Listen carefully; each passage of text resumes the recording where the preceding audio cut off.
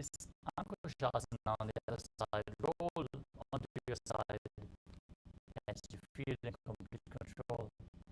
Feel the prana flowing up through your body.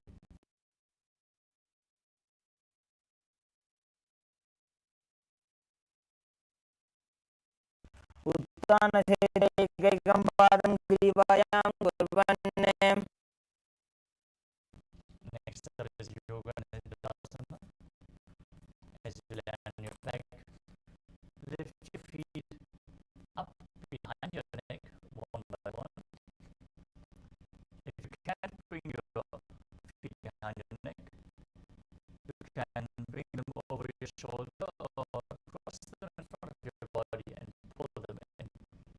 Open your hips, stretch your legs, gaze to the nose and visualize Swami in your inner space as you perform the Mula Bandha.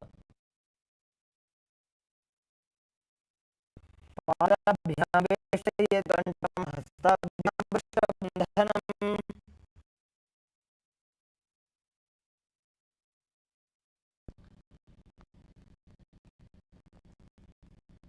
Want to request all the new participants, all the people who joined in late, to please switch on your cameras and be visible on camera.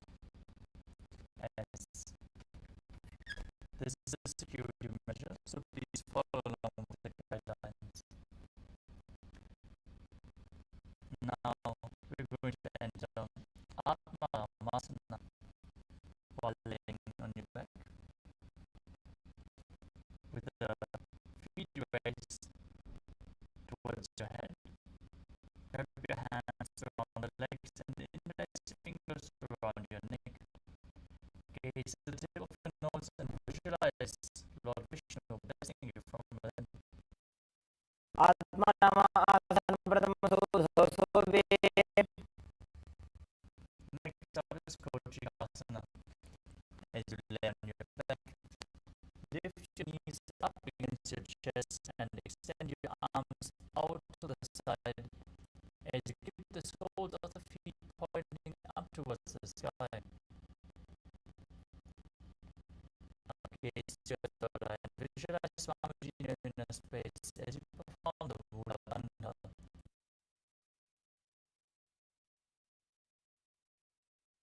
दो हाथ सीधा करे, दिनों उड़े सपा करे.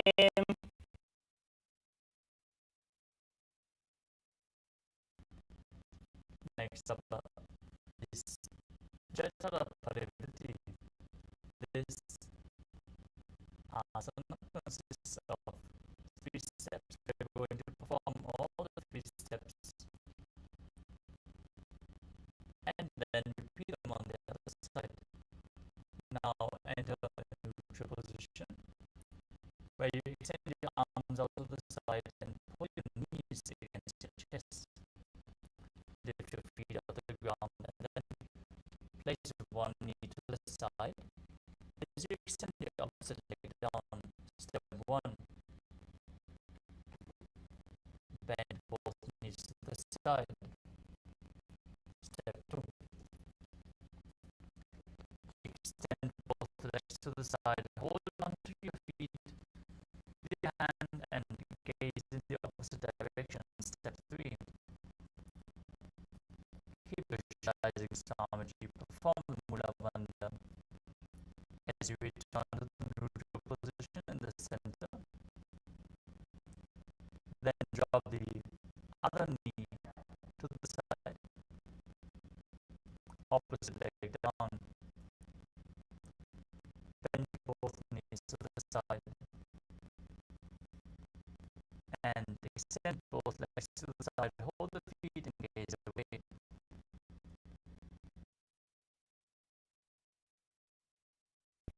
परिवृत्ति कोक्षे भागे त्रिदाहि परिकीर्तितः बद्धकोणं सुप्तकोणम् ऊर्ध्वकोणमथापि च.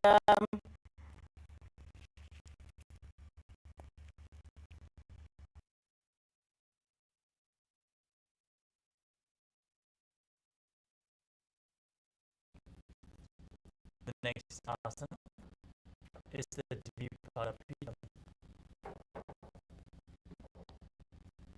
As you land your back, bend your knees and place your feet on the ground. Hold your ankles and then lift your hips up, gazing to the nose and visualizing yourself as sturdy as a bridge. As you breathe in Mudra Kumbhaka with Chalandra Bandha and Mula Bandha engaged in Dviparapitam. Pradikriyapitam Dvandvapitha Sarvapalapradam.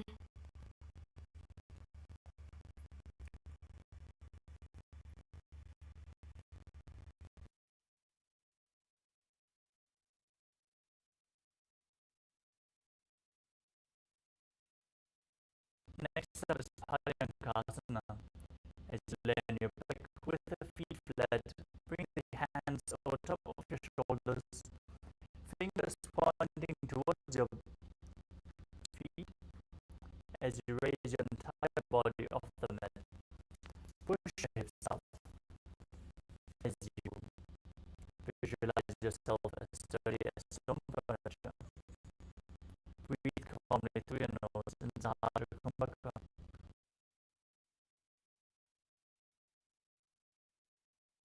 Uttanasena Hastadalabhyam Bhumim Vashtabhya Padalabhyam Bhumi Dhritva.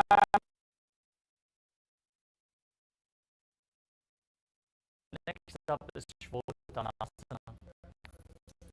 As you lay on your back, pull your knees in towards your chest and hold on to the shoulders as you move your hips in a circular motion.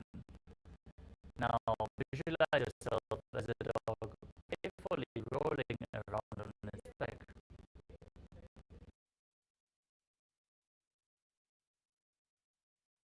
Sarvadhariram samstapya januni sammilya nabhavanidya.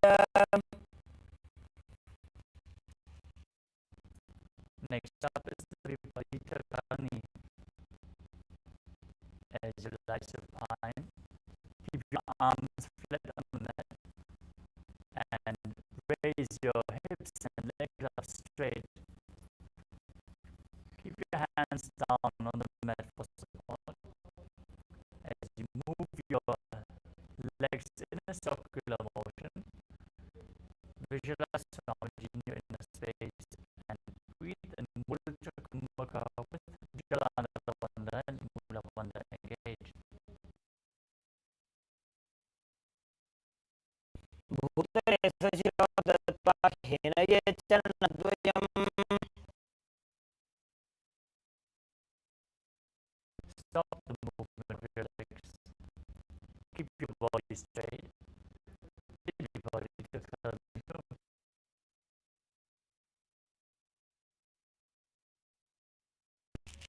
Karani viparitakhya sarvadhivyadhinashini nityam abhyasayuktasya jasharagni vivardhani.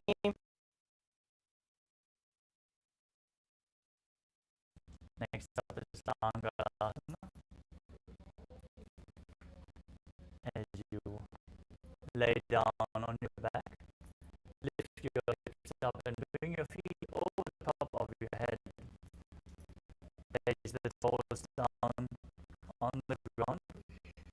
As you interlock your fingers behind your back, place your arms down, visualizing yourself as a plow.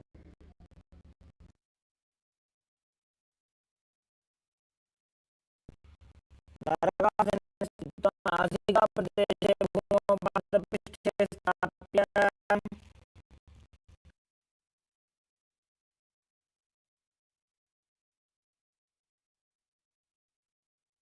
From the same position, hold on to your feet. Keep your arms and legs straight. This is one of the 84 asanas revealed directly by Lord Paramashivoham himself. Engage Janandravanda and Mulavanda and Shaita Pashimatanasana.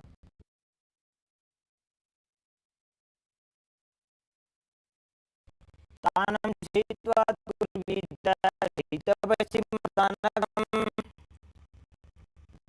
Next up is Supta Konasana. From the same position, bring your hips over the shoulders and then spread your legs wide apart as you hold onto your feet. Visualize Swamiji in your inner space, from Jana and Mula Vanda.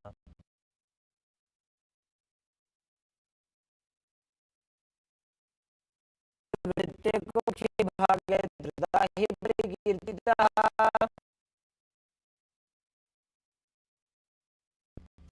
Next up is Chakradasana. Now hold on to the ankles of your feet as you join them together above your head and roll onto your back, visualizing yourself as a chakra wheel in Chakradasana.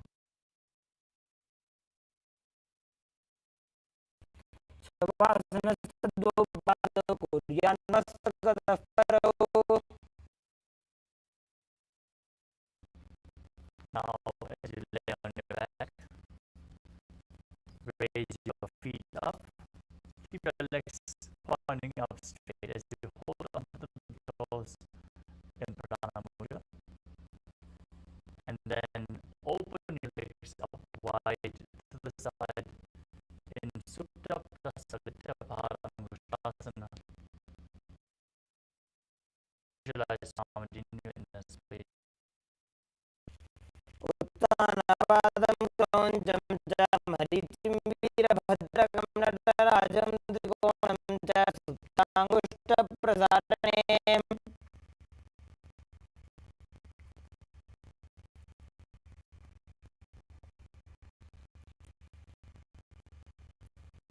The next asana is Supta Paramashivoham. As you join your feet together above your body, keep your arms and legs straight and visualize Swamiji in your inner space. उत्तानपादं क्रौञ्चं च मरीचिं वीरभद्रकं नटराजं त्रिकोणं च सुप्ताङ्गुष्ठप्रसारणे. Next up is Matsyasana. From Supta Paramashivoham, press your legs into Padmasana. Lay flat on the mat as you bring your arms over top of your head and hold on to opposite elbows. Now, gaze through your nose and visualize Matsya, the fish avatar of Lord Vishnu, as you make an ocean-like sound with your mouth in Ujjayi Pranayama. मुक्तपद्मासनं कृत्वा उत्थानशयनं चरेत्. पूर्वपदाभ्यां शिरोवेष्टे मध्यासनं त्रिलोकः. Next up is Paramashivoham. From the same position, place the right hand onto the left arm above your head. Gaze to your nose and visualize Lord Rama in your inner space.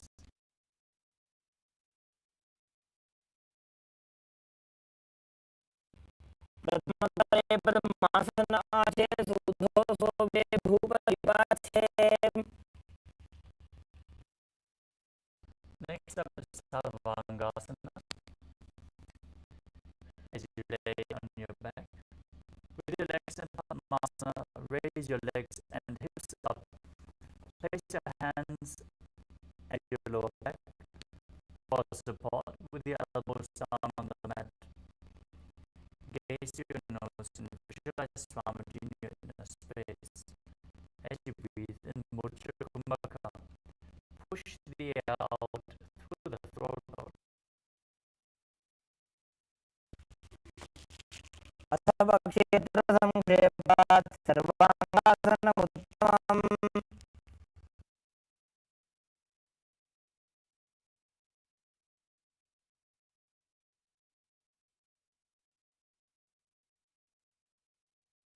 Next up is Vrishikasana is lay on your back, place one foot on the opposite thigh, and lift the opposite knee up against your chest.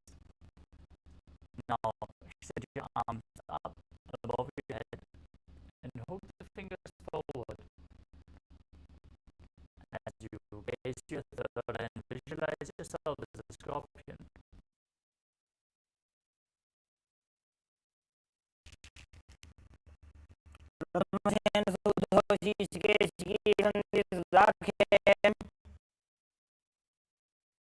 Now bring the other foot on the opposite thigh.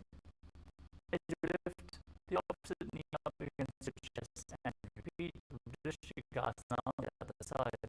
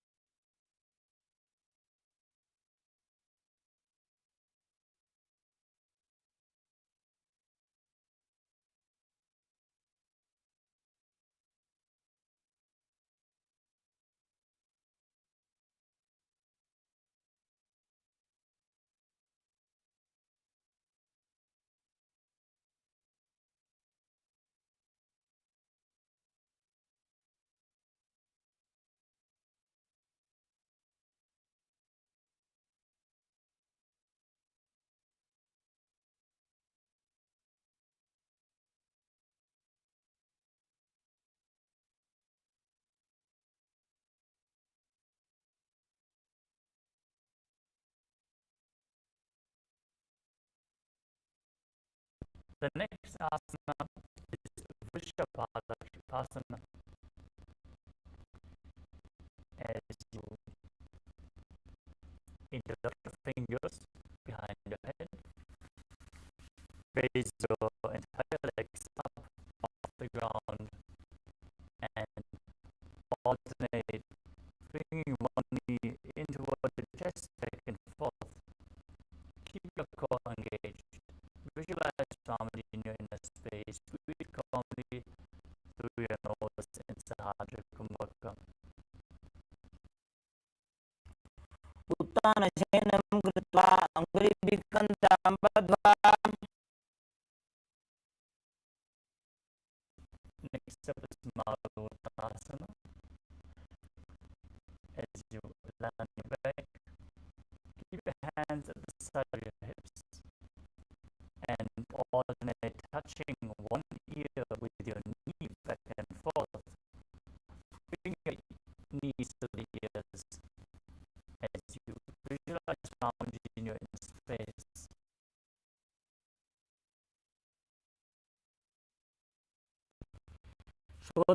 श्रोतानवसंसृत्वा जानुद्वयं पर्यायेन कर्णयोः संस्पृशेत्. Next up is Suprasana. As you place your feet flat on the mat, stand up and lie back down, and then repeat the process again and again as you visualize yourself as a wolf.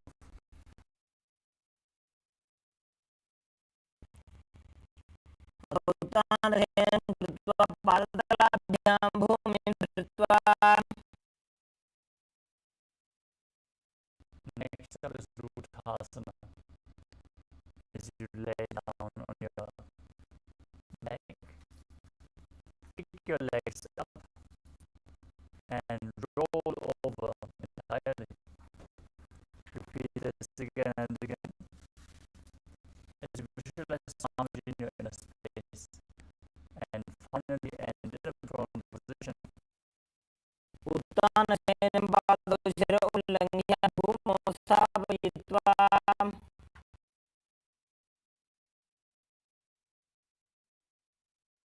Now lay down on your stomach.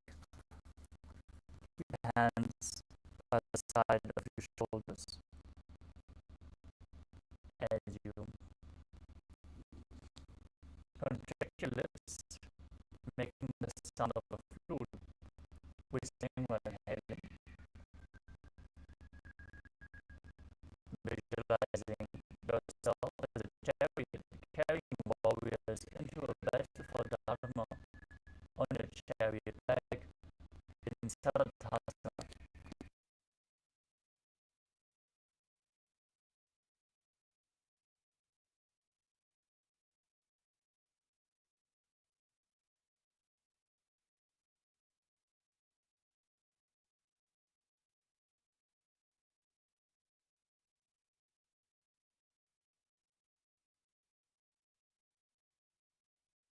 प्रदेशेन कृत्वा नाभिं भूमौ निधाय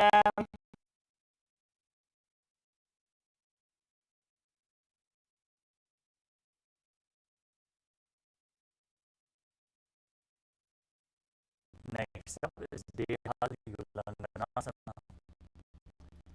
From the same position, push your body up into the plank position, Tadashavasana, and then jump your feet in between the hands, back and forth, again and again, as you visualize yourself transcend body and mind.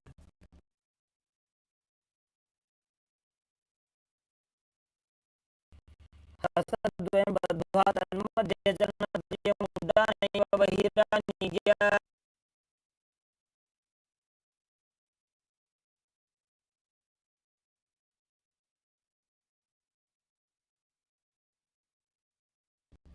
Next up is Jadyasana. From a standing position, lean forward and down, and place your hand on the mat.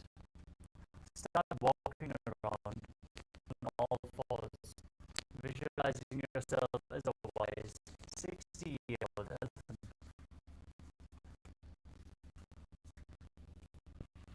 अथ च अत्यासनं भक्ष्ये येन जातिस्मरो भवेत् Next up is Sanchita Karma. As you stand on the mat,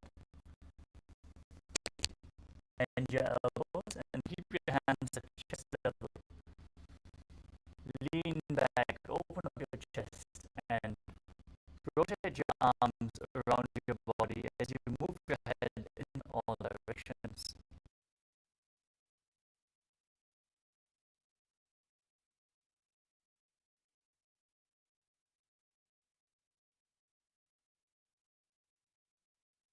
The next asana is Tapas. As you stand on the mat, tie your feet with a rope if you have one available, and keep your hands on the thighs, elbows close to your body. Stand straight like a rod as you visualize your Kundalini Devi rising and curling upwards around your body.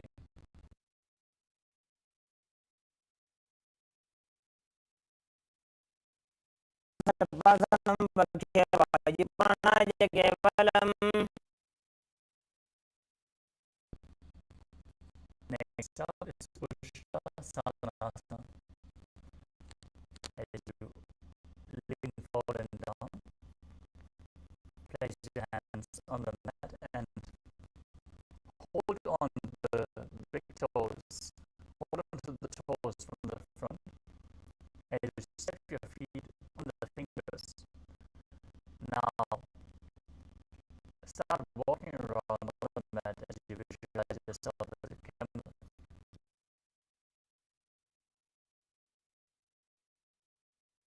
मुष्टिकनिष्ठिका प्रदेशेन भूमौ निधाय उपरिपादतले संस्थाप्य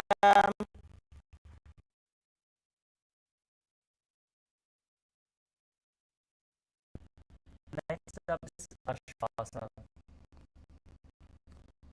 From the same position, hold your feet from the outside and start walking around as you visualize yourself as a horse.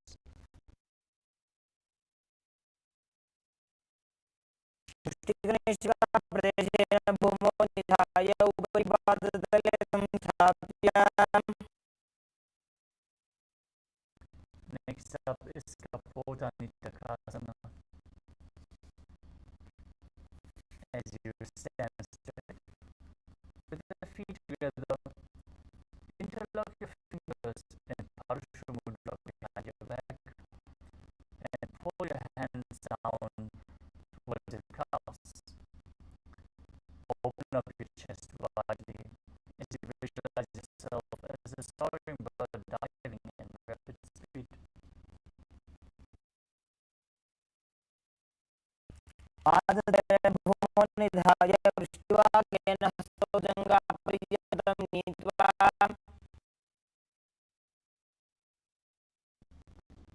Next up is Tapo Loka. You stand tall with the palms together in Namaskar mudra. Keep your toes pointing outwards and the knees slightly bent. Now bow down to one side. Open up your palms. Raise the heel and the knee of the respective side as you visualize yourself holding a bouquet of flowers and offering it to Paramashivoham.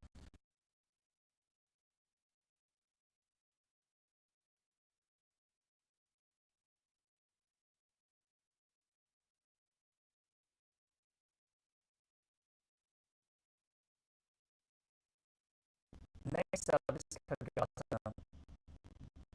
Now visualize yourself as a rhinoceros as you gaze to the tip of your nose and lay down on your stomach and jump your feet back up towards your hands and rise up. Bring your hands in Namaskar mudra in front, representing the horn of the rhinoceros.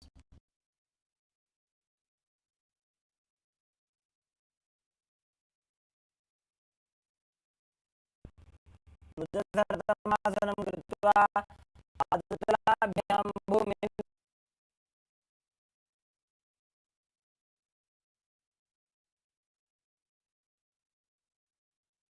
Next up is the Uttanotana.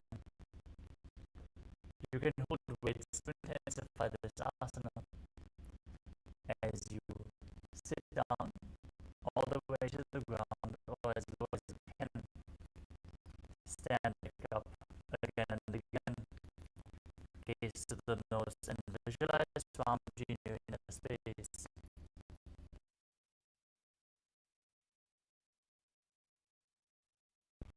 पुनः पुनः उत्थातव्यम् अस्थितव्यम् इति उत्थानोत्थानं भवति.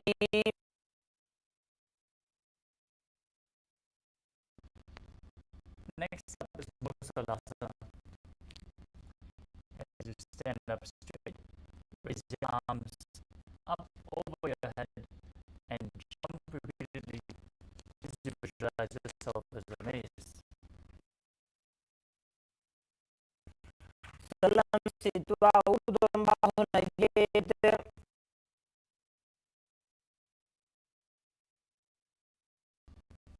Next up is Utshirshakasana.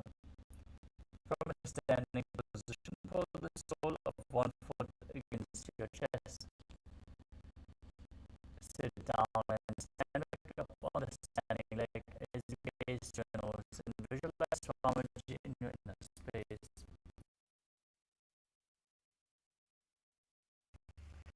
एकैकं पादतलं कुक्षो निधाय तिष्ठेत् उत्तिर्षकं भवति.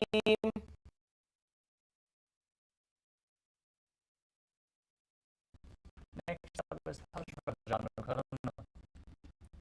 As you stand and keep one leg slightly bent with the toes pointing to the side, lift the other knee towards your chest and circle the knee with the arm, with the hand and the fist.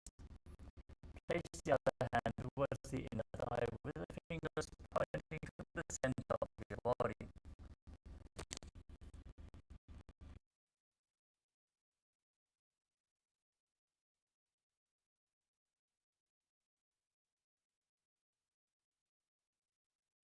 The next asana is Tanadavasana. You can hold weights if you want to intensify this asana. As you visualize yourself fiercely dancing as Lord Shiva, extend your arms and one leg forward and sit down and stand back up on one leg. एकेन पादेन स्थातव्यं ताण्डवासनं भवति.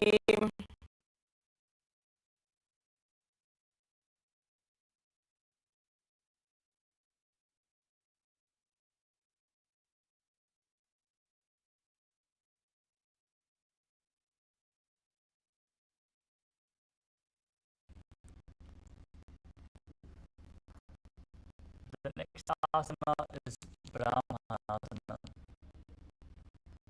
As you place the left foot to the inner opposite thigh and stand erect on the mat like a rod.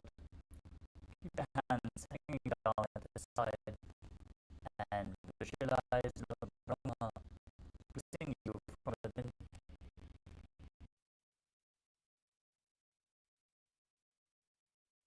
ब्राह्मणासनमावक्षे यत्कृत्वा ब्राह्मणो भवेत्.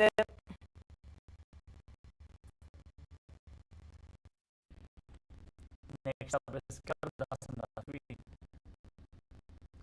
As you stand tall and wrap the left leg over and around the right knee. Bring the left toes behind the right calf. Stand straight as you bring the left arm underneath the right and join your hands in Namaskara Mudra. Visualize yourself as Lord Karna and Kardasana 3. उत्तानकूर्मपीठं च श्रीमद्गारुडमेव च.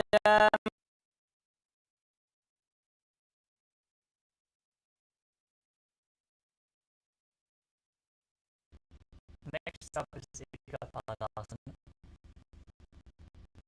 As you stand straight on the right leg, bring the left foot to the opposite thigh.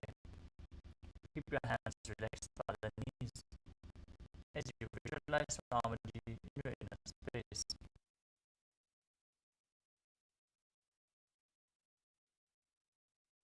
दक्षिणाङ्गं वामपादस्य जङ्घोपरिधाय च.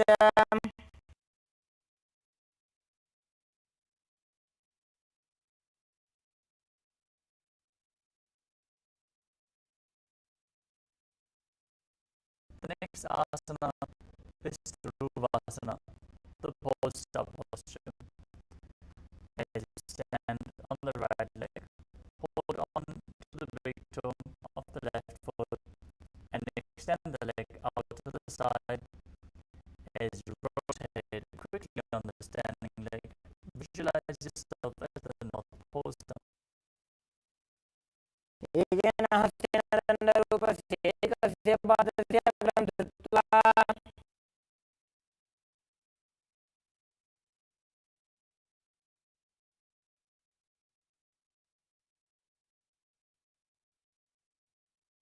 Next up is Trivikramasana. As you stand on the right leg, lift the left foot behind your neck. If you can't bring it behind your neck, you can bring it over your shoulder or pull it towards the chest. Keep it over your knee. Then, as you stand straight, sit down and stand back up, visualizing Lord Vishnu as you perform the 3 steps of Lord Vishnu.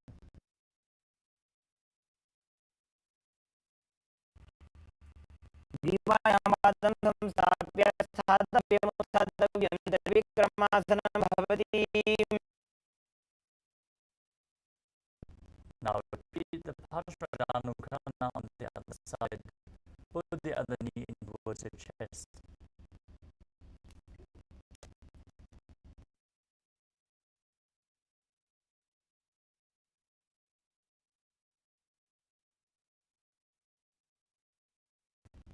Now repeat Tanavasana on the other side.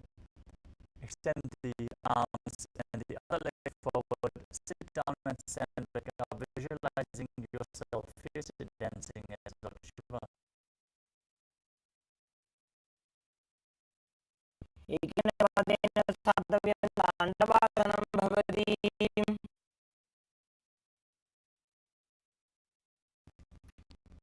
Now repeat Brahmanasana on the other side.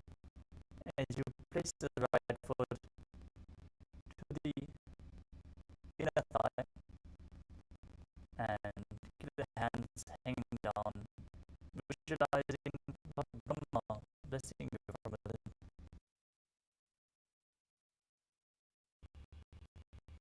ब्राह्मणासनमावक्षे यत्कृत्वा ब्राह्मणो भवेत्.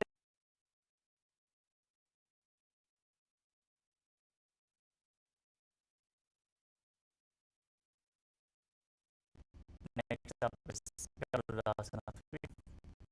On the other side, now intertwine your arms and legs. Hands join together in Namaskara Mudra as you visualize yourself as Lord Garuda.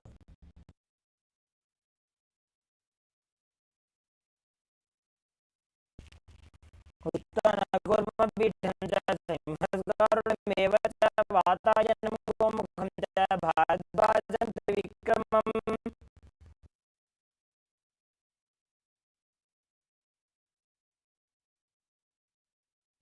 Next up is Ekapadasana on the other side as you bring the right foot to the opposite thigh. Keep your hands to the side and visualize calmly in your inner space.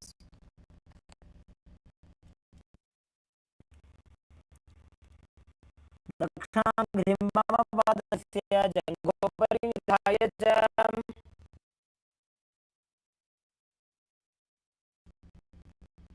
Now repeat Shruvasana on the other side.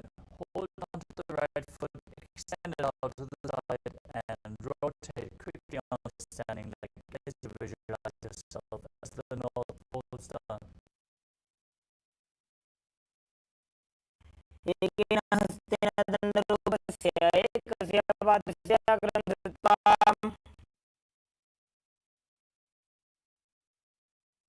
Now repeat Trivikramasana, the 3 steps of Lord Vishnu. The other leg behind your neck. Sit down and stand back up.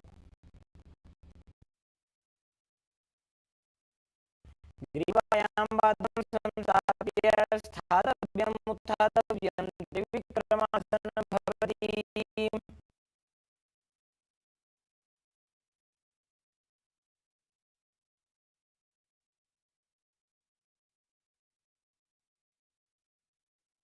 Next is the Samana Kakarana.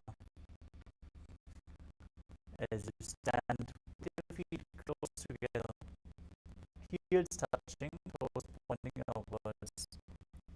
Keep your hands slightly extended away from your hips, fingers pointing one by one.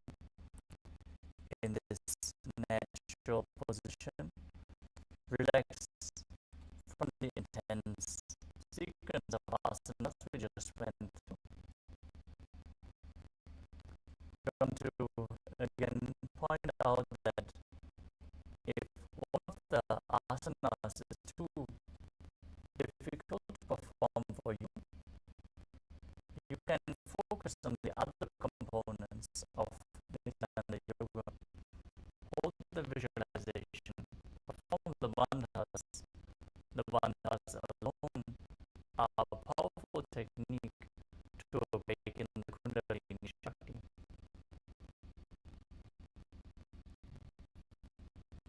Let us now move on to the final 100 asanas of the sequence. Starting off with Guruvak and asana.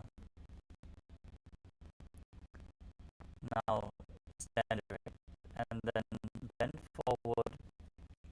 Bring both hands underneath the knees. Make a finger lock. Sit in a scrolling position and let the finger lock touch your navel. Visualize the great sage Guruvak, founder of the Natha Yoga Hindu Sampradaya. As you perform the Jiva Chara Kumbhaka, inhale deeply and hold your breath.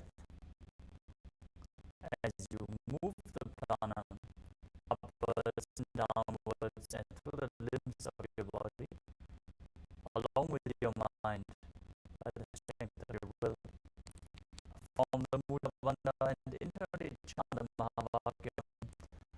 Om Nithyananda Paramashivoham in Guruvak and Dhyana.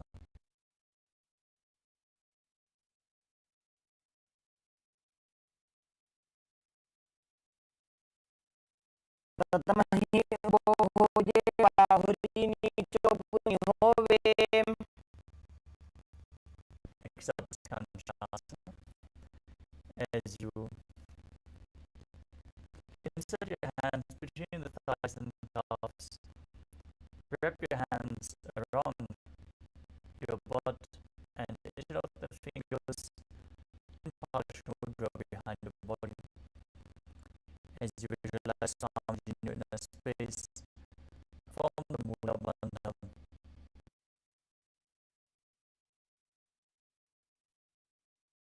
ऊर्ध्वमध्याधस्तौ निवेश्य नितम्बं धृत्वा पादतलाभ्यां भूमिं वष्टभ्य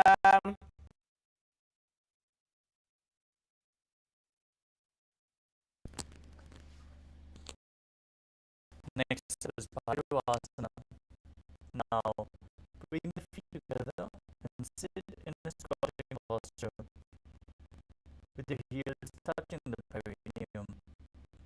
Hold your hands behind your body in Paramashivoham as you gaze to your navel and visualize Bhagavan, the Lord of Time.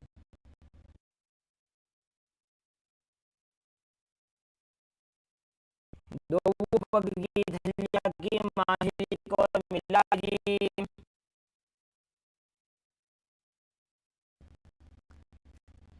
Next up is Svadhyasana. As you squat down all the way to the ground, keep your feet together with toes apart. Bring your elbows up to your head as you join your palms behind your back in Unravel mudra, with the fingers pointing down towards the ground. Gaze towards your nose and visualize yourself as Varaha, the boar avatar of Lord Vishnu. पागतली की माहिली को मिलाजी अपना पानी उकड़ मोड़ से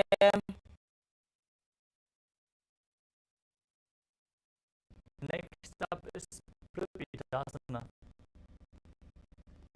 As you keep the heels touching, hold on to the big toes in Karna mudra and raise your hips up to the same level as your knees.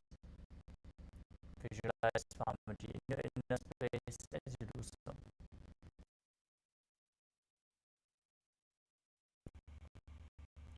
पार्श्वद्वयसमील्या स्थित्वा नितम्बं प्रदेशानि तिष्ठेत्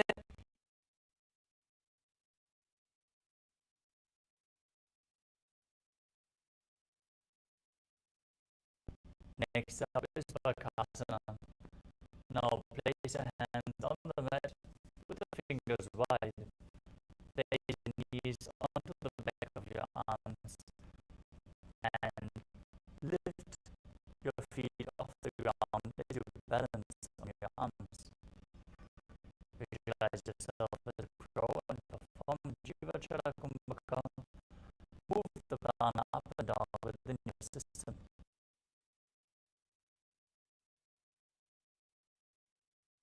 हस्ताभ्यामवनिमवशभ्य जानद्वयनाभोसमील्या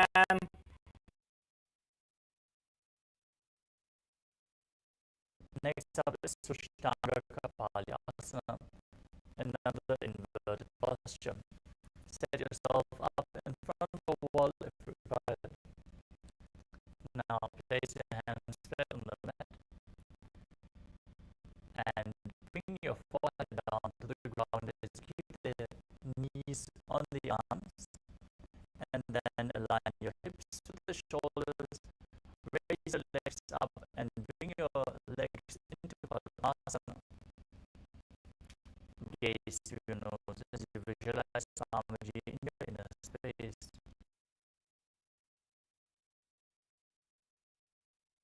आसन को गुण कपाल अथो होई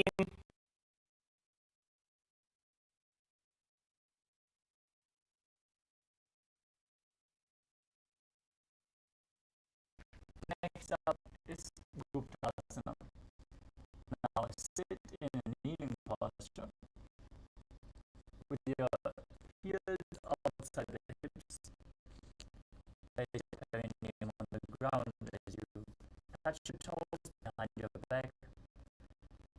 gaze to the tip of the nose and visualize you are sitting in the secret seat with Paramashiva and Guru as you internally chant the Mahavakya Om Nithyananda Paramashivoham continuously.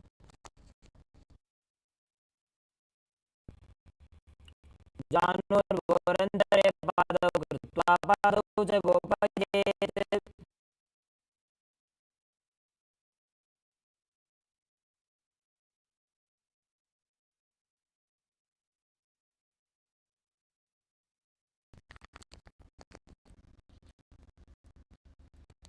Next up is Vrikshasana 2.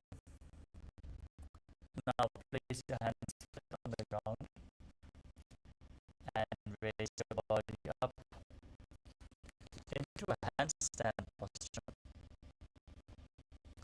If you need the support, you can lean against the wall or ask your partner to assist you. This asana should be performed by everyone to purify the 7 chakras.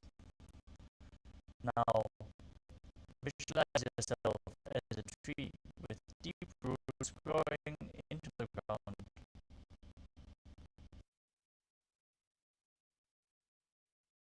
Karna Dana Nyaya vrikshasana visheshakan.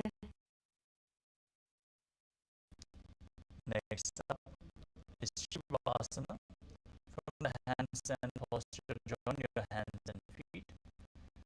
Gaze to your third eye as you visualize Tejas energy flowing to your third eye and rejuvenating your body, bringing divine radiance to your being.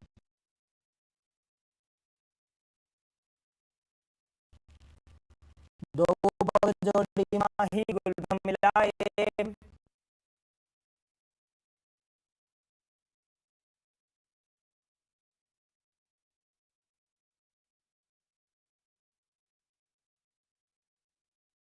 The next asana is Matsyasana 2.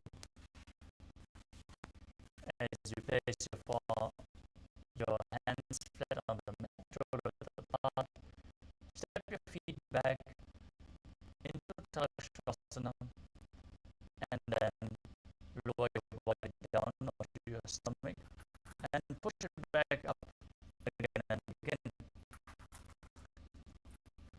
Visualize yourself as a fish in Matsyasana 2. Nityam shenam purvaro pashnabhagaya murdakrityam.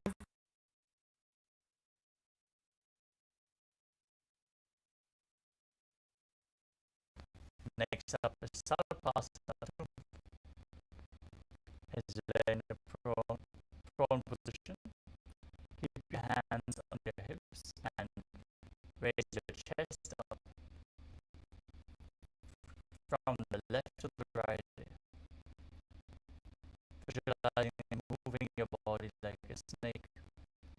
Breathe calmly through your nose in Sadhya Kumbhaka as you do so.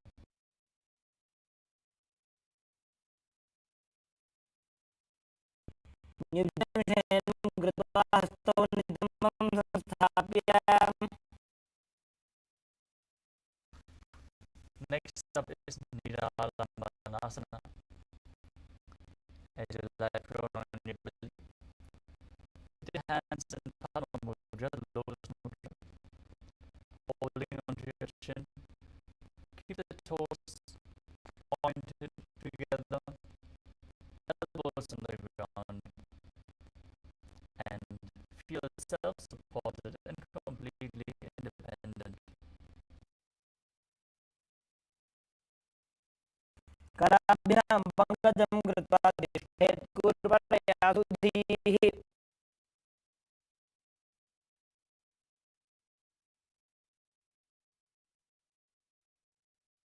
Next up is Chaturasana. As you lay on your stomach, place your hands flat on the mat in front, straighten your arms and bend your knees as you bring your feet towards your upper back. Lift up your head and chest.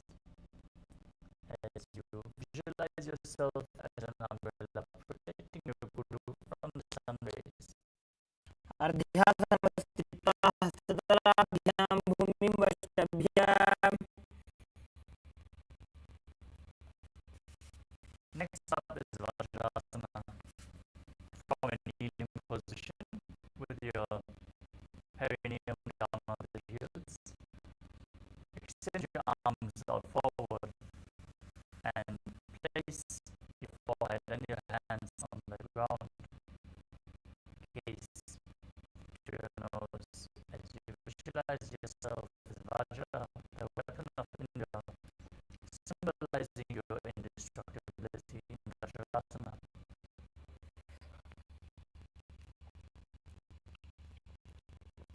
इदानीं गर्भिणीनां योगाभ्यासो यथा लघो सुखप्रसवलाभाय प्रोच्यते प्राक्तनेपथि.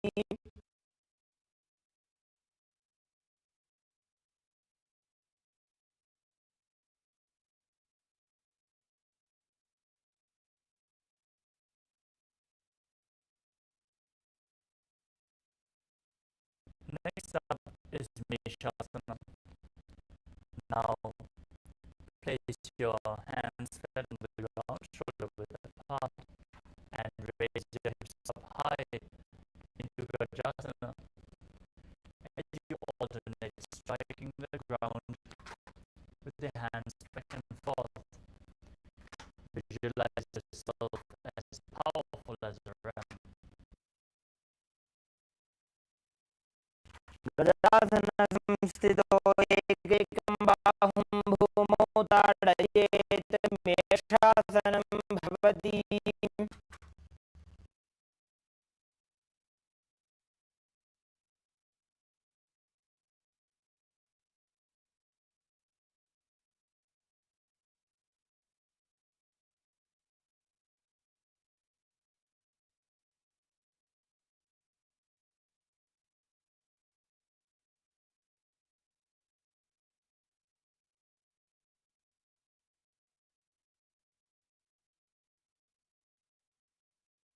Next up is Ajasana. From Gajasana, raise your feet up high and bring your forehead down close towards the mat. As you visualize yourself as unborn, existing for all eternity. गजासनसंस्थितो पादद्वयमन्तराळे कृत्या मस्तकेन भूमिं स्पृशेत् अजासनं भवति.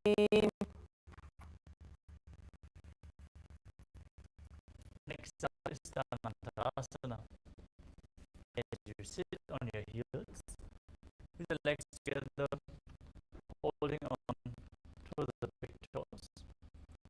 Pull the feet in towards the perineum, and then place your hands on top of the thighs. Now gaze towards your nose as you visualize Swami in your inner space, and make an ocean-like sound with your mouth in Ujjayi Pranayama. पूर्वविधिपरिहाराग्ये काकतीस्य भर्णाशरामोढि.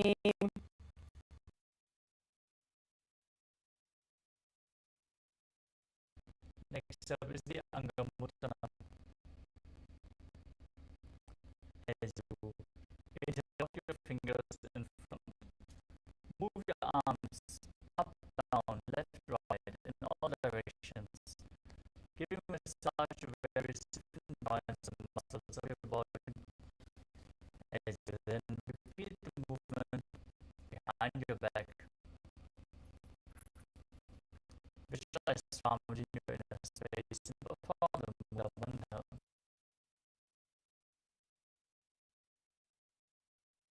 हस्तयोः अङ्गुलीर्बद्ध्वा हस्तयोर्मध्यात् सर्वमङ्गलं निःश्वासयित्वा.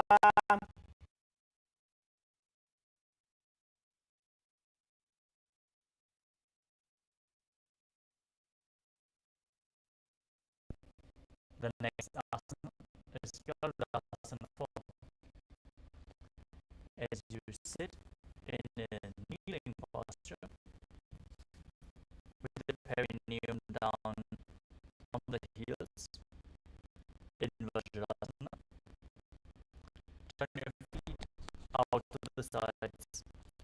Keep the toes pointing upwards as you keep your thighs and knees resting on the ground. Keep your head, neck, and spine in a straight line. Place your hands on top of the knees with the fingers spread. Gaze forward in Shambhavi Mudra. Eyes open wide, unblinking, eternally gazing within as you visualize yourself as Lord Garuda, flying Lord Vishnu and Lakshmi on his back. Breathe in Ujjayi Pranayama.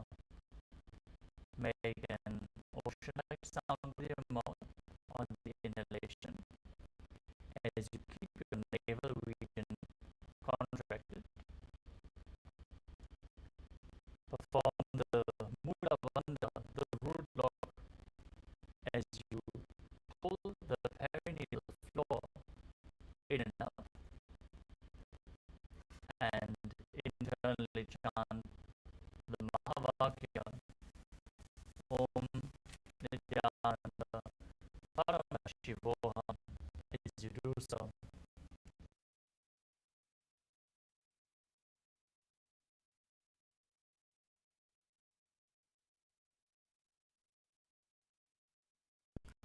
जङ्घोरभ्यन्धरा पीड्य स्थिरकायो द्विजानुना दानुपरिकरद्वन्द्व गरुडासनमुच्यते. Next up is Ananda Mandirasana. As you sit with the legs folded back, toes pointing backwards, and your knees open wide, hold on to your ankles. Place the front of your buttocks on the ground. Gaze to your third eye. Visualize yourself residing in the blissful space of a temple. भक्षे वीरनाथ आनन्दमन्दिरासनं यत्कृत्वा अमरो धीरो भवत्येवेह साधकः.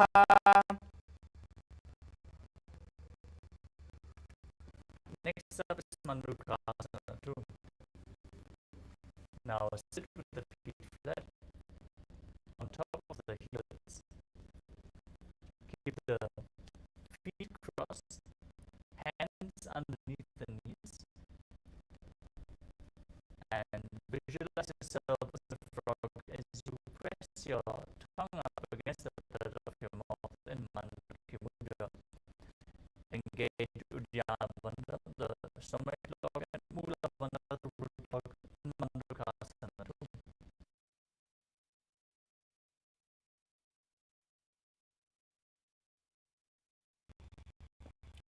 पृष्ठं सम्पीड्य गुल्फाभ्यां जान्वङ्गे सबलयाकृतिः हस्तौ पादतले क्षिप्तो मण्डूकं पाददोषहृत्.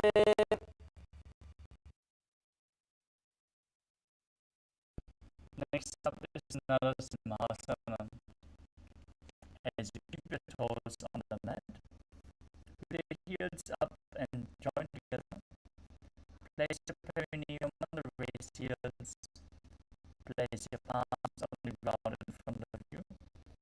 Spread your fingers wide, thumbs touching the base of the hand, touching your toes. As you gaze towards your nose, and stick out your tongue and exhale forcefully,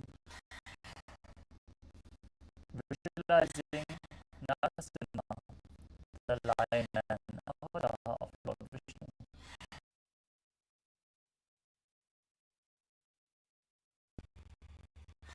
दो भणावाने होय वैसे एड़ी में लटकुदानी वैसे समशरीरनी काढ़ हरावे नासा अग्र दृष्टि को लावे. Next up is Vishnakasana. as you sit with the toes tucked down on the raised heels with the perineum. Cover your mouth with both hands. Bring the fingers underneath the teeth and close your lips.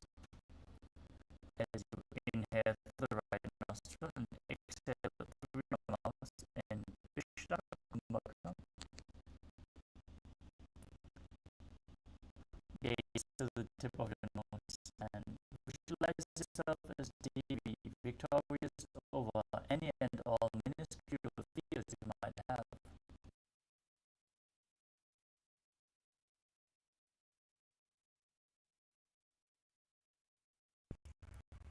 दो भगवान की AD जोगी गोटा भनवान पुनि होई.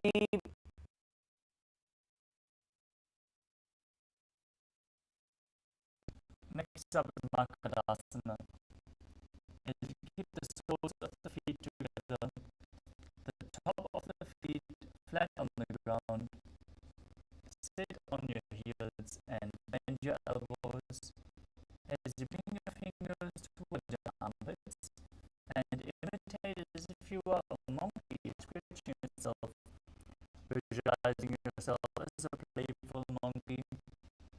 Gaze to your third eye and perform the Mula Bandha as you do so.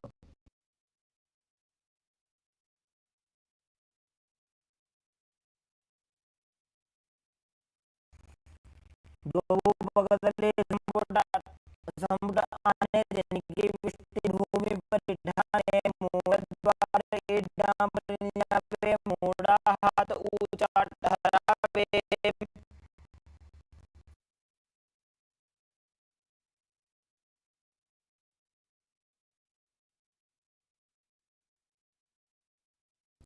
Next up is Vajrasangalasana. As you stand on the toes with the soles of the feet together, sit on your heels, knees open wide and off the floor.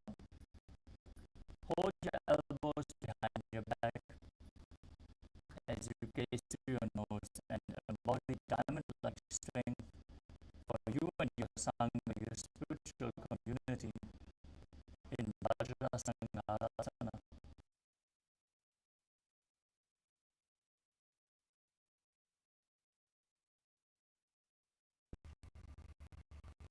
प्रथम प्राणापानी होने वैसे दो AD गुदानी वैसे घोड़ा उभा राखे दिए आड़े बाजे पसारे धीरे. Next up is Kanjanasana. As you keep the toes down, ankles crossed behind, and sit on your heels. Place your palms on the mat to the sides of your body. Gaze to the nose and visualize perfect health beyond any and all physical or mental ailments. Perform Uddiyana Bandha, the stomach lock, and Mula Bandha, the root lock, as you do so.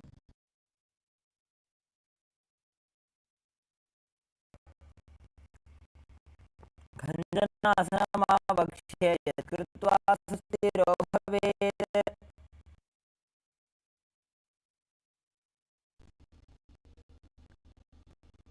From the same position, place your hands on the knees. Engage your upper body and neck, making it stiff like the shell of a turtle as you visualize yourself as a turtle with a stable body and mind to live for centuries. Gaze at the tip of your nose in Kurmasana.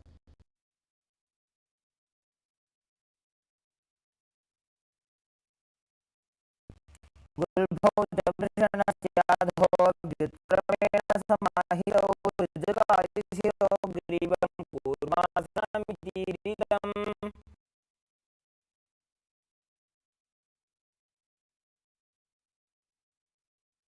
Next up is Yogasana. With the toes flat and the heels crossed.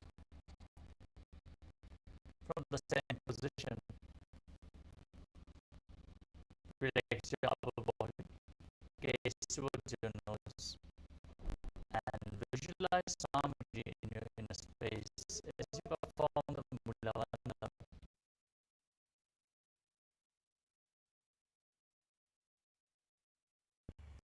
गुदं नियम्य गुल्भाभ्यां व्युत्क्रमेण समाहितः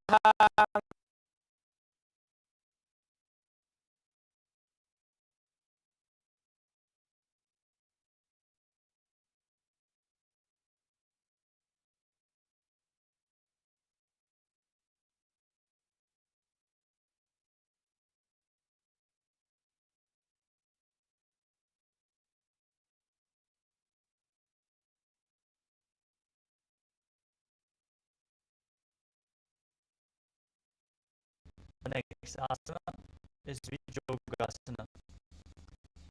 As you stand on your knees, cross your ankles behind, and keep the feet near the opposite knee.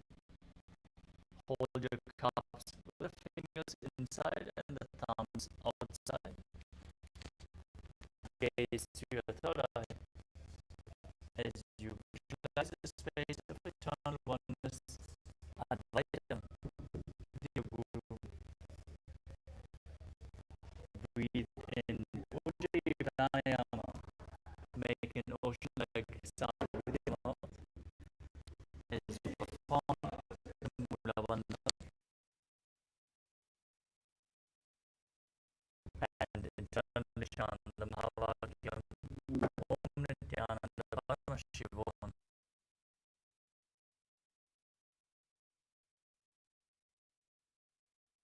गोड़ामामो बहुई गोड़ा आड़ा राखे दो जिद जिपागड़ी पानी रहावे धनो वाम गोड़ा डिगियावे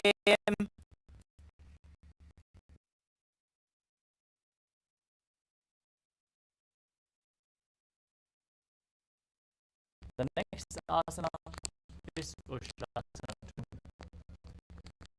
in a kneeling position, bend backwards, and hold your ankles with your hands. Keep your arms straight. Push your hips forward and tilt your head back as you visualize yourself as a camel.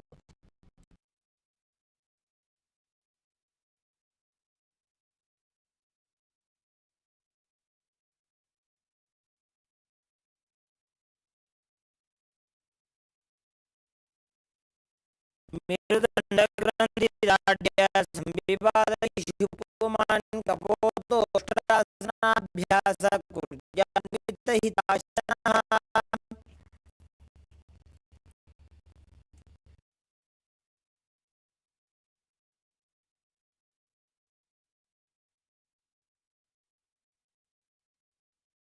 Next up is Tadyasana 2. With the heels together and the hands on the soles of the feet, slowly lean backwards. Bring your elbows down to the mat. Place the back of your head on the mat. Gaze to your nose and experience yourself as a lotus blooming.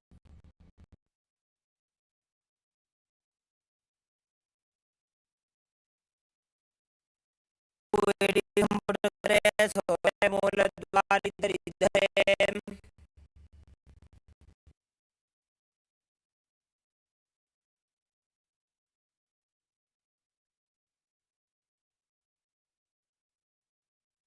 Next up is Virabhadrasana. As you sit on your knees with the thighs and calves together, lean back and touch your back to the ground and rise back up. Do the signal again. You can use the support of your hands if needed. Gaze to your nose and visualize the healing and liberation of all the causal subtle forms of your body.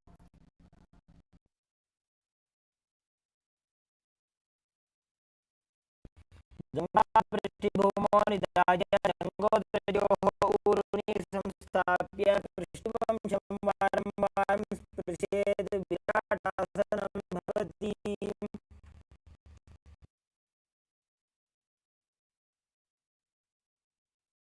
The next asana is Tapo Loka.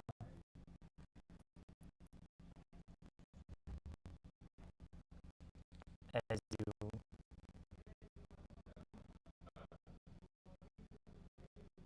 hold the back of your heels, raise your hips even higher than Vijatasana. Bring your head in between the feet and visualize yourself as a beautiful dove. As you perform the Mula Bandha and internally chant the Mahavakya Om Nithyananda Paramashivoham.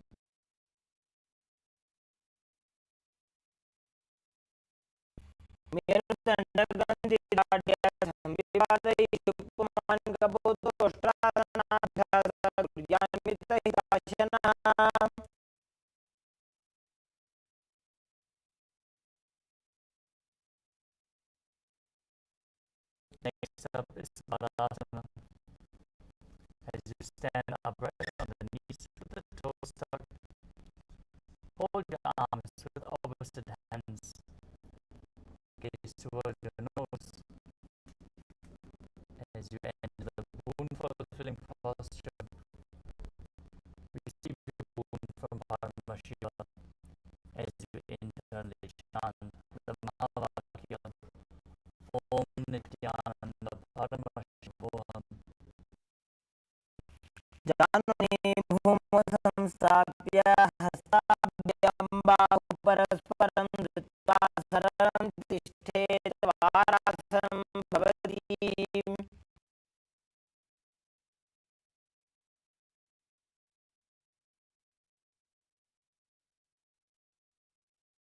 Next up is Varahasana 2.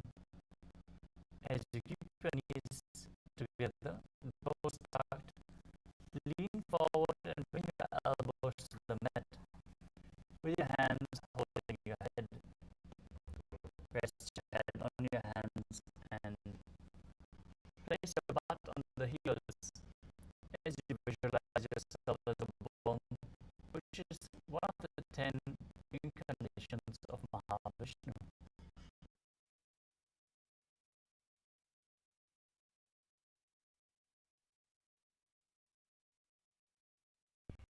सूर्यं चन्द्रं भेदनानि आसनानि निकत्यते कूर्परो भूमौ स्थापयित्वा.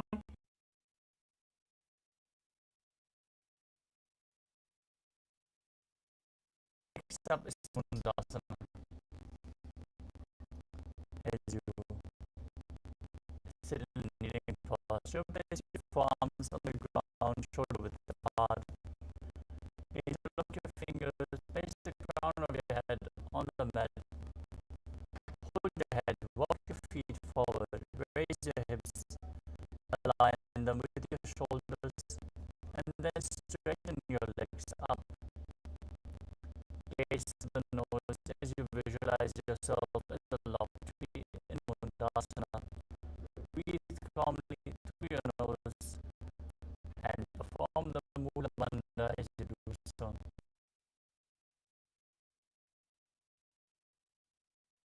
अधोमुण्डासनं वक्षे सर्वेषां प्राणिनां सुखम्.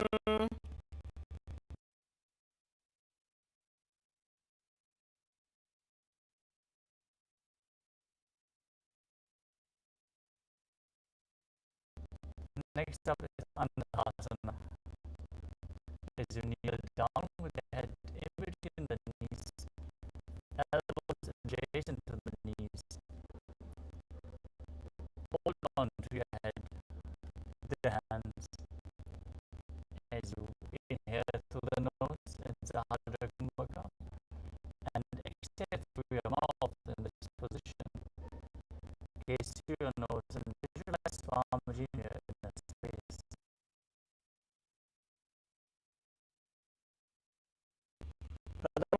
प्रथमपदलीसमटः वेकोरमाहि उभे मिलावे प्राणापानी क्रम से दो एड़ी गुदा निवसे.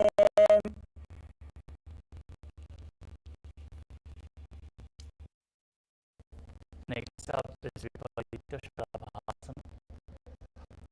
Lie down on your belly with the arms extended straight forward. You can hold weights if you want to intensify this asana as you lift your thighs, arms and chest off the ground, visualizing yourself as a locust.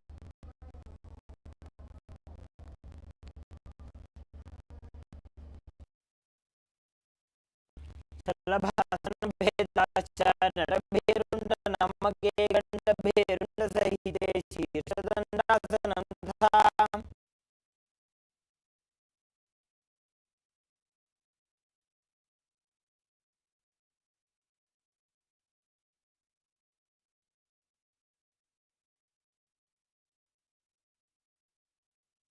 The next asana is Kapalasana, the skull posture. Now lie on your belly, keep your arms at the side, palms facing down. Keep your forehead on the ground and raise your entire legs off the mat by the strength of your lower back. Visualize the skull representing the mind with purified thoughts, a strong will to attain enlightenment.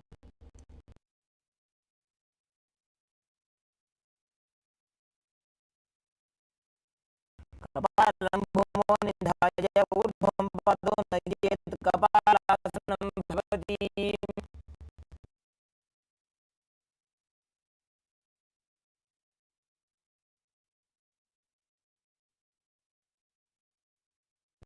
The next asana is Akashakapotasana.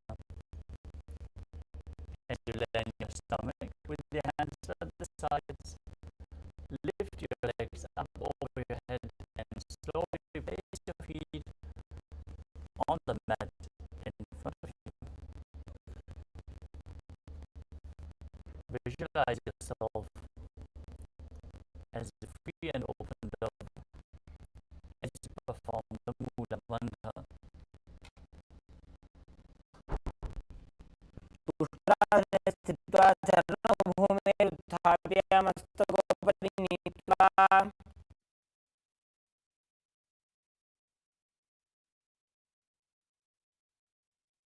Next up is Chatakasana.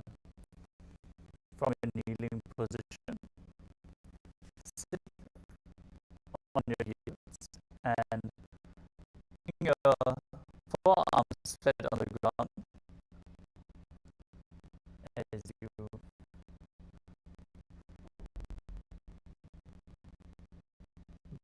are stirred in this position. Visualize yourself as a sparrow.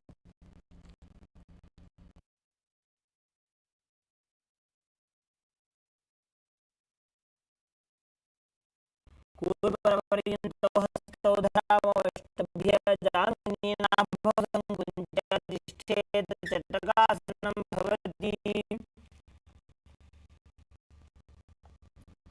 Next up is Vrishikasana. With your forearms on the ground, raise your hips up and bring your legs over your head. Now try to touch the back of your head with your toes as you raise your head and visualize yourself as a scorpion in Vrishikasana too.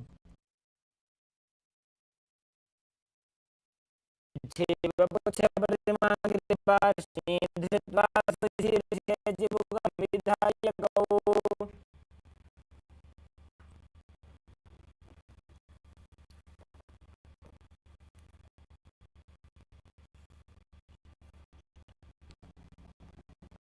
Next up is Vrishasana.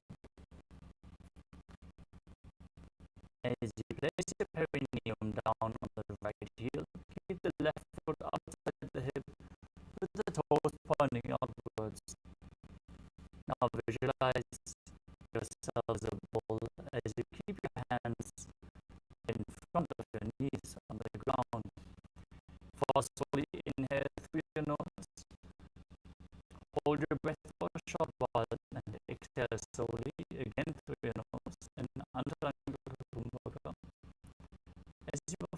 the Mula Bandha.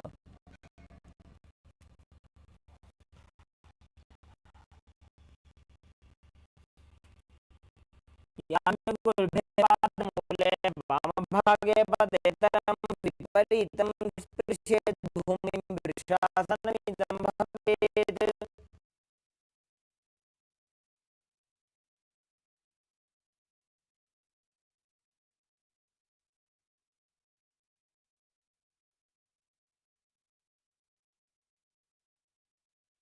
The next asana is Lolasana, with the hands on the ground in front of you. Lift your entire body off the mat. Cross the feet, the toes of the left foot over the right. As you visualize palm in your inner space.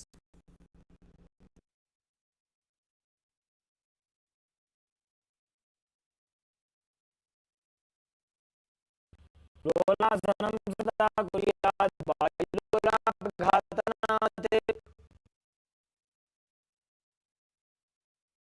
From Lolasana, place your perineum straight on the left heel as you keep the right foot outside the hip, toes pointing upwards, visualizing yourself as a bull in Vrishasana.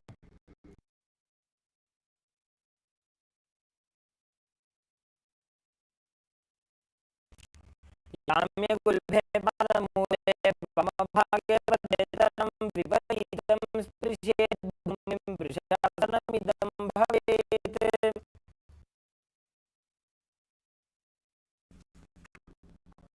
Next up is Palagunasana. Now place your left toes on the ground and sit on the heel of the left foot. Place the right foot flat on the ground with the knees raised towards the chest. Keep your palms on the respective knees as you maintain an upright position. Visualize Balagunahai, one of the 84 siddhas in your inner space.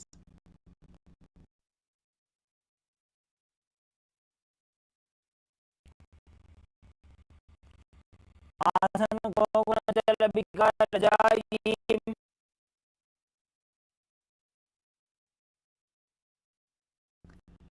Next up is Vidasana. As you squat with the feet flat on the mat, bring your elbows under the thighs and wrap your hands around the shins. Hold onto your ankles from the outside as you visualize yourself as the entire planet.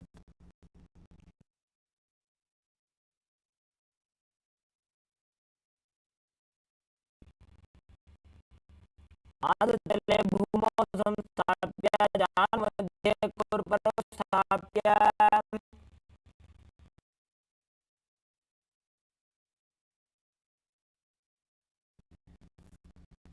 Next up is Balagunasana on the other side. As you sit on the right heel with the toes tucked, bring the left knee to the chest.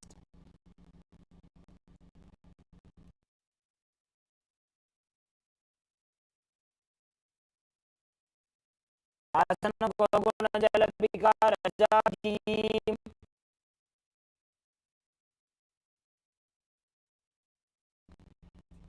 Next up is Utkatasana. You can hold weight if you want to intensify this asana. Now, squat on your toes with the heels up, knees lifted off the mat.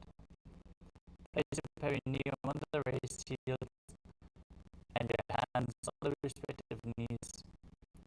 Keep your spine straight and visualize Swamiji in your inner space.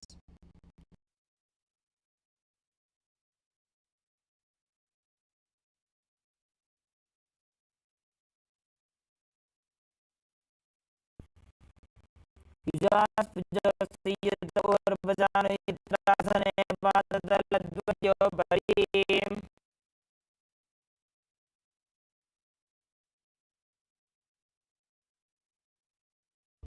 Next up is Vajrasanghasana. Brace your soul start. Bring the soles of the feet together and stretch your knees wide apart.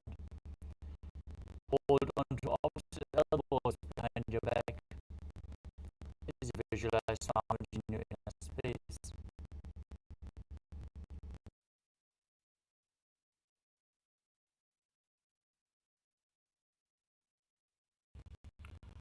પ્રથમ ઘણા પ્રાણી હોય જૈસે ધોબું એડી ઉદાની વૈસે ઘોડા ઊભા રાખે ધીરે આડે વાય પસારે ધીરા.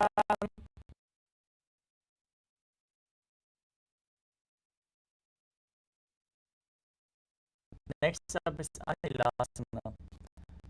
Now place your hands flat on the mat in front as you step your heel.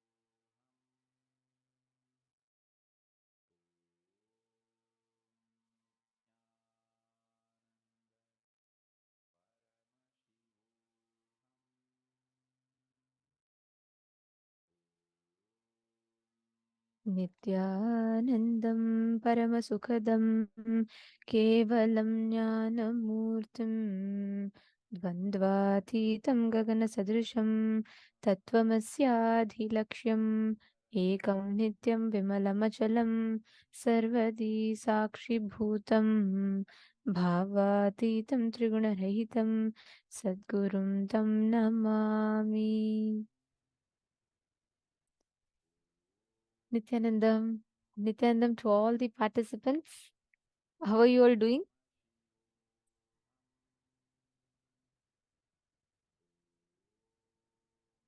Welcome, welcome to each and every one of you for this very, very special day today. We're on the 19th day of Paramashivoham. I can't imagine we're on the day 19.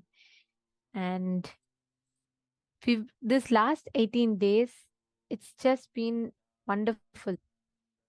The way each day the powerful cognitions Swamiji has been revealing, the way the whole thing Swamiji has been taking us through has been beautiful. And as well as that, the way each of you have been sincerely participating, and many of you are here continuously sitting, being available here and interacting. And I know many of you have taken your time out of your work and your busy schedules, and you all have committed yourself here. So that's very beautiful to see. And thank you all for your sincerity. Today we are learning something very, very, very special. What we are going to be learning today, or what we are learning today, is all about how you can enrich the space of enriching or the science of enriching, perhaps. Today, see, all of us live ultimately around people. Our life is with people. No matter what you want to be, no matter you want to be just an engineer or you want to be someone big. But one thing that you always need to have is the people around you who live to support you to manifest your reality. And enriching is all about living that space of completion and manifesting that space, that experience of oneness with those around us, and how you can manifest whatever you want in life, your intention in life with the people around you.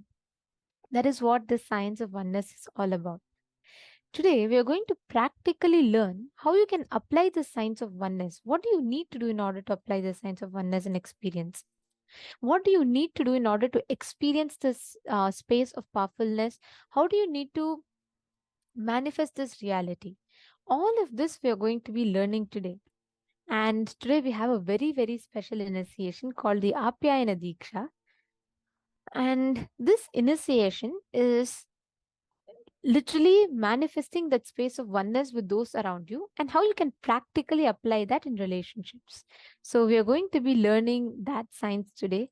And today the deity being Bhikshadana Murti, Bhikshadana form of Paramashiva, where he manifests to give the ultimate boons and liberate everyone from karma. He manifests for that cause and purpose. And it's a very, very beautiful story. We will be learning about it. All of us will be learning about this as well today.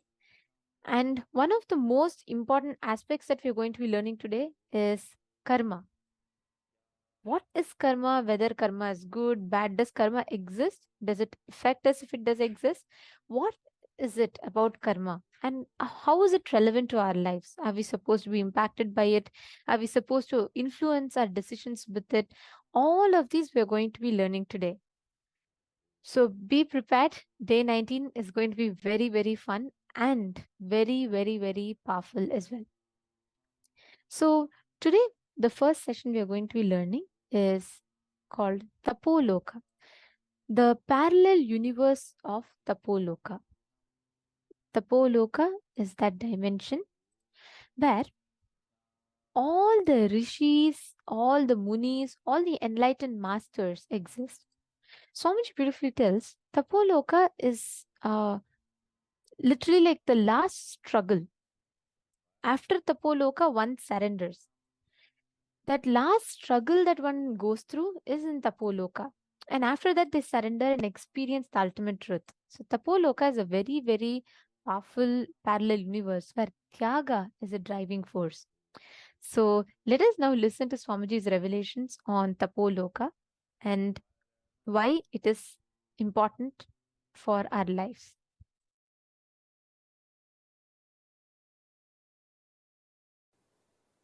All of you have your presence in all 14 lokas. For example, in Nagaloka, there is a being with your face and snake body. I am giving you this as an example. In Tapoloka, there is a rishi with your face and the body of the rishi, tapasvi. I will give you one more example. In all 14 lokas, you have your bank account opened. If you are intense in your tapas, in your Tapoloka account, you have $1 million. If you are very shallow with your demonic attitude and aptitude, your demonic loka, the patala, your personality has practically zero money. You have the freedom to strengthen any of this identity In this 14, you have a freedom to strengthen or weaken. Any of these 14 identities, you can be demon if you continuously come to powerful conclusions that demonic qualities are the best to succeed in this world. If you come to this conclusion again and again and start acting on this conclusion, be very clear, you are strengthening your demonic identity and you start planning your future in Patala, the Asura Loka. If you come to the conclusion, very dharmic way of living, win-win, will always be the best strategy.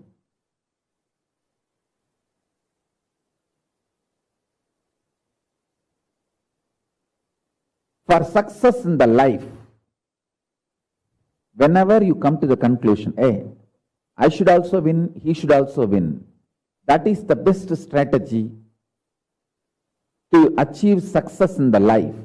And you start executing those strategies, those conclusions, then your personality in Swargaloka gets strengthened, and more your intensity in Swargaloka gets strengthened, and you start manifesting your future time in Swargaloka. And if you feel tyaga, giving up, vairagya, the absolute tyaga is the best strategy for success. Your personality in Tapo Loka, highest zone, your identity in Tapo Loka gets strengthened. That gets empowered. And naturally your future starts manifesting in Tapo Loka. So each of these loka opens up for you based on the powerful conclusions you arrive, based on the actions and activities you do. So understand this truth deeply so you can start manifesting not only the highest zone, Tapoloka, Satyaloka, all that, you can manifest Kailasa itself. Pure integrity, absolute integrity to Guru and Paramashiva.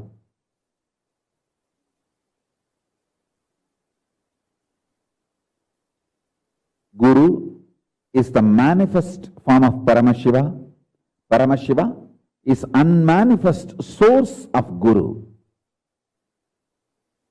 Absolute integrity to Guru and Paramashiva makes your Kailasa personality, identity manifest intensely.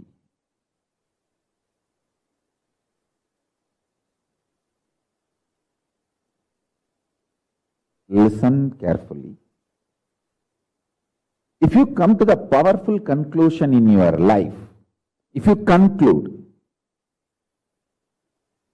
win-win is always the best strategy for success.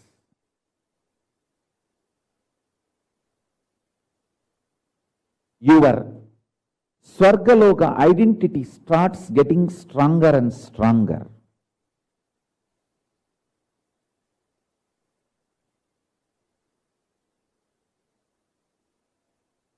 If you conclude complete Vairagya, Tyaga is the best way to succeed, your Tapoloka personality gets strengthened.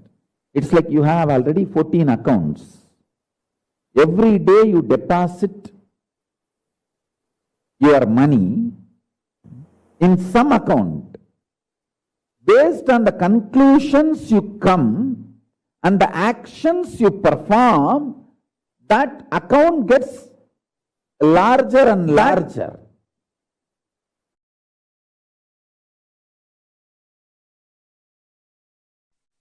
Listen, if you are experiencing oneness, it is Maharloka.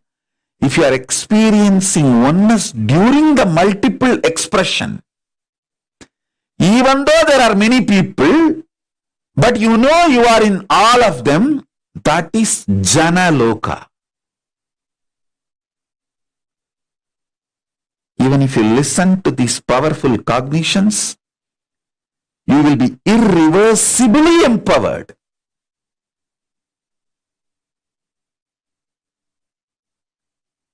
Tapo Loka is that last struggle you go through.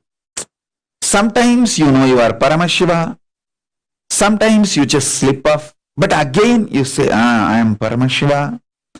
That space is the Tapo Loka. An absolute surrender. Whether I am remembering, I am manifesting Paramashivatva, or I am deluded, I surrender both to Paramashiva. When you take that decision, you are lifted to Brahmaloka. You move to the Brahmaloka. The deep surrender lifts you to Brahmaloka. So understand? Then from there you move to Parandama, Vaikunta, and Kailasa, then Mahakailasa itself.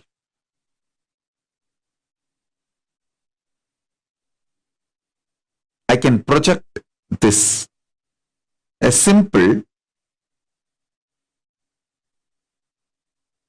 kind of a drawing to give you a rough idea about how the lokas are placed. It's not to the scale or to the it is just a rough introduction, kind of an idea it can give you. You can see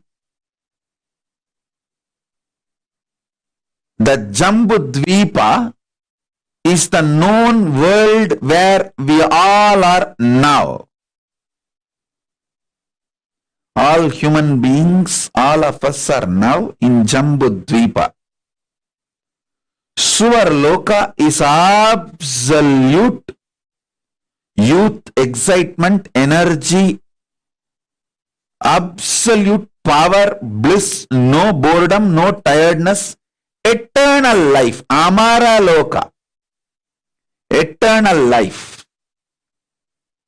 Time does not tire you, frustrations does not bore you, failures do not age you, because they all don't exist in Suvarloka.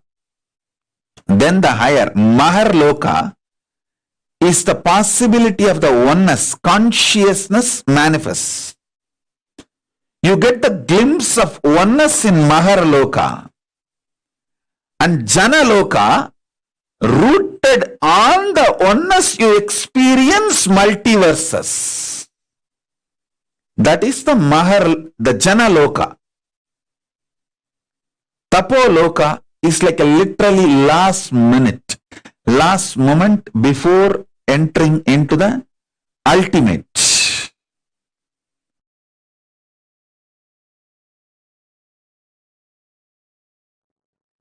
Anything which excites you, inspires you,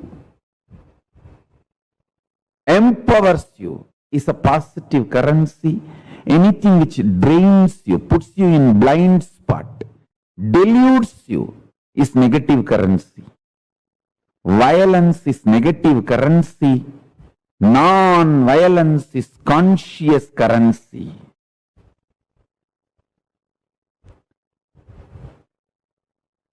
I tell you, your brain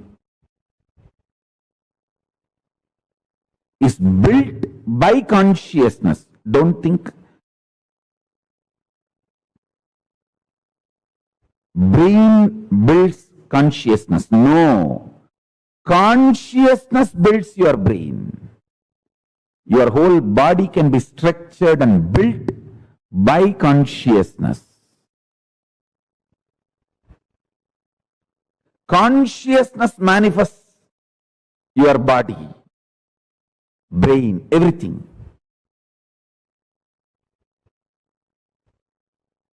This conscious currencies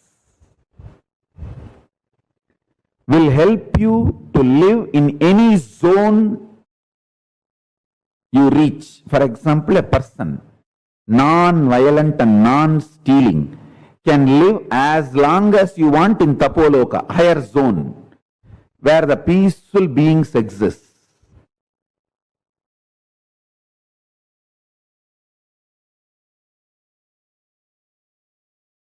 Multi-dimensional space zones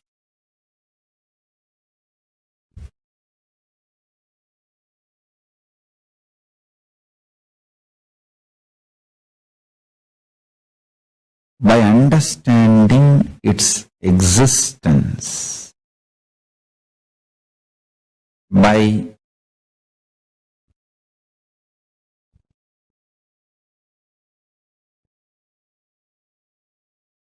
the ability to grasp, visualize, imagine. When you understand its existence, that existence just gets replicated, reproduced, mirrored in your system. That makes you manifest the extraordinary powers. Listen. For example, if you understand about Tapo Loka, where all the great tapasvis exist and how the laws, rules, nature, ontology of Tapo Loka. In Tapo Loka there is no gravity. Basic laws you need to understand about Tapo Loka. Just what is the gravity law in Tapo Loka? What is the electromagnetic laws of Tapo Loka? And what is the weak nuclear force and what is the strong nuclear force of Tapo Loka? That's all. Just that four natural force we understand here in the planet Earth. The same thing if I apply to Tapo Loka and make you understand, just that understanding and visualization, the multidimensional logic of existence is such. Brahmavit Brahmaiva Bhavati. Just by knowing, you become that. Understand? Knowledge and becoming is separate only in binary logic, this world. Knowledge and becoming is one and the same in higher dimension zones. All those higher space,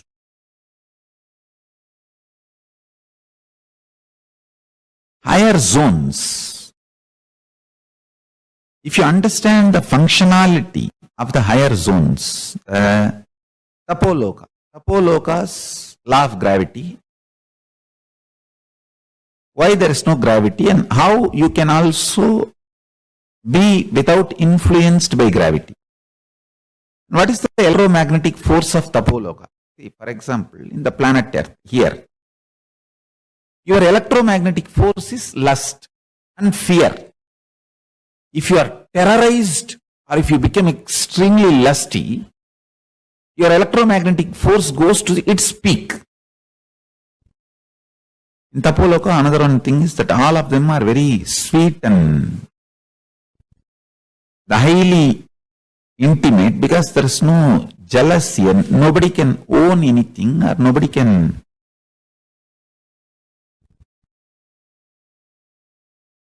there is no individual understanding of ownership and possessiveness. The whole Tapo Loka belongs to whole Tapo Loka citizens. And so naturally the whole understanding is tyaga, just sacrifice. See, when you know everything belongs to everyone, nobody will be interested in possessiveness. You will be only interested in taking care of others. Giving, tyaga. The whole Kailasa, that is the way I am planning to create. By understanding the gravitational force principle, electromagnetic force principle, weak nuclear force principle, strong nuclear force principles of Tapo Loka, you start manifesting that same principles and consciousness in your being. It becomes your realization, I tell you. Knowing the reality becomes realization. Brahmavit Brahmaiva Bhavati. Because in the higher space zones, there is no gap between the reality and realization. The whole principle itself, reality is realization. There is no delusion. The delusion component is missing in the higher planes. In Tapo Loka, there is no delusion. So, if there is a God, everyone realizes that God. If there is Paramashiva, everyone realizes that Paramashiva. And that if doesn't have a meaning there. When you understand these principles,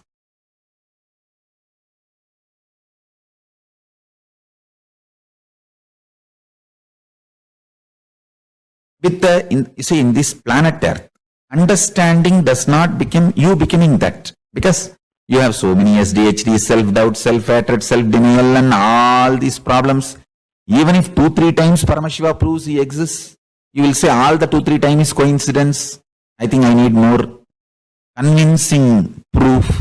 All that is planet Earth binary logic. But in the higher space zones, reality is realization. If you are looking inside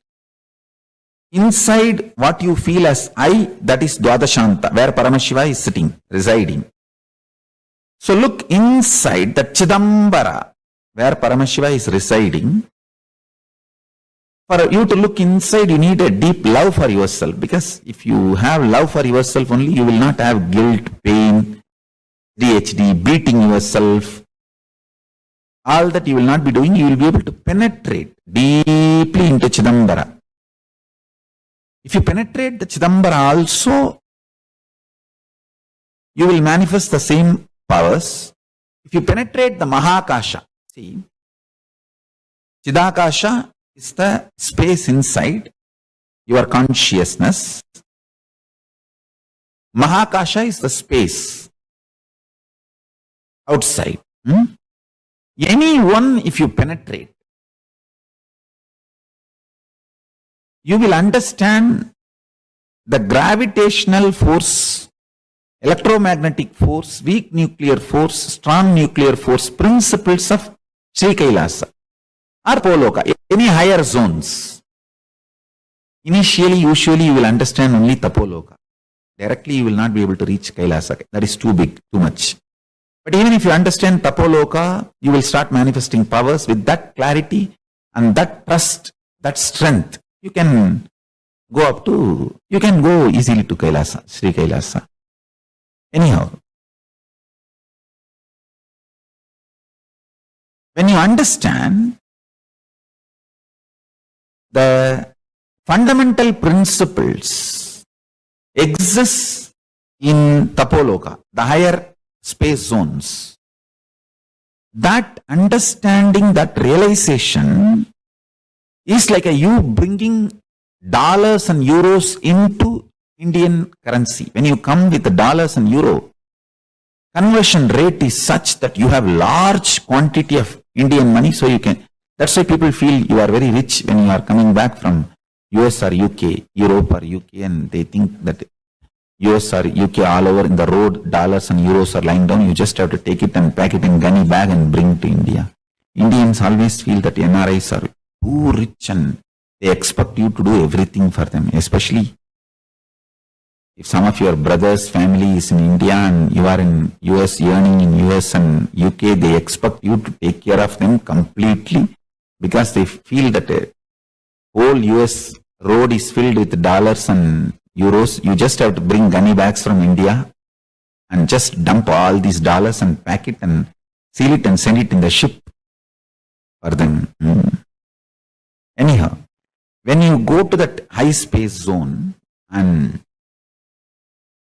understand this information, enlightenment is one and the same, and grasp those principles when they are mapped in your prajna, in your inner space, you manifest so much of electromagnetic force, so much of levitation force, the strong nuclear force of this planet.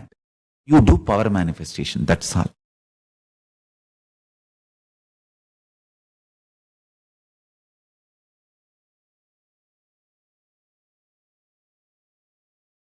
Ishvara manifests in Jiva if the delusion about the Jagat is removed. Information can become enlightenment just if the delusion can be removed by any which way possible. Understand this.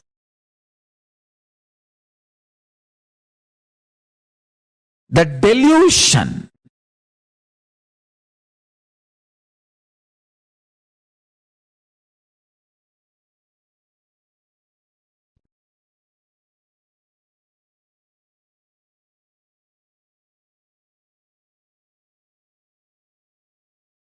if it can be brought down, information can become enlightenment in you. I'll give you a simple introduction. The gravitation rule. Listen, gravitation theory in Tapo Loka is nothing but, see, Tapa. Exact word tapa means burning. Your ability to burn your thoughts. Your ability to burn your thoughts liberates you from gravity of Tapo Loka. Listen. If you have too many thoughts, you will feel heavy. If the number of thoughts inside you is less because of unclutching, unclutching is the ultimate burning. Tapo Loka, gravity will not pull you down. You can just levitate and master the power of gravitational force in Tapo Loka. Then principal forces and the theories for Tapo Loka. Gravitation theory for Tapo Loka, electromagnetic theories for Tapo Loka, and weak nuclear force principles for Tapo Loka, strong nuclear force principles for Tapo Loka. I'll give you all the four for Tapo Loka. Understand? The electromagnetic force of Tapo Loka is burn your stomach with mantra without adding any solid. Nirahara Samyama. All this with a reason only I have designed. Nirahara Samyama. A person who has mastered his tummy, who can burn the fire in the tummy. Listen carefully. The fire in the stomach should be burning, kindled intensely just by mantra without adding any solid food. And when you feel like really you can't handle anymore, you may faint, add liquids, juices. Try this for a few days, then you will understand what I am talking. Listen. The electromagnetic force in Tapo Loka is kindled in you by not having the habit of solid food eating. I tell you, whoever prepares their body, their system, without having solid food regularly as a lifestyle, they are ready, their body is qualified to be in Tapo Loka.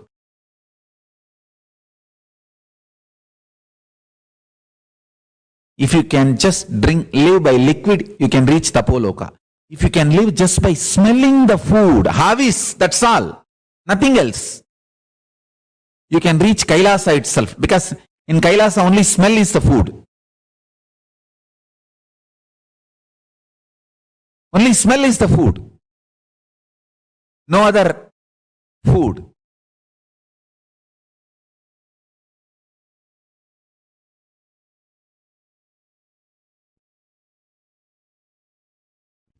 The third force, weak nuclear force. Listen. Listen to this very carefully. When you chant the Mahavagya, or when you unclutch the intense conscious decision, will, persistence you manifest is the weak nuclear force of Tapo Loka. Your will, persistence is the weak nuclear force of Tapo Loka.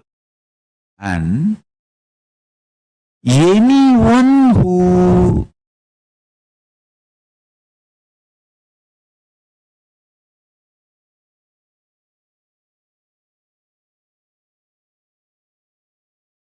manifests the will, persistence,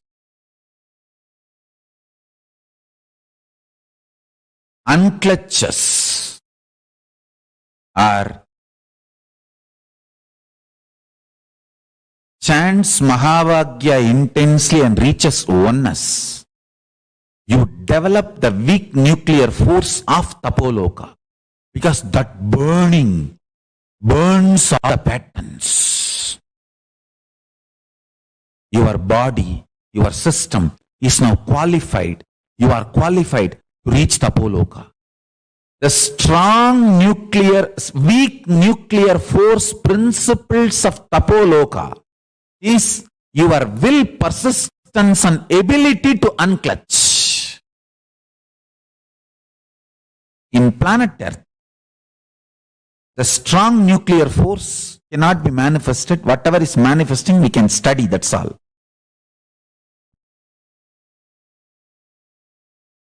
The strong nuclear force principles of Tapo Loka. In Tapo Loka, what is strong nuclear force and what is the principle? The absolute eternal bliss. Nithyananda. Your ability to generate Nithyananda in you is the principle of strong nuclear force in Tapo Loka.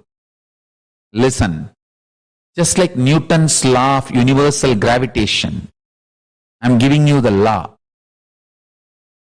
See, listen, Newton's law of universal gravitation is usually stated that every particle attracts every other particle in the universe with a force which is directly proportional to the product of their masses and inversely proportional to the square of the distance between their centers. Now I am giving you the law of gravitation for Tapo Loka. Law of gravitation in Tapo Loka is every pattern attracts the same frequency vibrational patterns in the universe with a force directly proportional to the number of times it is repeated, encouraged, supported consciously, and inversely proportional to the bio-memory of what you decide as your core existence.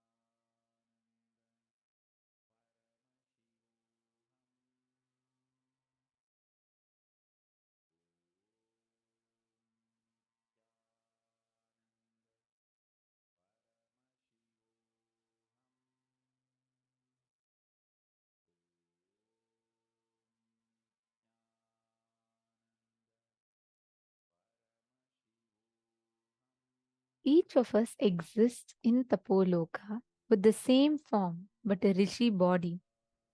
And Swamiji so beautifully explained how the gravity in Tapo Loka is Tyaga. Tyaga gravitates things towards us, manifestations towards us in Tapo Loka. And this whole existence of us in Tapo Loka is manifested with the experience of manifesting the space of tapas. Like Swamiji was saying, Tapo Loka is the last struggle that one will experience when they are in the seeking towards enlightenment. Like when you realize there is one part of you which is Paramashiva, there is one part of you which is manifesting as your embodied form, right? Which has your individual desires and all of that. That struggle between sometimes you saying, yes, I am Paramashiva, and sometimes you feeling like, oh, no, something in me is not Paramashiva, there is something. That struggle, when that drops and when you finally decide, whatever in me is only Paramashiva, only he can be, so I can. When you come to that conscious conclusion, right, then you're manifesting the space of Tapoloka. You are in Tapoloka, experiencing the space of Tapoloka. Your Tapoloka identity gets strengthened the moment you surrender, saying that, yes, I realize that all these struggles are silly and cheap. The only thing that can exist is Paramashiva. You enter into Satyaloka from Tapo Loka. So, what is the lifestyle of Tapo Loka? No jealousy. Nobody owns anything. In Tapo Loka, there is no individual understanding of ownership or possessiveness. The whole of Tapoloka belongs to the whole of Tapoloka citizens. It's not individuals. Everything belongs to everyone. Nobody possesses, nobody owns anything. Everybody together, collectively owns the whole Loka, the whole world, the Tapoloka, that parallel universe. And the Tapoloka lifestyle is only interested in taking care of others. The only law of Tapoloka is giving, giving, giving. And the very word, like Swamiji was saying, Tapa means burning. Your ability to burn your thoughts liberates you from the gravity of Tapoloka. If you have too many thoughts, you'll feel heavy. Please understand, listen to this very carefully. Thoughts are matter. How many of you have noticed during your time, like if you're depression, if you're in depression, you will see that suddenly the weight in your body will increase. How many of you have experienced that? Whenever you are in low mood, whenever you are in little depression, you will experience your body weight increases. How many of you have experienced that? Yes. Okay, I see people putting yes. Understand, you know why? Your thoughts are matter. The more number of thoughts that you have, you start feeling heavy. That's why people in depression feel so heavy in their inner space. They'll be like, oh, I feel so suffocating. Why? Because thoughts are matter. Thoughts have an impact in your inner space. The more thoughts you have, the more incompletions you develop, the more incompletions you fall into, you will start growing that heavy inner space. That is why when you do completion and when your thoughts die down, you will see tremendous lightness in your inner space. If you have too many thoughts, you'll feel heavy. If the number of thoughts inside you is less because of unclutching, you can just experience that gravity pull of the gravity of Tapoloka will not pull you down and you will just levitate. Listen very carefully.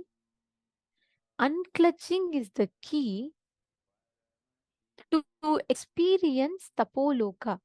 Completely, the gravitational impact of Tapoloka leaves your body when you unclutch. Listen very carefully. Not just Tapoloka, even in Bhuloka, when you unclutch, you raise to the highest frequency of your existence. See, it's like this. Gravity. What is gravity? Gravity is some energy that pulls down matter. Swamiji tells, even if you are 100 kgs, I can make you levitate in air. But even if you have 0.01 gram of thought, I can't lift you. Because your thoughts pull you down more powerfully even than your physical body mass. You see, so many enlightened masters, so many Siddha Purushas, they'll all be like 60, 70 kgs, but they can literally float. Kinaram Baba and all, we in Varanasi, he used to just tap. It's a real, understand, it's not a mythology. He lived just 150 years ago. So we have enough evidence of him living. His samadhi is there. Swamiji himself has told it is true. So it is true. The Kinaram Baba, he's a great Siddha Purusha from Varanasi. Actually, so many people, his devotees have seen him. He'll sit in a cot, okay? And he will just take his hand and tap the cot. Along with the cot, he used to fly in Varanasi city. He is known for that. So many people have witnessed it, and they all used to call him Helicopter Baba also. Because suddenly they will see in sky, he will be flying with the cot. He will be quite heavy. And he'll be like flying in the sky with the cot. Understand, these are all not jokes. This is a real science. The physical weight does not matter. The only thing that matters is not having thoughts. If that being is completely unclutched from within, even any number of weight your body is, you will never be pulled down. That is the speciality. That is why unclutching helps. See, when you unclutch, what happens is the whole inner space raises to the highest frequency, and you will simply be experiencing that space, that power of oneness in your inner space. So it's a very, very beautiful experience just to unclutch. Can I request every one of you here to sit now, unclutch in your inner space, and raise yourself to Tapo Loka? Experience that highest frequency. Right now, you can do that. All of you sit straight, close your eyes, relax from the thoughts which are raising in you. Don't entertain, don't create a thought, don't sustain a thought, don't destroy a thought.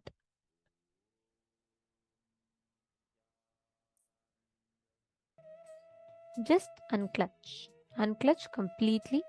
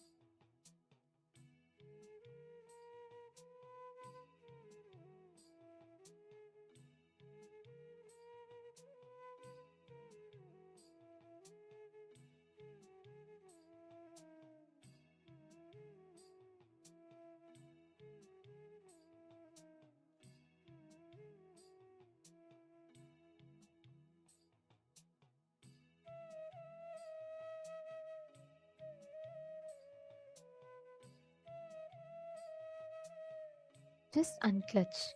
Unclutching alone has the power to completely awaken you to your highest conscious existence view of what you are. Intensely unclutch.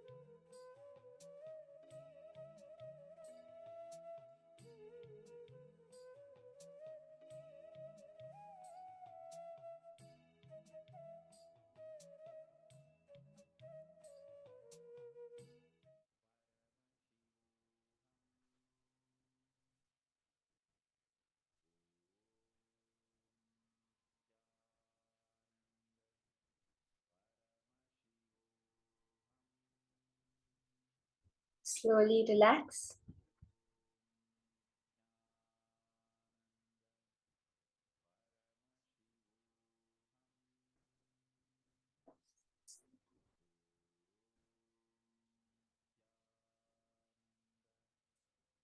Can slowly relax from that unclutching space.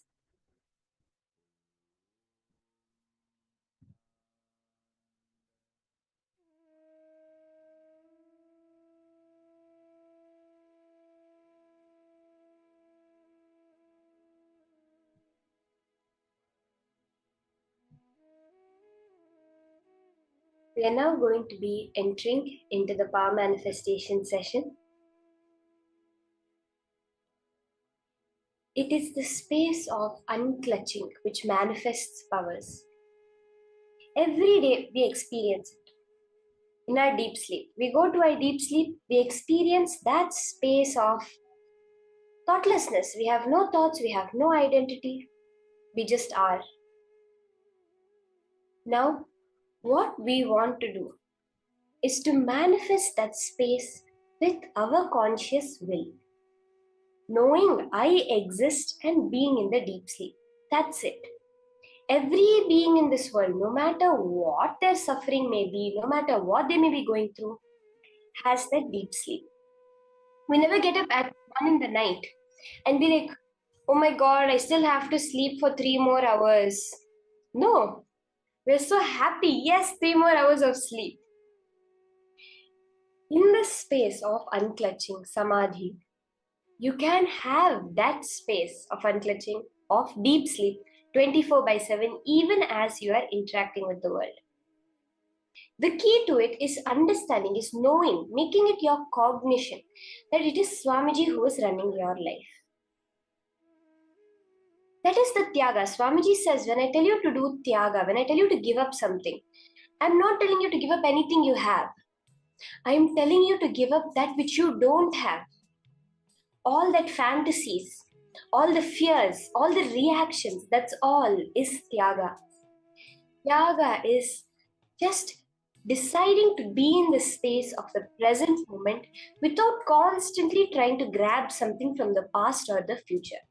That's all. Now, in today's power manifestation, we're going to be doing the power of body sculpting and body scanning.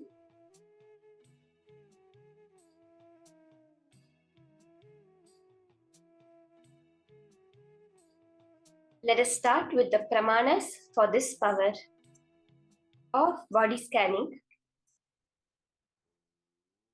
The Shastra Pramana for the power of body scanning is from the Vijnana Bhairava Tantra, Sutra 54, Dharana 31. Swadehe jagato vapi Sukshma Sukshmatarani cha Tatvani Yani Nilayam Dhyatvante Vyajyate Para. Bhagavan Paramashiva says, cognize deeply that from the subtle to the subtlest constitutive principles of your whole body or of the whole universe. Understand? Either your body or the whole universe, because the Pindanda, the body, is present in the Brahmanda and the Brahmanda is present in the Pindanda. Simultaneously consist of the essential reality. They are being absorbed in their source cause, Paramashiva. By the experience of such restful awareness, this is the space of unclutching, where you're completely aware, completely alert, but in the space of pure restfulness, not being affected by anything. We see a very beautiful Apta Pramana for this power of body sculpting. So beautifully we see Mahavatar Babaji, who was born in the sacred city of Chidambaram. He was born in a Brahmin family named Nagarajan, was his name, and he was once kidnapped during a festival and taken to Kolkata. There, a wealthy man purchased and left him free, and he took his spiritual journey there and started sannyas. He learned the Hindu scriptures. He wanted a guru, and from there he went to Sri Lanka, met Boganathar, and became his disciple. He learned everything he could from Bogar, went to Agastya, learned everything from Agastya, where Agastya taught him the science of Kriya Yoga.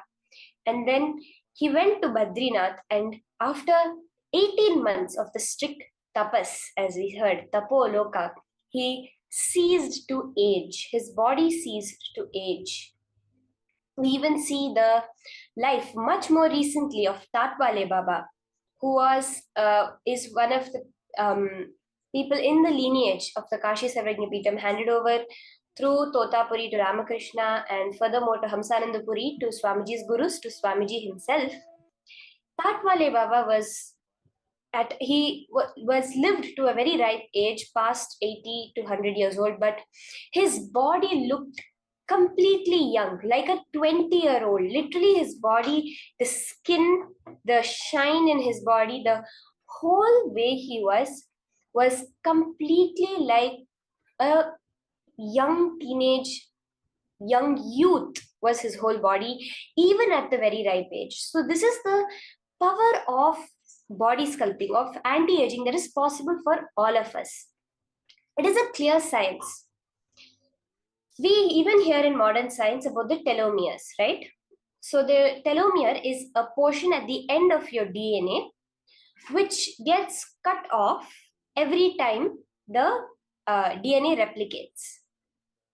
So when a calculation was done many, many years ago of how long a person should live based on the rate of division of a cell and the loss of the telomere using all these components, they found out that a person could live between 70 to 100 years, which matched, right? We know generally people live between 70 to 100 years. But very recently, new modern science is saying that we have an enzyme in our body called telomerase, which replenishes the telomere. With this, just by the production of telomerase in our body, you can live forever. You do not have to age. Aging happens because of the lack of the replenishing of the telomere. So the cells start to age, they start to die, and we see the effects of aging in our body. But with this understanding, where it is possible humanly, biologically, by modern science, to live forever, to have an eternally young body, to have a disease-free body, to mold your body the way you want it. We have the science of epigenetics, which says that what you come down with, you say that, oh, my mother has this disease, my grandmother had this disease, so I also have to have it. Or even features, my father had this color eyes and it's in my genes, so I will have this color eyes. All of this can be changed through this, just through the power manifestation. Are we all ready to enter into this power? Through these powers, you can diagnose any disease and you can change the very structure of your body. You can sculpt your body exactly as you want it. So for the first round of body sculpting, we're going to be doing healing any acne marks or scars on your body. So let's all do this for ourselves first. Okay, we're going to start with manifesting it on your own body. You can identify any place in your body where you have acne marks, stretch marks, scars, blemishes, anything that you want to clear in your body. Okay? If at all you do not feel like I don't have any of these, I don't want it, any moles, anything, you don't feel like, okay, I don't want to remove any of these, you can choose a patch of your skin on which you are going to remove the hair. Okay? So can I request all of you to identify some part of you where you're going to heal the acne marks, the scars, any blemish on your body that you're going to heal. Take a picture of it. Let's all make sure we take the before picture and after picture so we can actually identify. See, now you may not actually realize that it's gone or it's healed completely, it's reduced. So because of that, let's take a before picture and an after picture.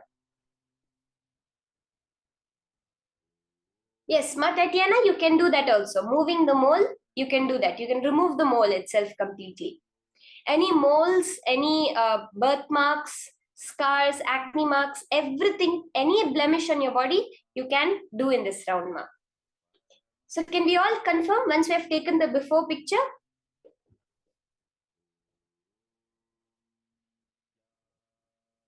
Ma Tatiana and all the others, if you can just post a yes if you have taken the before picture.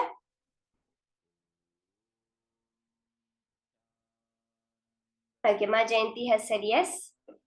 Thank you, Ma. We're going to really manifest this. There is a very recent experiment that was done where it was published in a documentary where a woman had gone to some Tibetan monks, the Tibetan Buddhist monks. And over there, she underwent a kind of procedure. She had a 2.5-inch tumor in her body. She had a 2.5-inch tumor in her body, and live, the ultrasound was put over there, and you can very clearly see the entire tumor in the ultrasound. There was no invasion done, nobody touched her, nothing. She was just lying down. She had complete trust that this would work. And there were some trained healers, Tibetan Buddhist monks who were trained healers. Just by chanting a mantra, and knowing that Paramashiva, whatever, the higher energy is going to manifest. They knew it was going to happen. Live, within a period of 3 to 5 minutes. Within a period of 3 to 5 minutes, the tumor completely disappeared. This was captured live on camera. So just one blemish, some marks, surely we can manifest.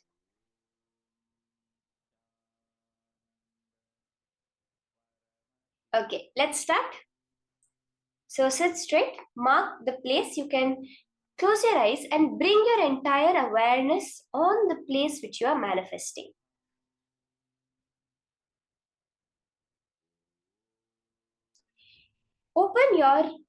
Once you've brought your awareness over there, you can look intensely at that part. Okay? If it's on your face, you can use a mirror. Just bring your full awareness through all your 3 eyes on the mark which you are going to heal.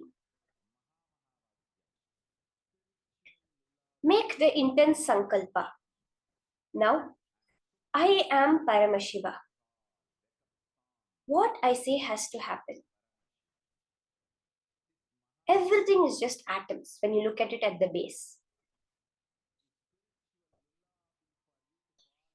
Whatever you want, you can just play around with the atoms. Just with your will. With that intention, just sit, close your eyes, chant the Mahavakya, and make the manifestation happen.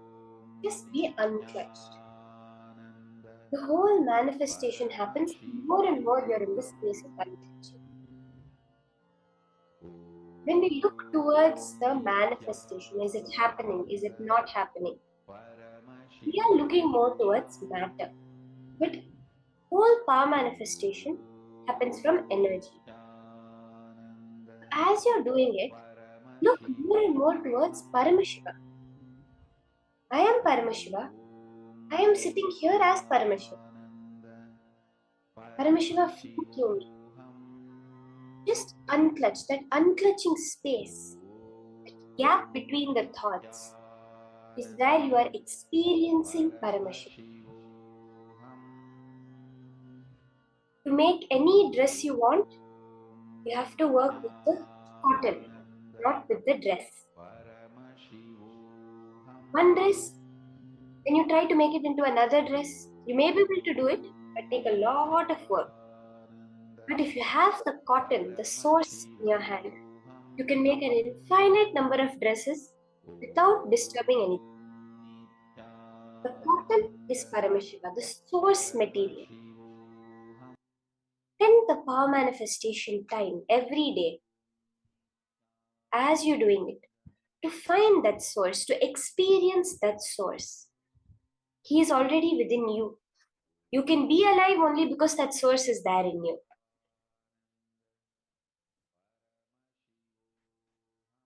Just connect to Paramashiva, connect to Swamiji. As Swamiji says, I do not know how you look, Paramashiva. I only know what my Guru has told me. Swamiji, you are my Paramashiva. You have told me that manifestation will happen. Give me that experience now.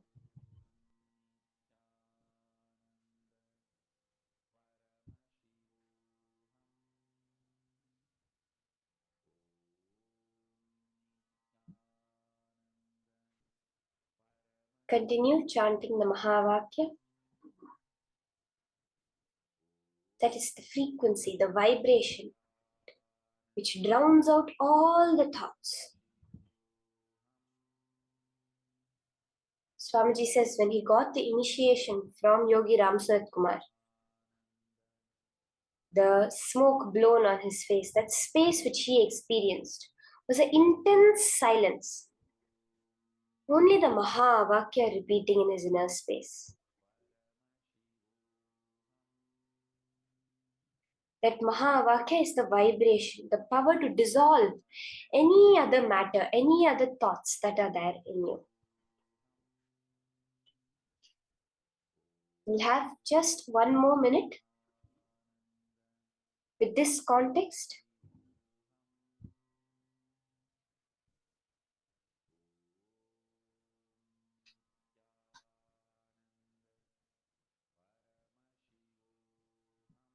Sit straight as you do the power manifestation.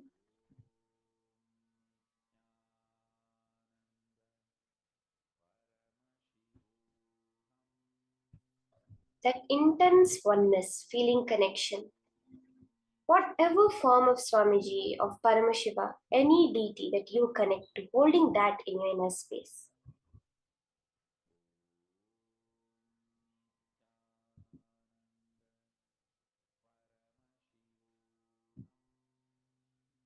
Okay, let's all relax. You can open your eyes.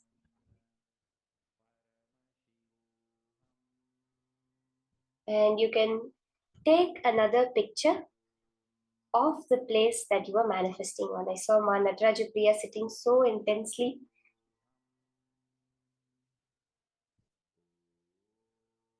You can now look at the place and take another picture, verify back. See, many times our eyes do not actually capture the difference, but when we see the before picture, the after picture, yes, there's so much difference. Then you're able to recognize the manifestation.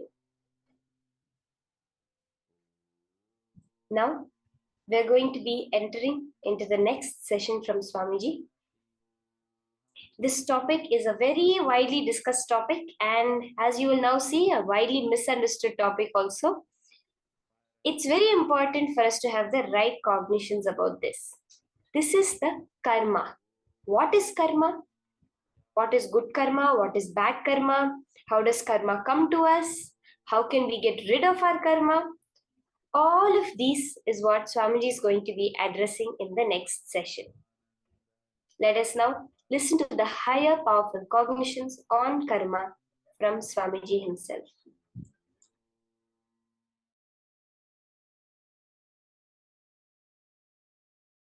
Today's subject, karma. Please understand, this subject can be defined, interpreted, not just thousands or lakhs, millions of ways. It's literally infinite ways the subject can be defined. Of course, any sacred truth, any sacred secret can be defined in multiple ways. But usually, the way I define, the definition itself most provocative, provoking you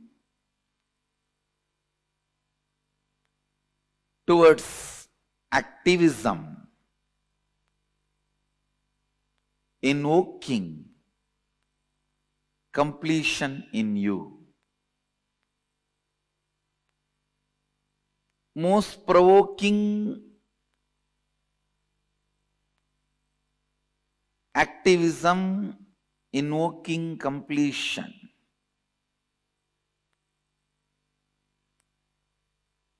This is actually the definition of the way things should be defined.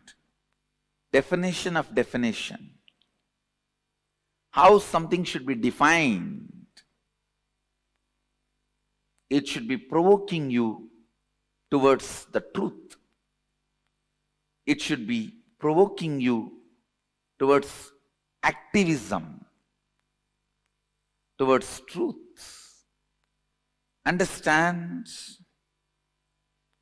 based on this definition of definitions, I'll define the word karma. Please listen. Listen carefully. Any thought current or thought pattern in which you are stuck is karma. Listen. The thought current or thought pattern, any thought current, any thought pattern in which you are stuck is karma. Stuck thought current, suffocating thought current, suffocating thought pattern, suffocating thought trend is karma. Apply this one line definition in any zone of your life or any dimension of your life. Health. Any idea you have, thought current you have, thought pattern you have, which is not bringing health in you, is karma. Wealth. Any thought current, any thought pattern you have, which is not bringing wealth, what you want to cause as your reality in your life is karma. Anything which is not letting you cause your reality, the stuck thought current which is not causing your reality is karma. Understand? It can be in the field of your relationships, in the field of your wants, in the field of your needs, in the field of your contentment, in the field of your completion, whatever may be the field, in any field, the thought current in which you are stuck, thought pattern in which you are stuck is karma. Listen, it may be a beautiful, profound, logically convincing theory which you read in a great spiritual book or heard from a great spiritual teacher. Anything which is not liberating you, anything in which you are stuck is karma. Please understand. You might have heard those theory, those belief, those truth from whoever it may be. You might have heard, you might have been thinking, you might have been analyzing, you might have read, you might have been internalizing. Any thought current which is not letting you cause your reality is karma.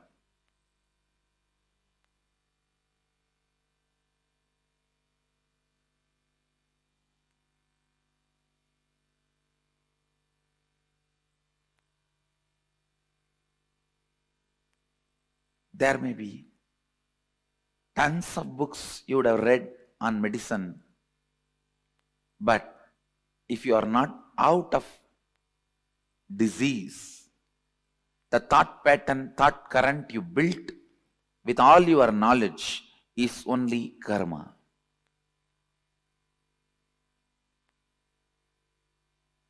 There may be tons of life solutions for every situations you may know, like completion with yourself, completion with others, authenticity, integrity, responsibility, enriching, listening. There may be tons of concepts you heard to cause your reality, but if it has not started happening, it is only karma for you. Listen.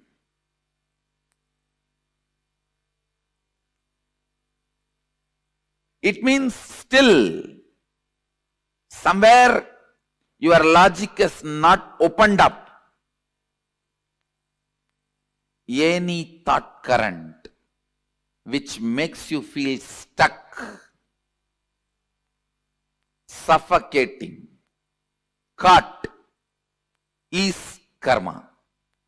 You may know about completion, incompletion, authenticity, integrity, responsibility, enriching, causing, living Advaita, everything.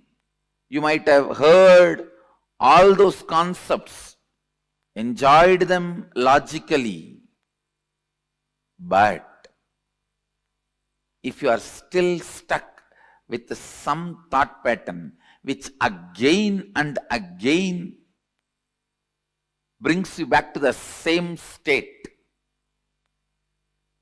if you have not caused your reality, be very clear, all these thought trends and thought currents and definitions, everything is just karma for you.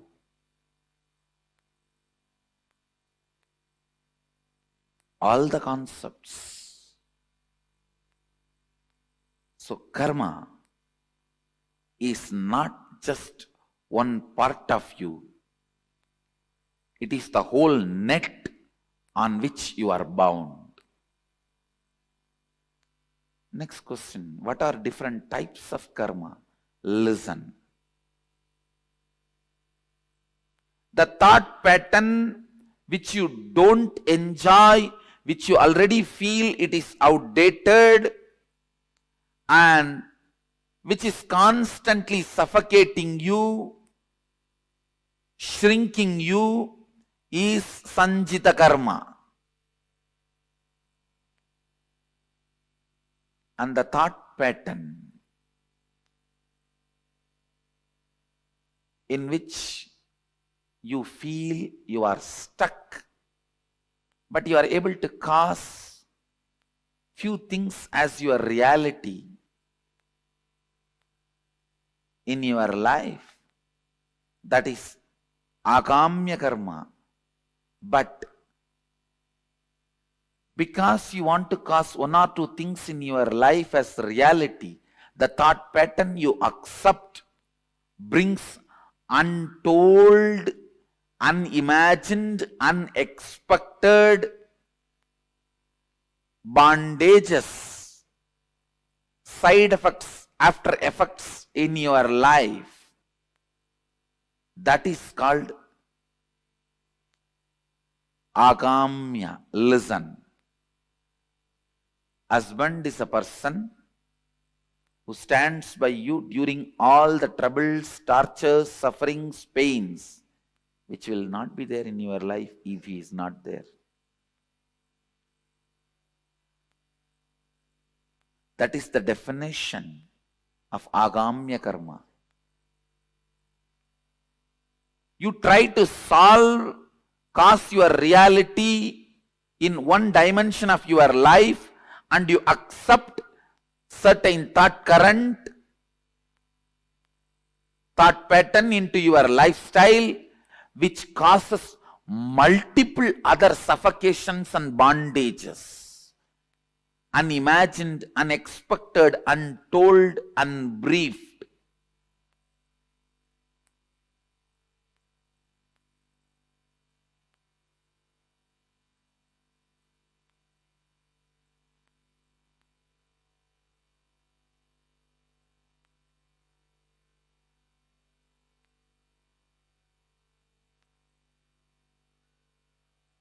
Understand?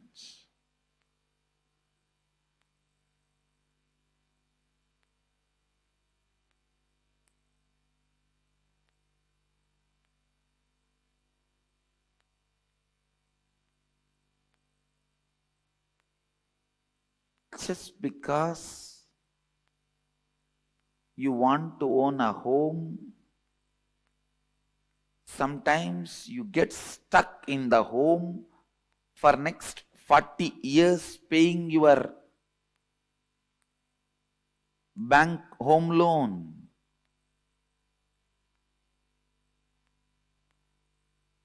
You want home. That's the reality you want to cause. But when you cause that reality, the thought current you accept and assume on you, the responsibility you bring upon you, can suffocate and bind you in unimagined, unexpected, untold, unseen multiple ways. This is the example for agamya. Prarabdha means not ready to allow either the outdated, suffocating thought pattern or the thought pattern which causes your reality partially. Deciding boldly to go on renouncing any thought current, thought pattern, even if you suspect them that they are not going to cause your reality completely. If you go on discarding, the discarding will become a lifestyle. That discarding thought pattern, thought trend, thought current is prarabdha.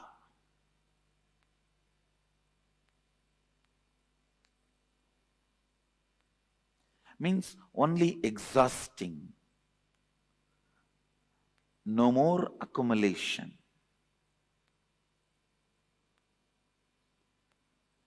Waking up to the reality. Any thought current,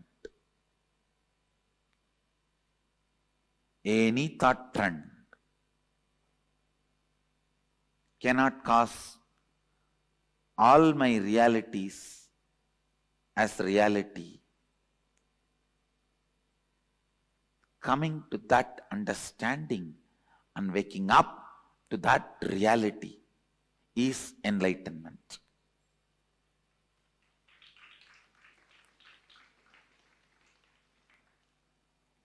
Not ready to be stuck in any thought current is the liberated thinking current.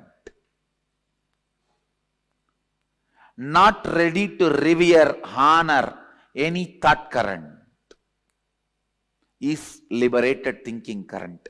Not ready to honor, revere any thought current is completion. Not ready to honor, accept, revere any thought current is perpetual completion.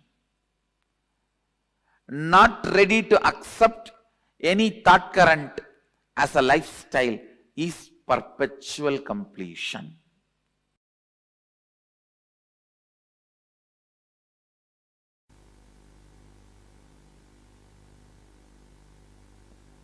Karma is an unfulfilled action, unfulfilled engram. Please understand, it's unfulfilled engram. For example, you have some strong anger, hiding anger about your parents, about your sister, about your family members. That's a karma. Now, unless you complete it, unless you make it perfect, complete, you will not be relieved from it. At some situation, very difficult situation, that engram will come up and it will be so strong, knowingly you will put yourself in a big mess. Understand? Knowingly you will put yourself in big mess. It is not that all the time people put themselves in a big mess unknowingly. No. Knowingly you put yourself in a big mess.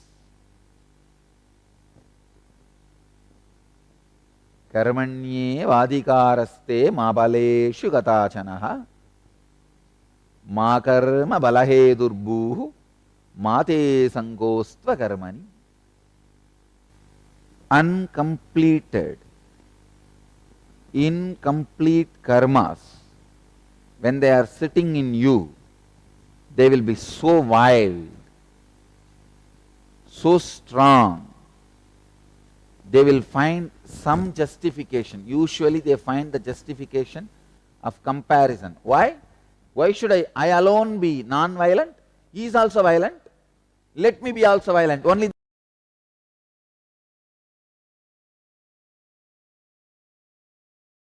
today's subject, karma. Please understand,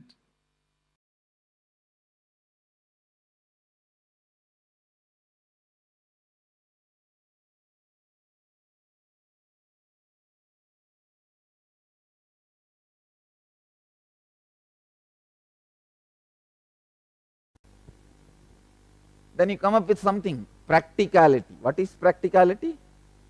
No, in this plane this is only possible. Then suffer that plane sufferings. I have seen many people, no, what you are talking is great, Swamiji, but it's a spiritual plane. People are in normal plane, so I have to work in the normal plane. Then you have to have the sufferings of the normal plane also.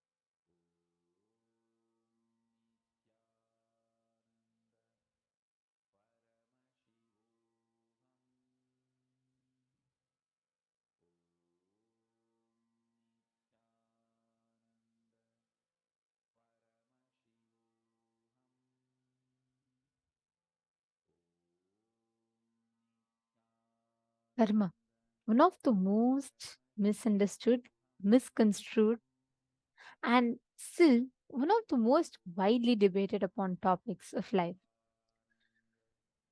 Almost every one of us have the idea of karma as, oh, if you do something, you will get it back. And if you do something good, you'll get something good. If you do something bad, you'll get something bad. But so beautifully, Swamiji explained about this karma. Something I think like we would have never heard this context of karma before. Karma is the thought currents which you cherish. And any thought current that you cherish in which you are stuck in becomes a karma. You want to become wealthy, but if you don't work to become wealthy, if you don't stand up to become wealthy, then you are stuck in karma. Please understand, this is a very, very powerful truth that Swamiji revealed. Any cognition in which you are stuck without action is karma. Karma is a thought currents that we have.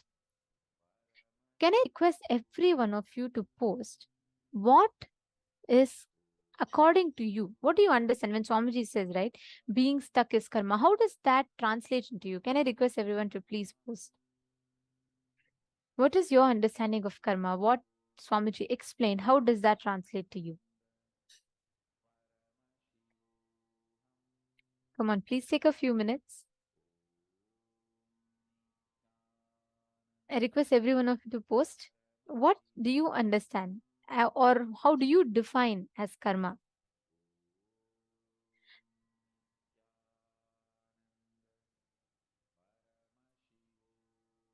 Ma Saralananda is saying in 2021, Swamiji removed all my karmas. I treasure this video just to see it again and again. Beautiful, Ma. Come on, every one of you, please post what do you understand as karma?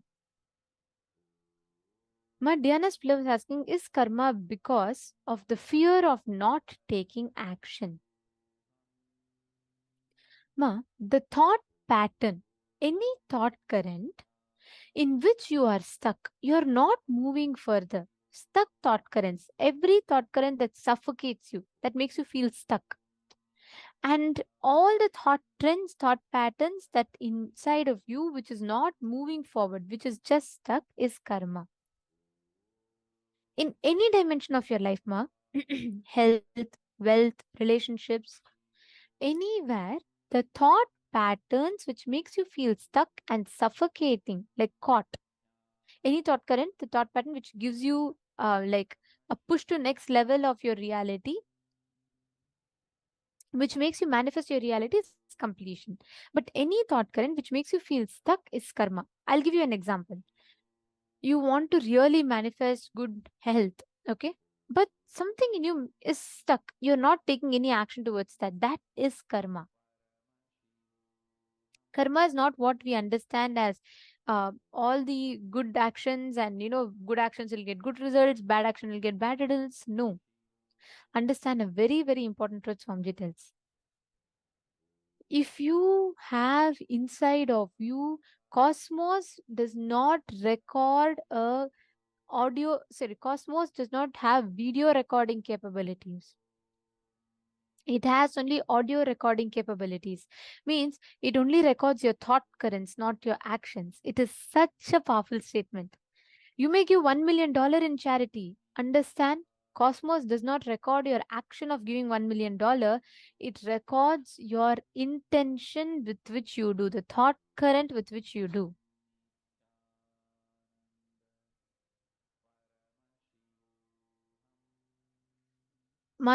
Susan has put accepted thought patterns which we are controlled by. Correct. Not just accepted, any thought pattern that makes you feel stuck. Seema, Ma Bhavani Viraya, you can carry even the positive thought currents, powerful thought currents, which is what Swamiji calls as powerful cognitions. That does not add karma to you. Swamiji gives a very beautiful story. Once, one monk, a sannyasi, and a courtesan, both were living opposite houses to each other. This sannyasi was completely detached. He didn't have any this thing. His only job was to sit and meditate and pray. On the other side, this courtesan who used to be there, she used to have, of course, a lot of people who will visit her through the day that she does a service to. And her whole life, she had only one possession, which is Krishna. She really prayed to Krishna, though she sold her own body to earn money, but she used to pray to Krishna. This monk, he used to hate, he used to feel very jealous of her. Look at her, what life she's living. How can she live like this? And whole day, what he used to do, he used to finish his bathing and everything. He'll come and sit.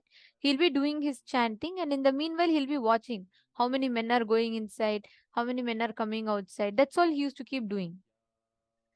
And on one fine day, both the quotation on the other hand, she used to, whatever happens during the day, even she used to sell her body to others. Every night she used to pray, Krishna, please liberate me from this. Please liberate me from this karma chakra. I don't want to be stuck like this. And one fine day, the monk and the courtesan leave their body on the same day. The monk is very happy. He's like, he feels, I am going to go to heaven for sure. The courtesan will go to hell. So he goes, he stands outside, he meets the Lord of Death, and the Lord of Death looks at him and he asks him, he says, look, I'm a monk and all of that. And the God of Death looks at his actions in life and he says that you are going to go to hell. This monk was shocked. He asked, what do you mean? Why will I go to hell? I have lived all my life as a monk. And then the God, on top of this, the God tells the quotation will go to heaven. This monk could not handle it anymore. He says, what are you saying? I am a monk who's lived all his life without doing anything wrong. And this quotation, I know even how many men she sold her body to, how she can go to heaven. Very beautifully, the story goes. The God of death then explains to him. He shows him the planet Earth and he says, look at your body. You lived a life bodily, you lived a life of complete monk, like you never went and had any possession, you never had any other distraction in life. So look, then the monk sees his body is being buried with all respect, reverence, and samadhi is built over him. On the other side, the quotation's body is just lying with nobody even to take care of it. It's just orphaned. God said, see, your body did that and your body is getting that respect. But thought wise, even though you were a monk, whole day you spent only thinking about the quotation and what she's doing and about her thing. And you constantly only cherish that inside you. So you are going to hell. Even though the quotation, her body she sold to others and she lived whatever life she lived. In her inner space, she only entertained Krishna, only entertained the thought current of Bhagavan Krishna and merging in oneness with him. So she is going to heaven. Cosmos does not record your actions, it records the thought currents that you cherish. Most of the times, we all think karma means just being stuck in one particular, karma is just actions. We think, oh, if I do some, I have seen people talk like that. Oh, today I killed an animal and I did a bad karma. So I'll plant a tree and I'll get good karma. You cannot. Karma does not work. There's no canceling out option in karma. Your few good actions does not cancel out your bad actions. It doesn't work that way. Karma is the thought current that you cherish. If you cherish violence in your inner space, then that is what is a karma you will manifest. What you cherish, what you manifest as reality, what you experience as a reality around you, all of that counts.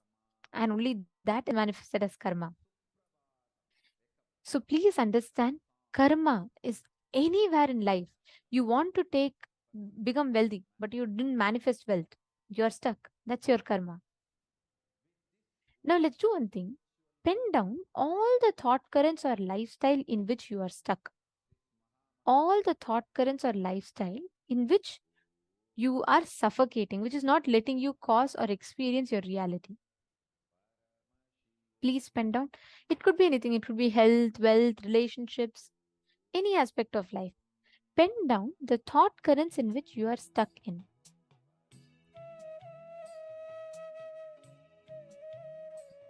My Yoga Jnana Rupini is saying karma is unfulfilled action. Karma is thought currents, ma. It's not actions. It is a thought current in which we are stuck.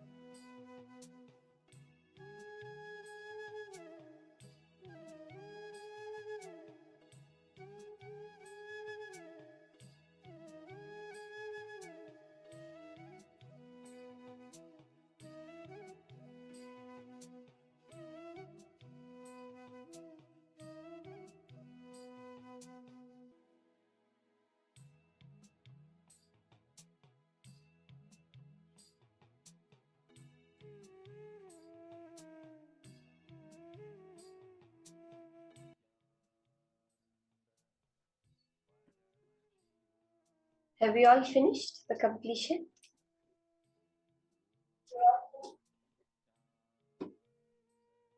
Are we all done finishing the completion?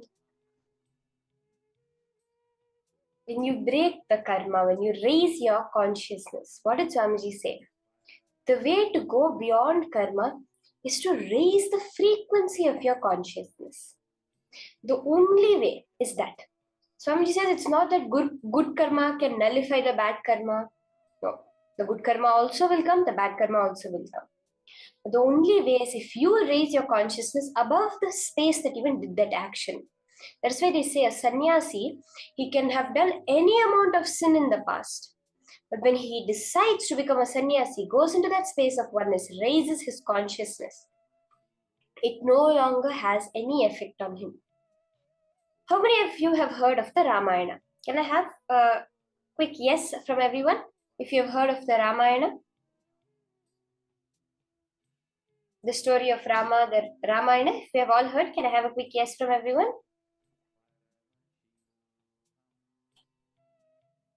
Yes. Okay, we have heard of Ramayana, right? Who wrote Ramayana? Can I have any one person tell me who is the one that authored the Ramayana? Just quickly. Is there anyone? Okay, Ma Priyatma Surupini has said Valmiki. It was Rishi Valmiki that had authored the whole Ramayana. The story of Valmiki, very beautifully, the whole life of Rishi Valmiki shows us so clearly this understanding, this cognition. He was a thief. He used to steal from houses. That was his profession. He was, as a profession, he was a thief. He used to go steal every day and come. Sometimes he would provide for his family. Everything he used to do with stealing only. One time, as he was looking around in the night for the next house to steal, he happens to meet Narada. We've all heard of Narada, the Devarishi. He happens to meet Narada. Narada asks him, what do you do? He tries to first rob from Narada. So he's a robber. His nature is to rob. So he goes to Narada and he tries to rob Narada. But he finds out Narada doesn't have anything. See, Narada says, I am a poor man. I don't have anything. Valmiki says, you don't have means I will kill you. If you can't give me something, I will kill you immediately. You have to give me something. That was something valuable. So then, what happens is, Narada says, okay, really, if you want something valuable, I have only one thing that is there with me, which is the name of Vishnu. That is the most valuable thing I own. The name of Vishnu, Hari. Valmiki is like, what is so valuable on that? It's just a word, right? So Narada says that it's the only thing, only Bhagavan, only Paramashiva, only Vishnu will be there with you when you leave the body. Valmiki is like, what do you mean? I do so much for my family. You're saying they won't come with me when I have to face that most dangerous thing, that death? Narada says, I don't know. Why don't you go and ask your family? I'll wait here. I promise you, I'm waiting over here for you to come back. So Narada sits over there. Valmiki says, hey, if you move away from here, I will track you down and I will finish you off if you move from here. Narada says, yes, I will sit over here only. So Valmiki goes to his house. So first he goes and he asks his wife, will you come with me when I leave the body? When I have to go on that final journey, will you be by my side? She says, the death comes means it will only come for you, right? That's only yours. Why should I'll have my own life to live after that. I can take care of the kids. I can do so many things, take care of your parents, everything. No, I will not come with you when you die. He's a little surprised. He's like, okay. He thinks, my parents love me a lot. Definitely they will come with me. So he goes and asks his parents. He says, will you come with me when it's time for me to leave the body? Will you come with me on that final journey? His parents are like, if time for you to go comes, if we still have more life, we want to enjoy with our grandkids, right? We want to spend more time. If we have more time, no, definitely we will not come with you for that. He's even more depressed. He goes finally and asks his kids. He says, I work day and night to provide for them. They are so grateful to me. I do all the wrong things to provide for them. Surely they will come with me. They love me a lot. He goes and asks his kids, will you come with me when I have to die, when I have to go for that final journey? His kids are shocked. They're like, if you have to go, you go. But we have a long life in front of us. Why should we come with you? We have so much more to live. You have experienced everything. We have not experienced anything. Now Valmiki is completely depressed. He thought, I'm doing so much for my family. They will be with me in any situation. This is what they're all saying. They'll not come with me when I die. He comes back slowly to Narada. Narada says, what? Did they say they will come with you? He says, no, I'm not understanding it at all. Day and night I work for them. I do everything for them. But none of them are ready to come with me. Narada says, in that final journey, only Vishnu, only Bhagavan will come with you. There's nobody else who can hold you, who will be coming with you in that journey. Valmiki says, yes, this is the most valuable thing, give it to me. And then Narada initiates him into that Narayana, the name of Vishnu, Rama, Rama, Rama, Rama, that Hari Nama, and Valmiki goes and sits. He sits under a tree and just loses himself in the chanting of Rama. He chants, chants, chants, chants, chants, just Bhagavan's name, Vishnu's name. Why is he called Valmiki? Because Valmiki actually means an ant hill. The long time he was sitting made a huge ant hill above him, and that when he emerged from that ant hill, he was an enlightened being. Then today we know him as the great Rishi who wrote the script for Ramayana, for Rama to come and act. He was Trikaldarshi. We say he can see all the three times, past, present, and future. Because when he decided to shift his inner space, all the actions that he may have done, the killings, the stealings, the robbings, all of that became irrelevant. That energy which came out from that shift in the inner space became the power manifestation, became the enlightenment in him. This same thing we are going to use for us. Now the cognition shift that has happened, you have moved beyond the immature cognition out of which the actions were committed. Now that energy will manifest as powers. So let's start this round. Again, we can do the same round again, manifesting some acne mark on your own body. So let's start. We'll have a quick round. You can take a picture of any acne mark on your body and put your intense awareness through all your three eyes at that place. Chant the Mahavakya intensely. You lose yourself in Paramashiva. Valmiki just had drowned himself in Vishnu. The same way, you just dissolve yourself into Paramashiva. He is manifesting. He is sitting here. He is manifesting. He is doing everything. The life in me is only Paramashiva. From that space, let's do the power manifestation. Okay? So let's start. Chant the Mahavakya intensely. Om Nithyananda Paramashivoham.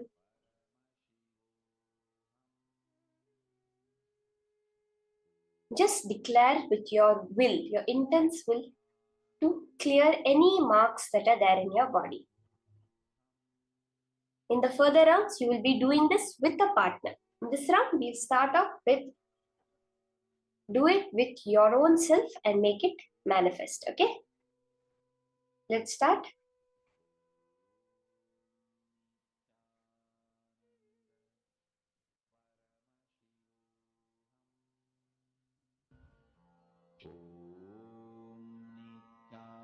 Nithyananda Paramashivoham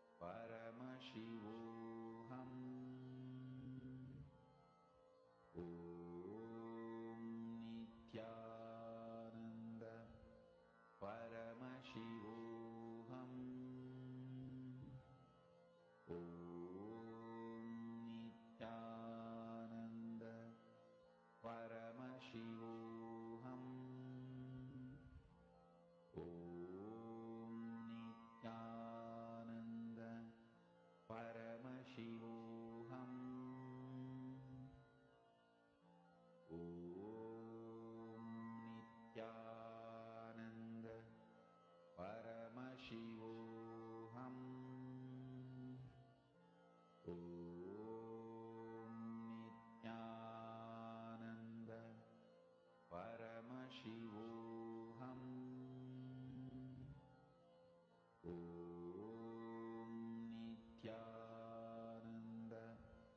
Paramashivoham.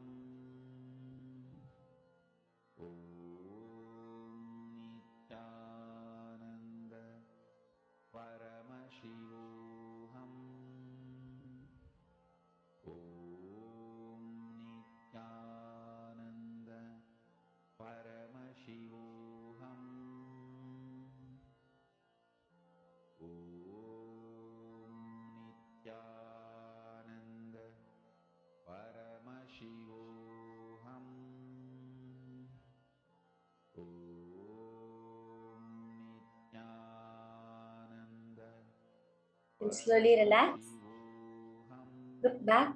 Look how the change has happened in the manifestation, the place. You can take the picture and look, verify back how Paramashiva has manifested. Recognizing the small manifestations is what Swamiji says is the most important. See, everything in life happens as a manifestation.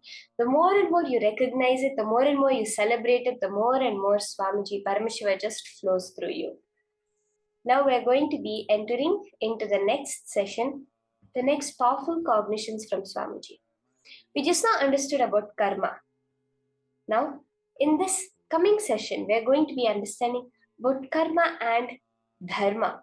Dharma, the law of life. So let's now listen to these powerful cognitions from Swamiji.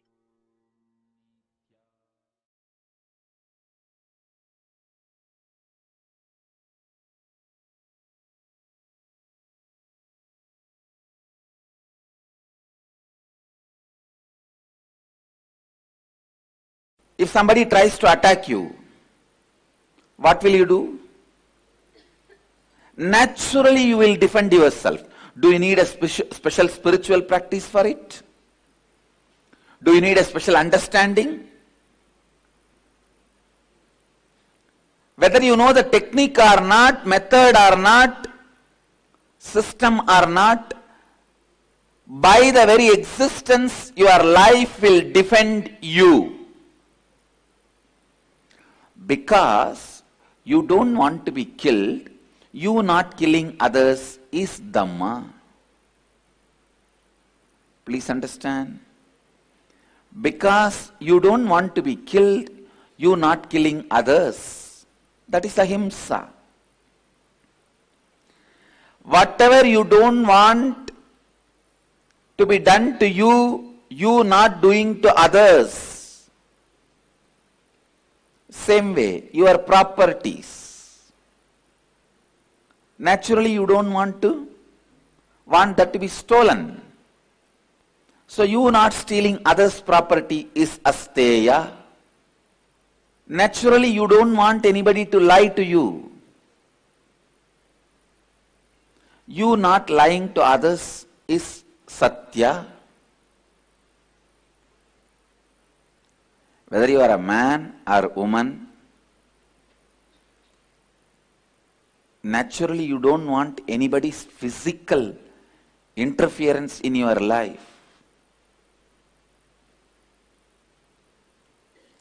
Uninformed and uninvited physical interference in your life. Doing the same to others. Not interfering into others' physical space, uninformed and uninvited, is brahmacharya. See very clearly, Dhamma is nothing but just these few basic truths. You don't want to be killed, so don't kill others. You don't want to be lied, don't lie to others. You don't want to be robbed, don't rob others. You don't want to be exploited, don't exploit others. You don't want others to live with all the resources of the world. So you don't do that same. Aparigraha. Please understand,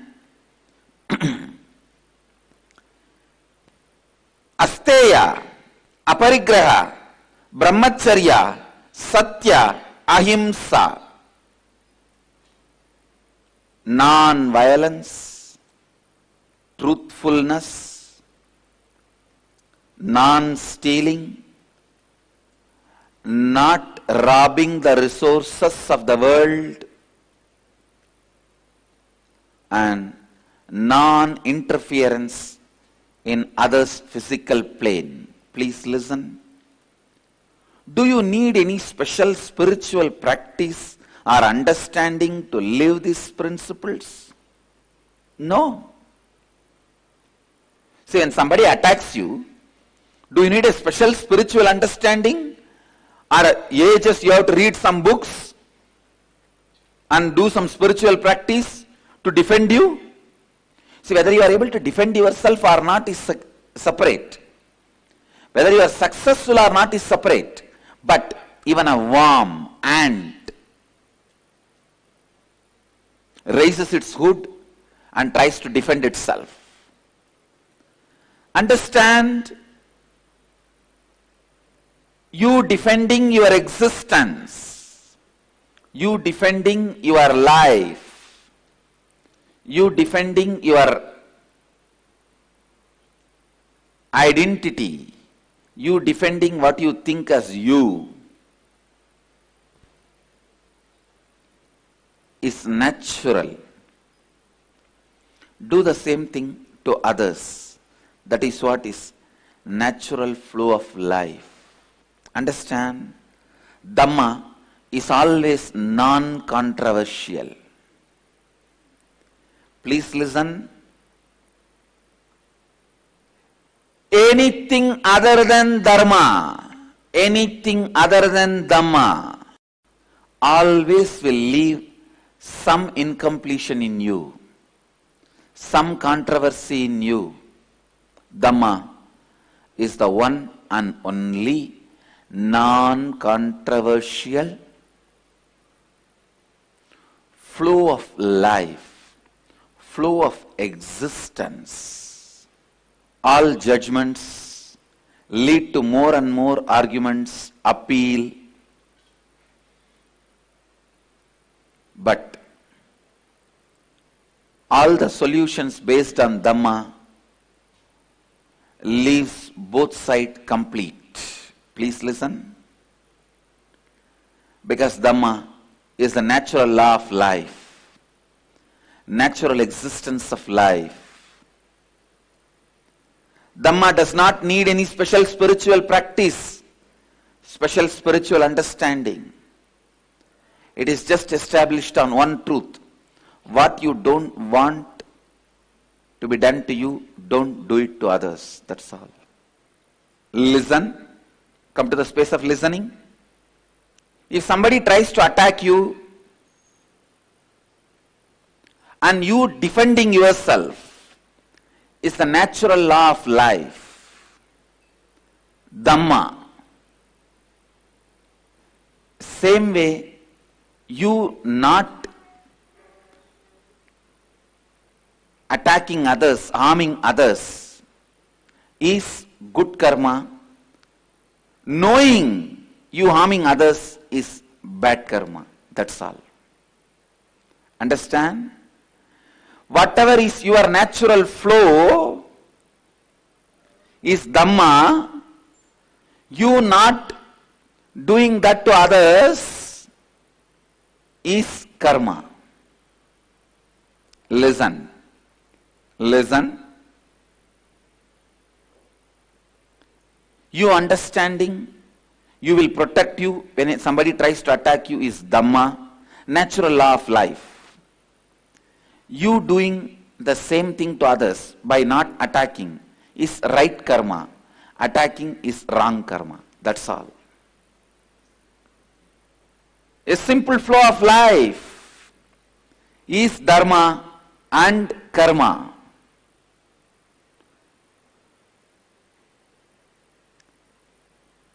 Listen. Anything you create,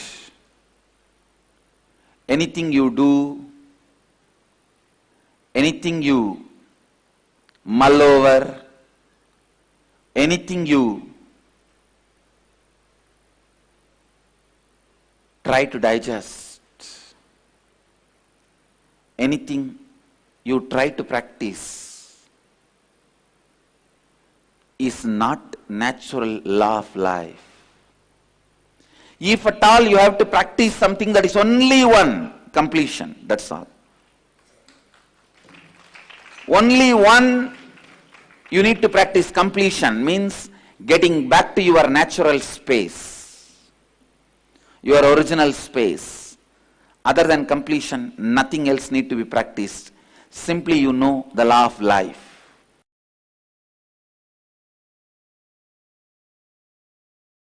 Listen. Listen. Understanding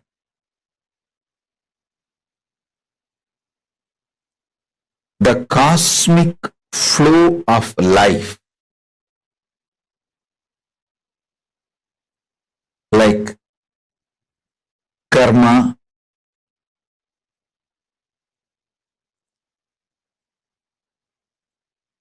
naturally takes its own course of life. Listen to every truth I am revealing. Understanding the natural flow of life means knowing people who harm you will get their karma back.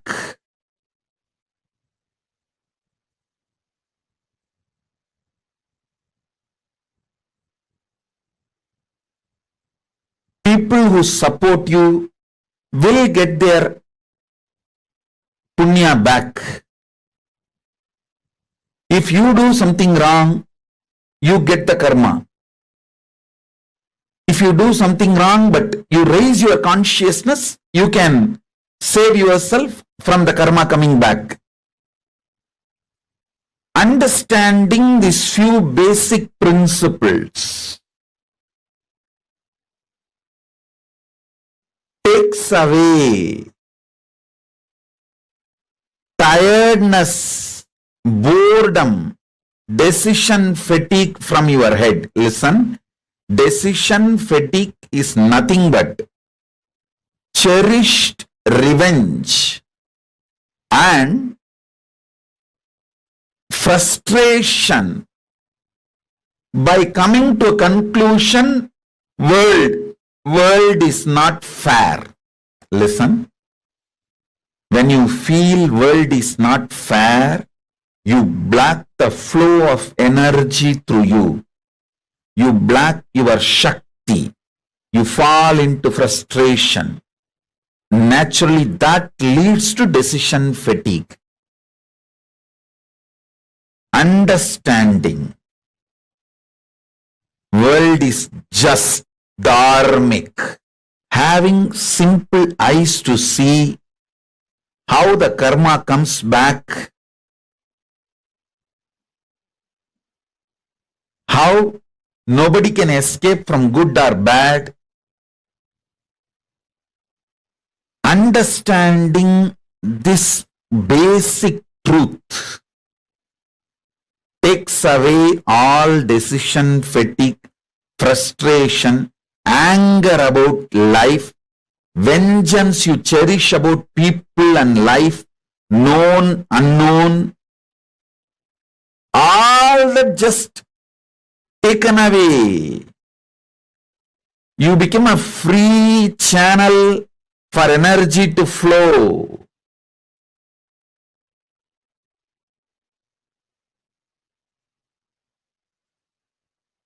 Listen.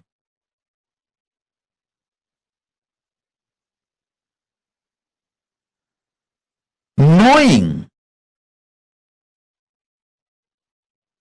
whether human society or world, nature,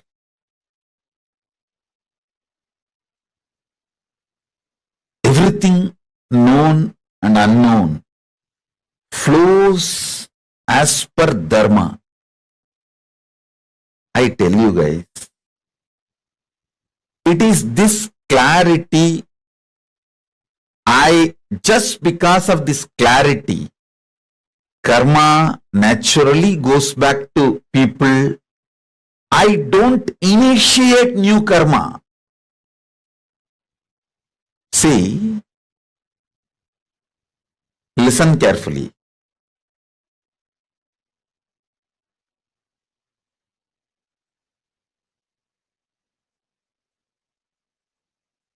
This is one of the biggest confusion, all those so-called logical brains. People try to tell, maybe, see, when I tell them, hey, don't kill the goat and eat, next janma, the goat will come as a human being and kill you and eat. They say, maybe Swamiji, last janma, the goat killed me and ate. That is why now I am killing the goat and eating. Stop initiating new karma. Then your Kundalini will be awakened. You will have the Shakti to see the flow of whole life. Stop this idiotic justification for initiating new karma. Listen carefully.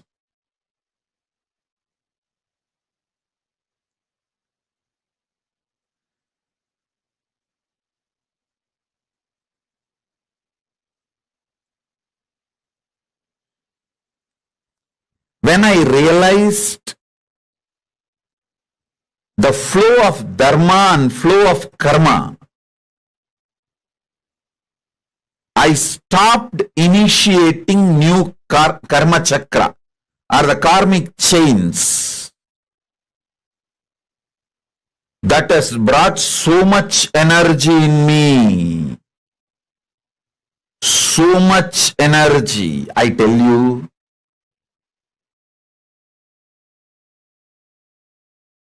Every time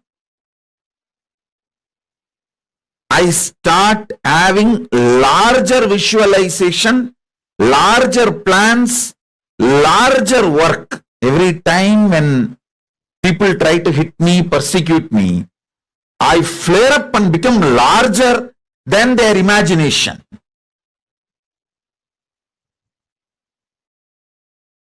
Secret of my energy is knowing the karma flow and dharma flow.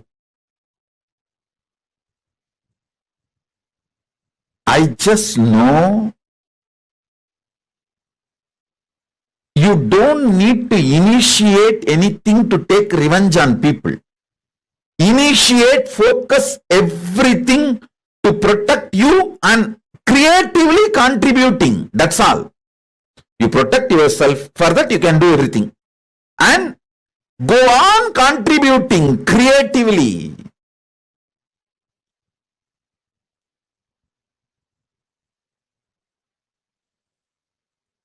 Even when I give a simple hug, it is absolutely creative. I just want to lubricate that being's inner space with my love and compassion and acceptance, so it can flower into a beautiful, powerful being. Same way when I scream, I just carve that being to become a god in every level. I stop just with these two. Maximum I protect myself and I go on contributing creatively, because I am assured inside me experientially about the flow of the dharma, flow of the karma. I do not have a cherished vengeance, cherished anger, cherished violence. All of you should know. You may not have cherished anger towards one person, but you may have a whole against the whole system. You may have a cherished anger and violence against the whole humanity, against the whole economical system, against the whole currency system. When you cherish the anger against the whole system, or the organization you are working for, or the career you are doing, or the clients you are having, you may have anger towards the whole system. Even that gets you decision fatigue. When you cherish anger towards one person, it's called vengeance. When you cherish anger towards unknown system, it's called frustration. Please understand, your arrogance which makes you believe you can manage the natural law of life itself is called karma. Your arrogance which gives you the belief you can manage the natural law of life is karma. Authenticity is natural law of life. You can never manipulate it. You can never manage it. Only you can be managed by authenticity. You should be managed by authenticity. Why we try to manipulate dharma, law of life? Because we feel at some part of us we cannot change. We feel it is impossible for us to transform. Some habits, some patterns, you feel you can't give up. So naturally, to convince yourself it is okay, you need to manipulate dharma. For example, if you can't live the life of a sannyasi, celibate, then just manipulate the dharma saying, okay, it's okay, this is also okay. If you are unattached and live grihastha life, that is also okay. But if you are unattached, then why are you going to live there?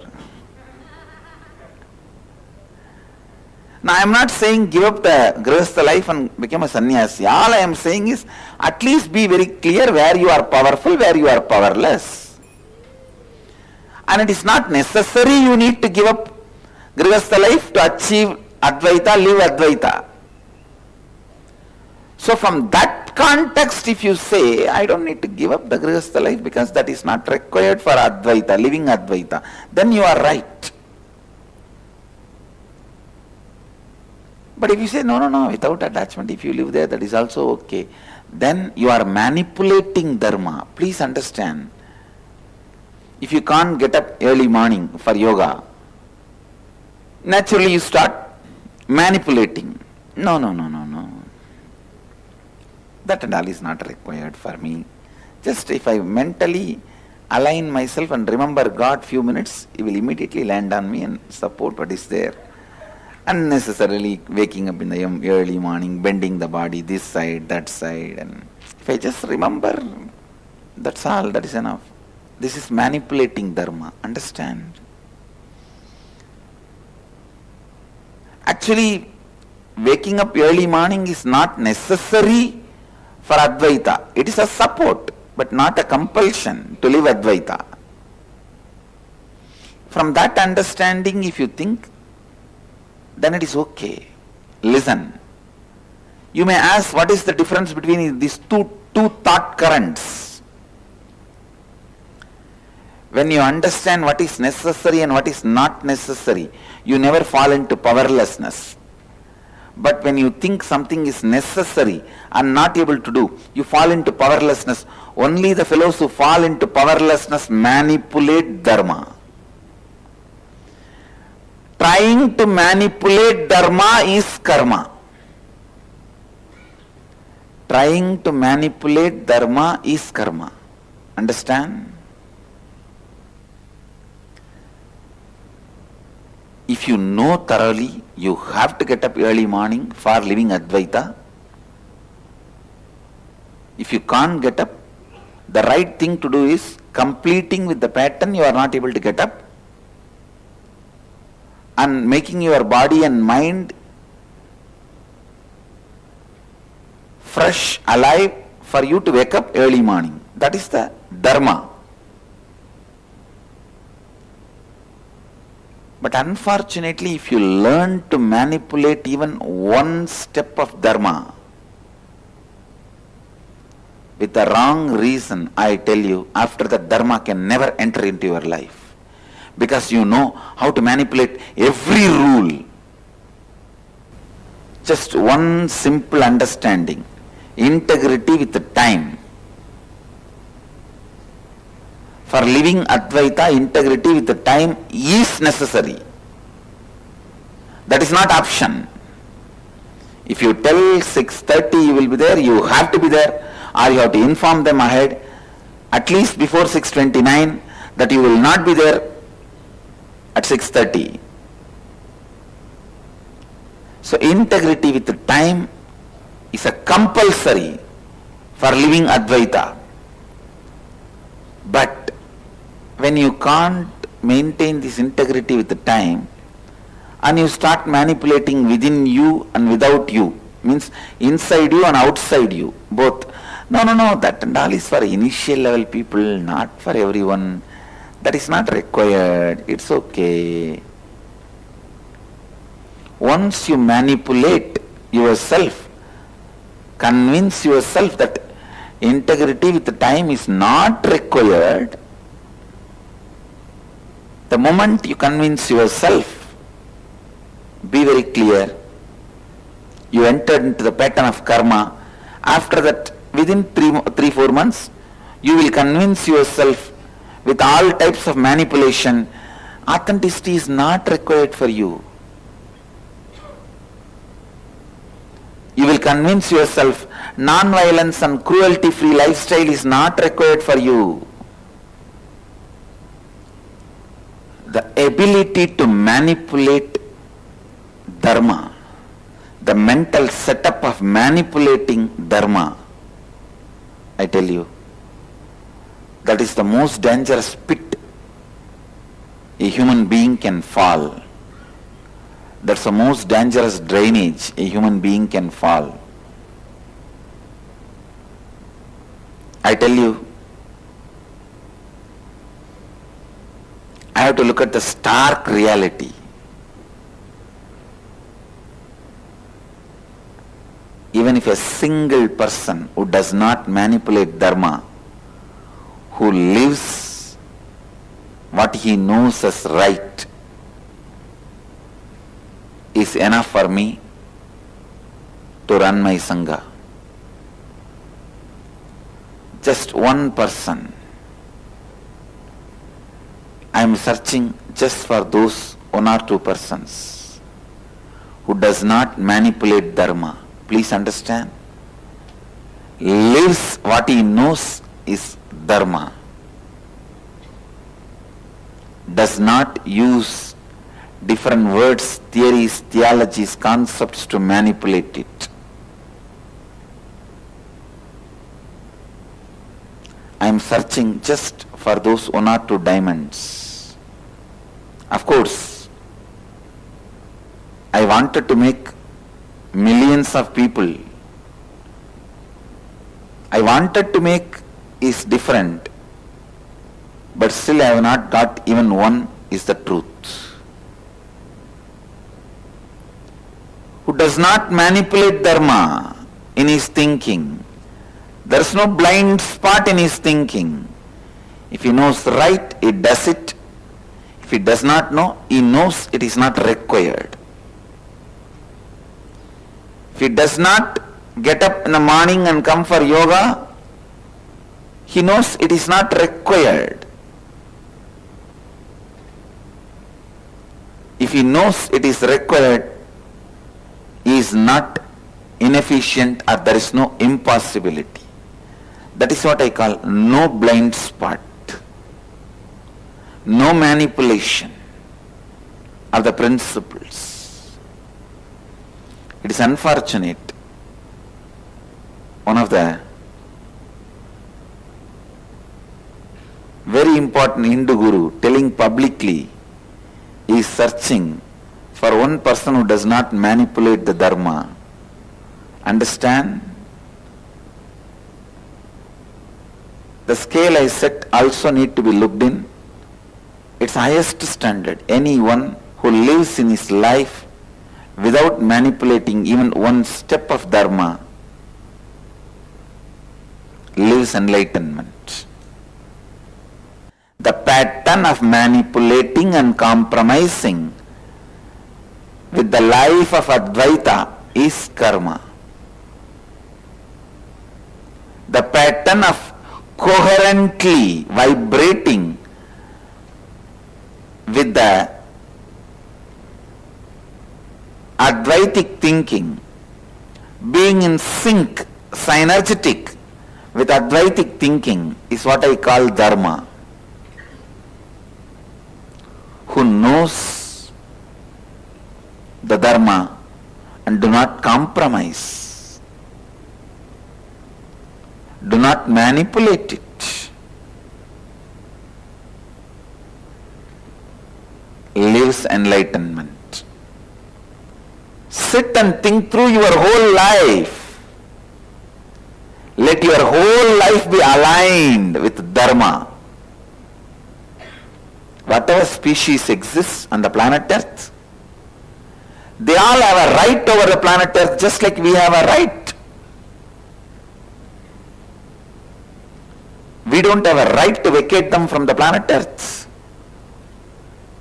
just because of our whims and fancies. No.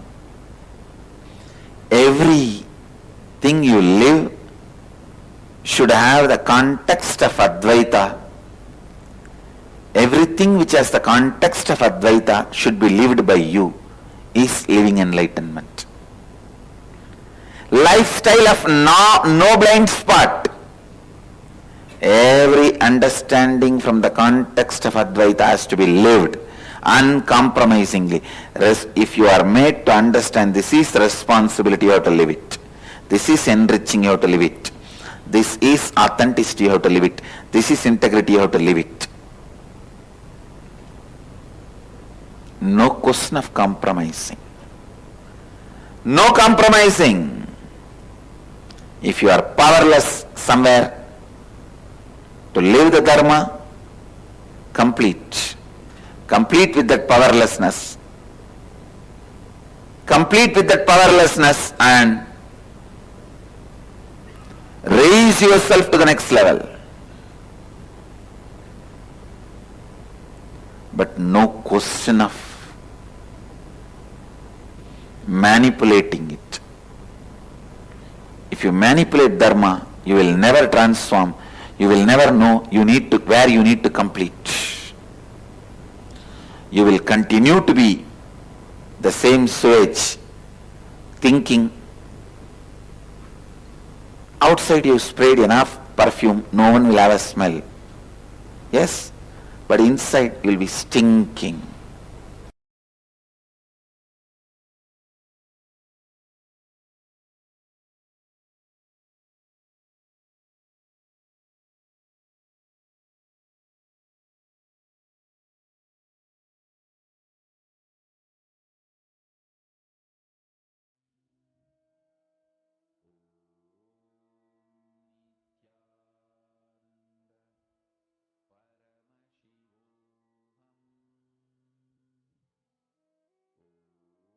Dharma is not the law of life, but integrity to your purpose in life.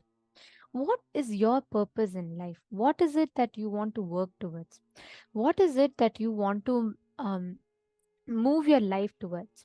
You being in alignment with that is dharma. Swamiji so beautifully explained the science to us, right?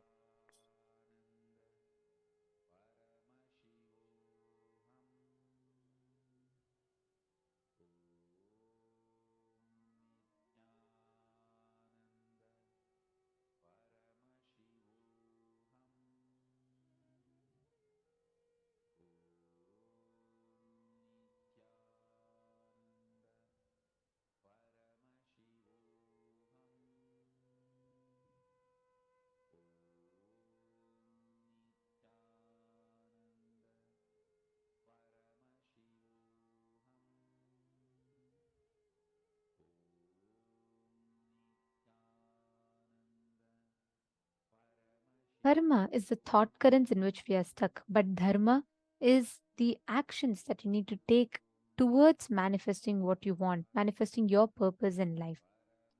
Anything you create, anything you do, anything you mull over, anything you try to digest, anything you try to practice is not natural law of life. It's a very beautiful word. Yama and niyama. The law of life and flow of life. If at all you have to practice something, it is only one thing: completion. Getting back to your natural space, original space. Other than completion, nothing should be a practice. Swamiji so beautifully explained, right? You going back to your original state of existence, how you exist in reality, how you are, your true nature is dharma. That is the only law of life. See, you going back to your original state of existence, that is the only thing you need to think, you need to work towards. Everything else in life just happens as a pure manifestation.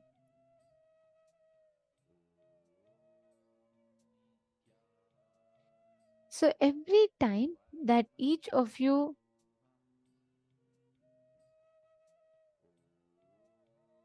experience the whole confusion or chaos happening in life, it is because somewhere in your life, the alignment between your natural flow of life and the law of life is blocked. See, when you feel world is not fair, you block the flow of energy through you. You block the Shakti. Every time you fall into frustration, naturally your decision leads to that decision fatigue. Every time when you think any incompletion against life, life is not fair, people don't want me to succeed, life is not going to support me. Even with life, just have this one clarity: there is no such thing as bad happening in life. There is no such thing as bad publicity. There is no such thing as bad karma in the world. Everything makes you rich. Everything teaches you new dimension of life. It is such a beautiful truth that Swamiji is revealing. Even all your inauthenticities. That's what Swamiji told in the day of soft suffering, right? Every moment of your life, wherever in your life you gain extra insights, all the so-called moments of suffering, pain, good karma, bad karma, everything end of the day leads you to expand in something. It leads you to the next and the next. Understand? Your whole experience of you sitting, manifesting that space of oneness, that space of completion with your purpose of life. If you are clear, my purpose in life is to experience health, then every single time, every single action that you take, every single step that you take should be in alignment with that manifestation of life, with that aspect in life. Just with this one thing, you can see the kind of transformation that happens in you. You do not need to be stuck in the same loop of time, the loop of things as it is. You can just move towards completion when you follow your dharma, the natural flow of life. See, sit and think through your whole life. Whatever species exists on planet Earth, they all have the right over planet Earth just like we have. Just see for a few minutes, where all have you stopped the natural flow of life? Can every one of you just revisit your life? For example, you might, as a natural flow of your life, some relationships needs to mature, or you will need to let go of something, but at that point in time you have your individual independent thought currents coming in between, and you stop that living enlightenment lifestyle to manifest for you. Just look back in all those points in life, see what was the exact cognition that happened inside of you. Look back into your life.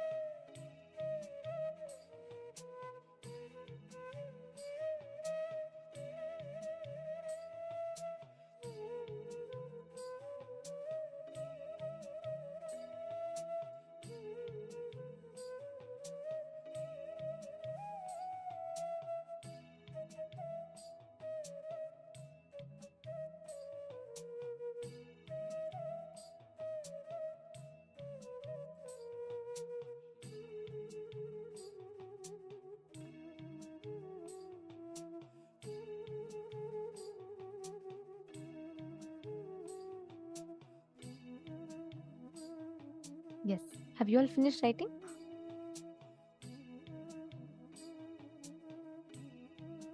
Have you all finished writing? Okay. See, please understand, never entertain being stuck in any place. Any place. It's not just, see, many of us think, okay, karma is just what I give to life is what I get back. No, that alone is not karma.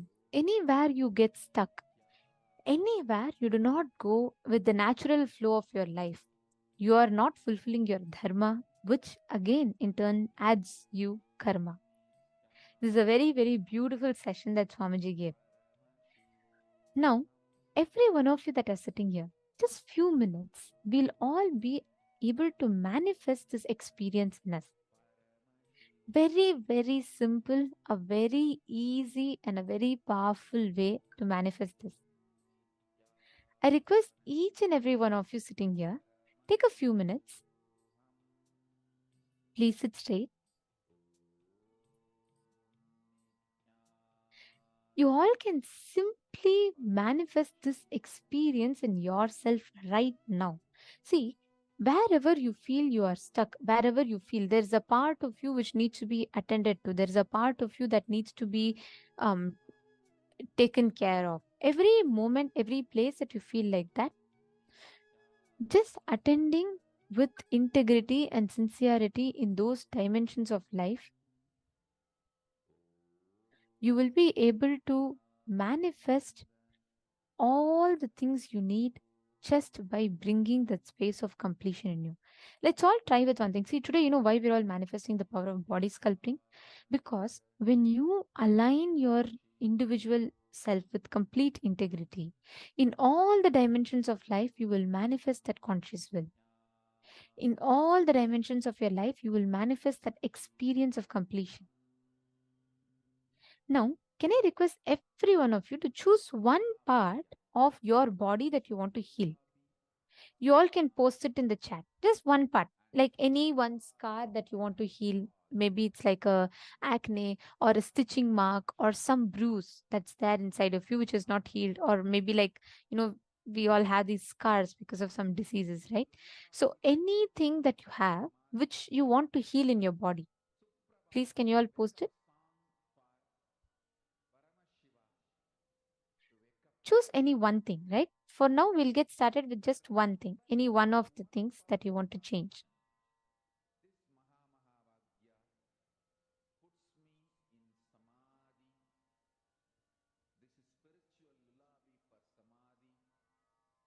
Just choose any one.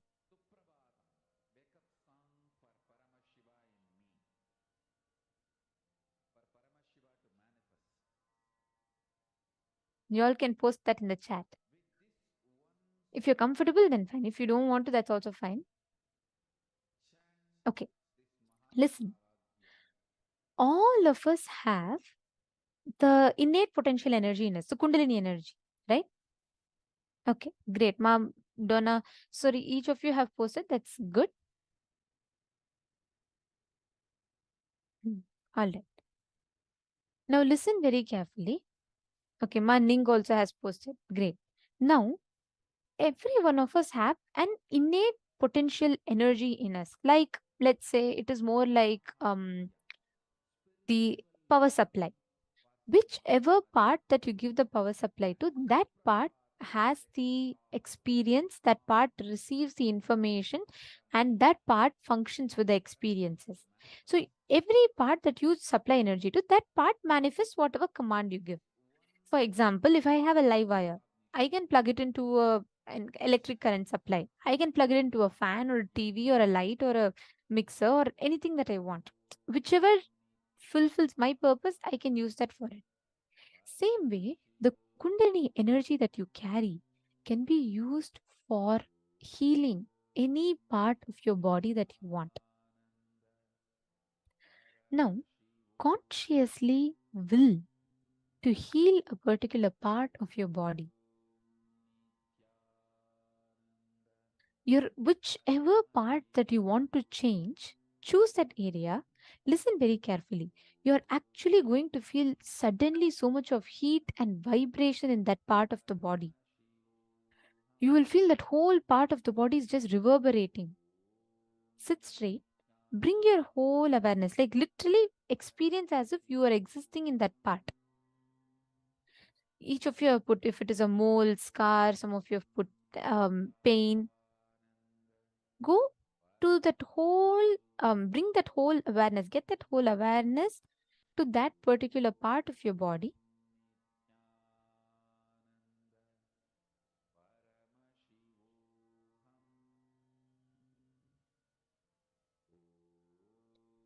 Chant the Mahavakya.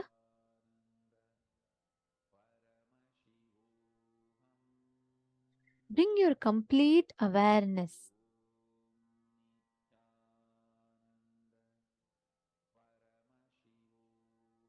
Manifest, you will actually see how that whole manifestation of that energy will happen in that part. All you need to do is just will.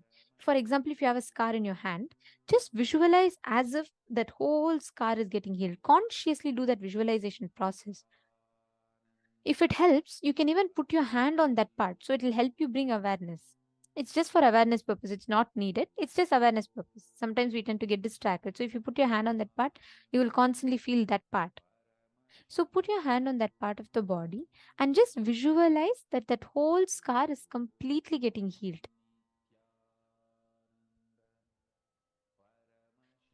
It can even be acne marks.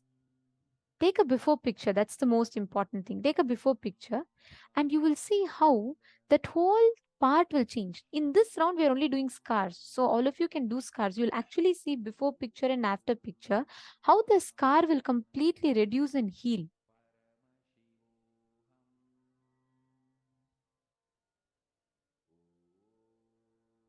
Chant the Mahavakya. Can I request everyone to sit straight?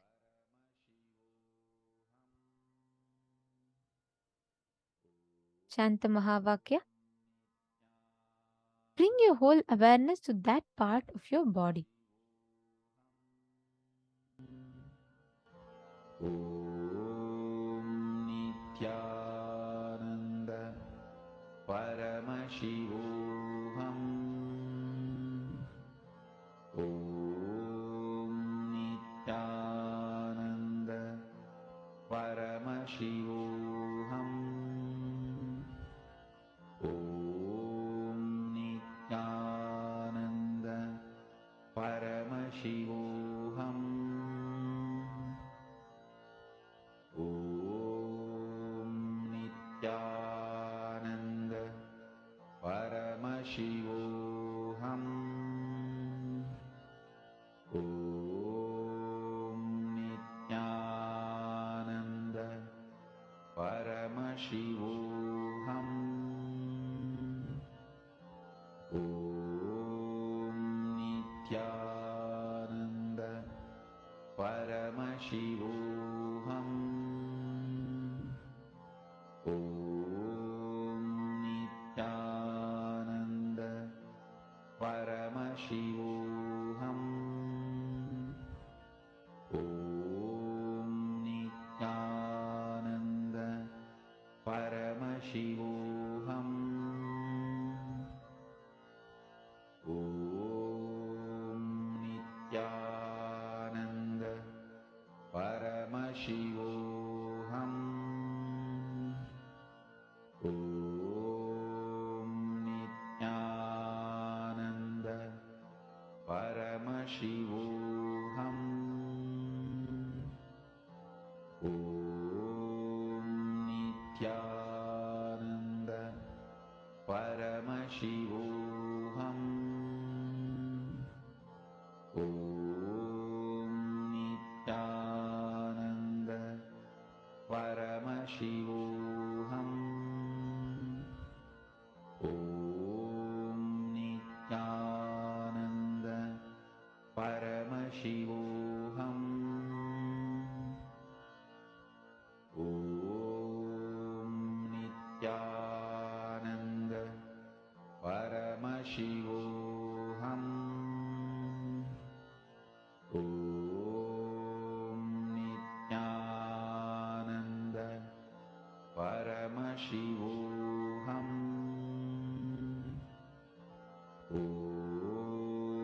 Nithyananda Paramashivoham.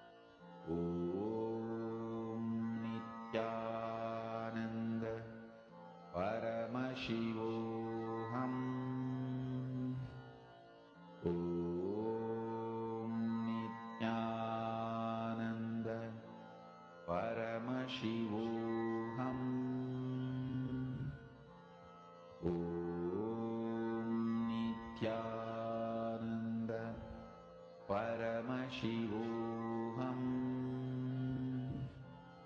Om Nithyananda Paramashivoham. Om Nithyananda Paramashivoham. Om Nithyananda Paramashivoham. Om Nithyananda Paramashivoham. Om Nithyananda Paramashivoham. Om Nithyananda Paramashivoham. Om Nithyananda Paramashivoham. Om Nithyananda Paramashivoham. Om Nithyananda Paramashivoham. Om Nithyananda Paramashivoham. Please relax. Please relax. How many of you were able to manifest that whole the healing in your body? How many of you are able to see the healing happening in your body? Post in the chat. Ma Wegzu, Ma Prithvi Prasad, Ma Jenny Tran, Madonna, Ma Marian, Ma Sonia Rao. Post the exact experience you had, Ma Ning. What exactly is the change that you saw in your body?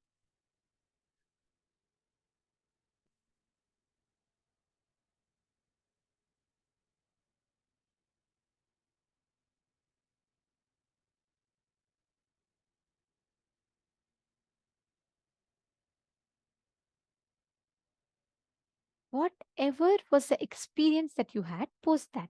What was the exact experience your whole body had at the time when you were healing it?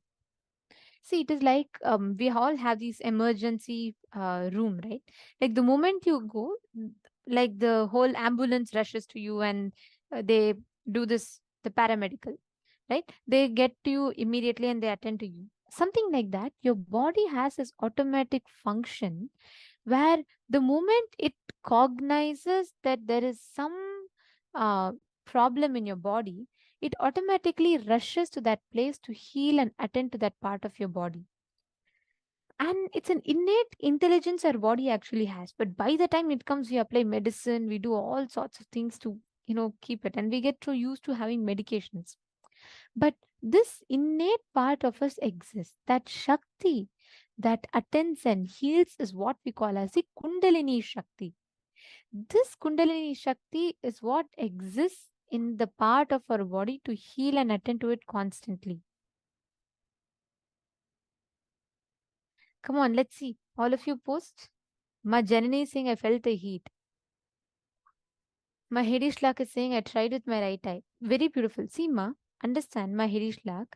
You should not press it. You should just be very gentle with it. And also, when you're manifesting this experience of healing, you will be able to actually see slowly your body you will start seeing that improvement happening.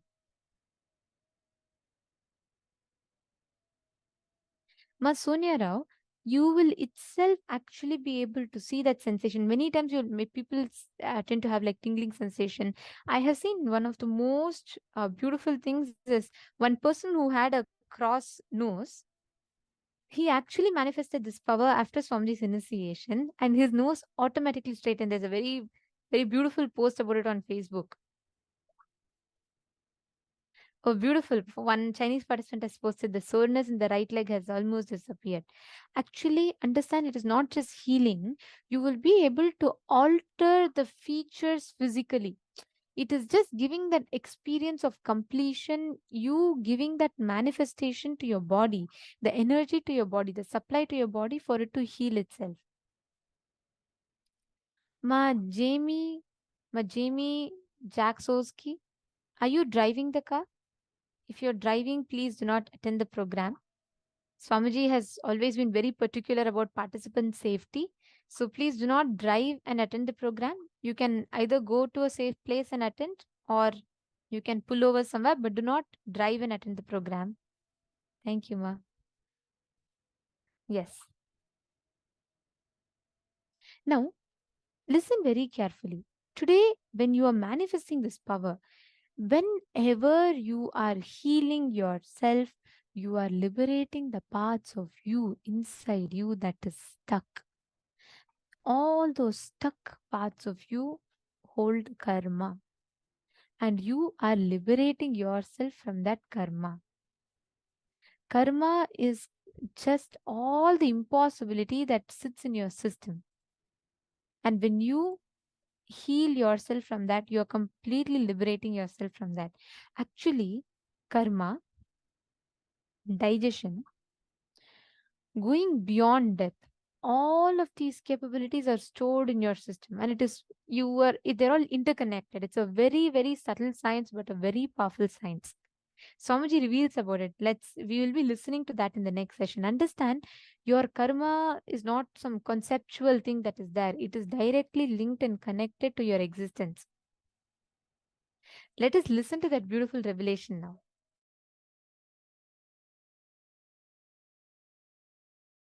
Karma,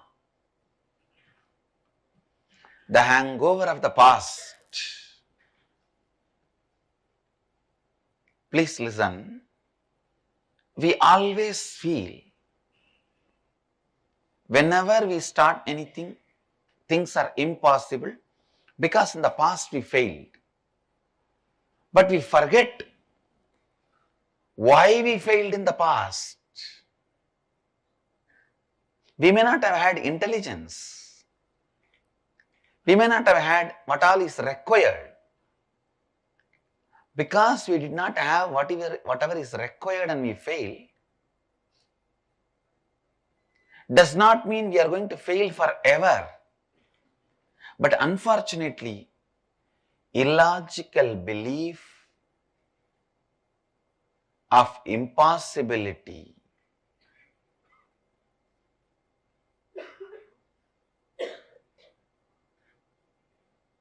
in your inner space is karma.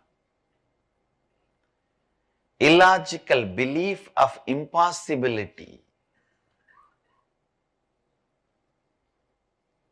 Please catch it. This is the Facebook statement today for all of you. Illogical belief of impossibility is karma. In your inner space, illogical belief of impossibility, when it becomes pattern, that is karma. If you build self-doubt, when you grow up, you are like Dhritarashtra. Developing self-doubt in course of growing up is accumulating the karma, agamya.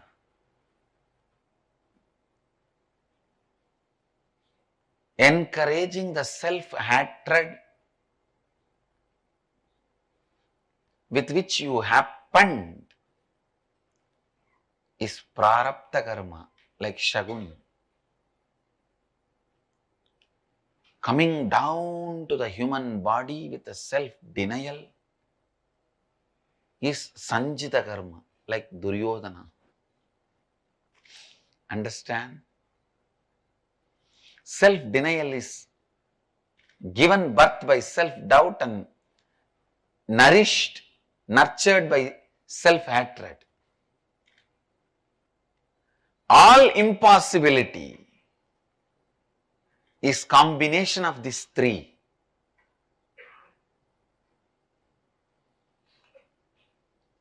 Being held together by self-blackmailing, Gandhari.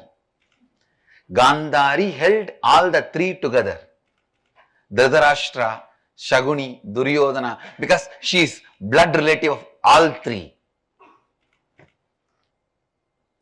She is the head of the family of all three.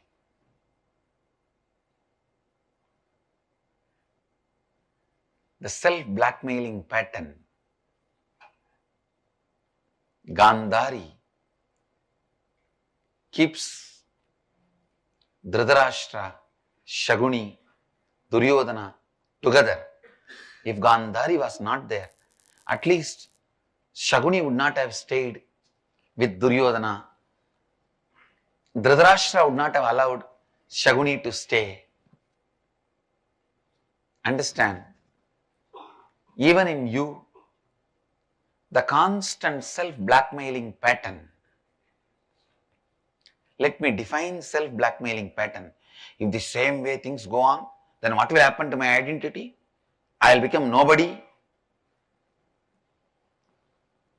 Where will I end my life? I will have to put my foot down, which forces you to put your foot down. But unfortunately, whenever you want to put your foot down, you put it in your mouth. Putting the foot down is what I call self-blackmailing pattern. You always think, no, if I don't put my foot down, it will go in a different direction, it will go in a different way. What will happen to my identity? Constantly, everywhere, you think, I'll have to be living in the same way. Understand? Nothing needs to be lived in the same way. You don't need to worry.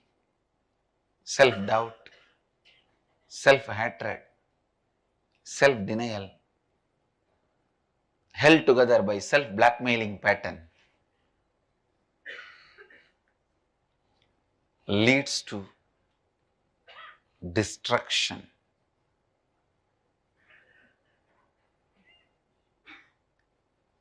Only in the pure, beautiful, Advaitic space,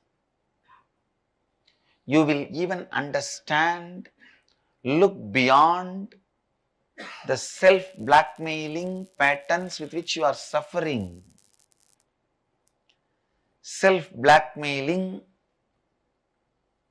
does not need to be your lifestyle. Self-blackmailing does not need to be the way you are approaching, cognizing your life.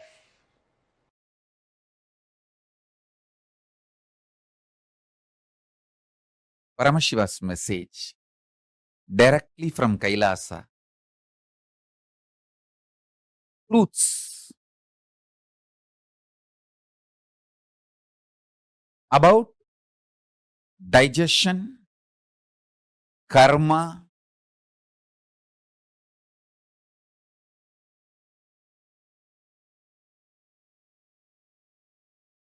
not just liberates you from millions of your patterns, the patterns are converted to power. Understand? Whenever you master a pattern, you conquer a pattern, you demonstrate your powerfulness to your pattern, the pattern gets converted into power.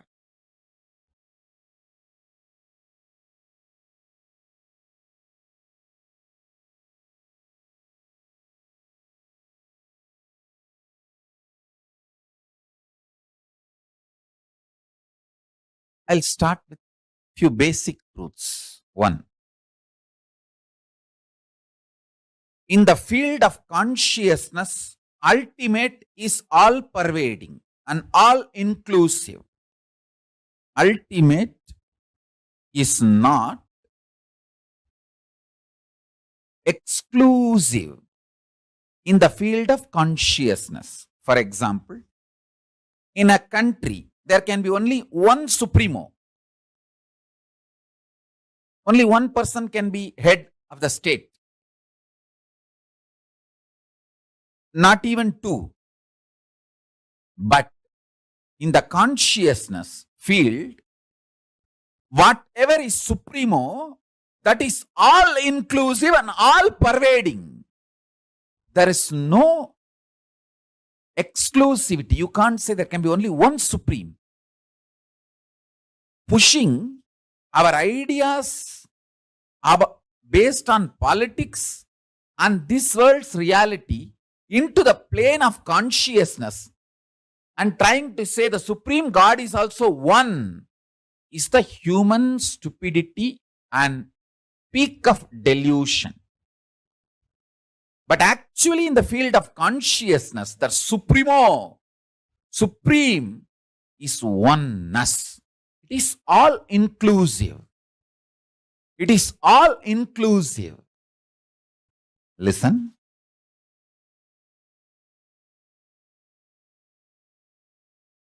It's not one, it is oneness. When Arunagiri Yogeshwara showed me, actually I asked him, show me the ultimate. Then he just opened himself and showed me the ultimate. Then in that same experience, he hugged me. I could see when he moved his hand, the Arunachaleshwara Garbhamandir and Arunachala Hill. Arunachala Hill was on his left hand side. Arunachaleshwara Garbhamandir was on his right hand side. The whole thing just hugged me. That idea, me, he, Arunachaleshwara Garbhamandir, Arunachaleshwara Hill, all that got dissolved in oneness. I asked him to show the ultimate. He showed ultimate is always oneness. It is not one. It is oneness. So understand this truth. If you experience ultimate, you have everything. Nothing is left. Everything is in that ultimate. So remember this basic truth. Now understand the next truth. The digestion system you are having physically is the most beautiful, most complex, most wonderful, greatest,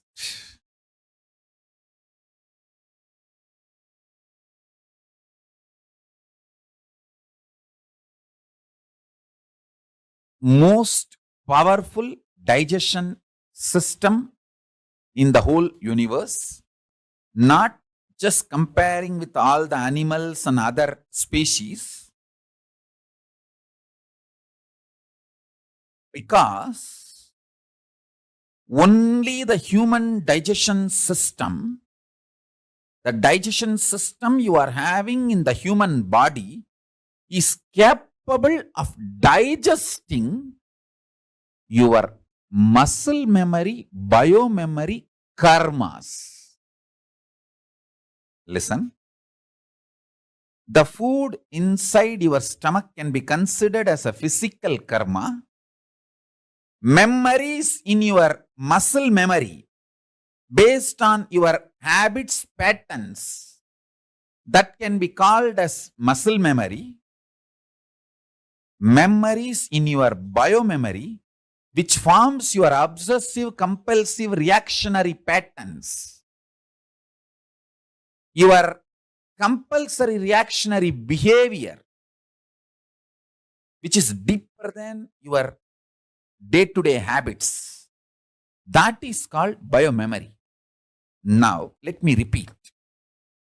Only the digestion system human beings have is capable of digesting not just physical food you eat, it is capable of digesting even your muscle memories, biomemories,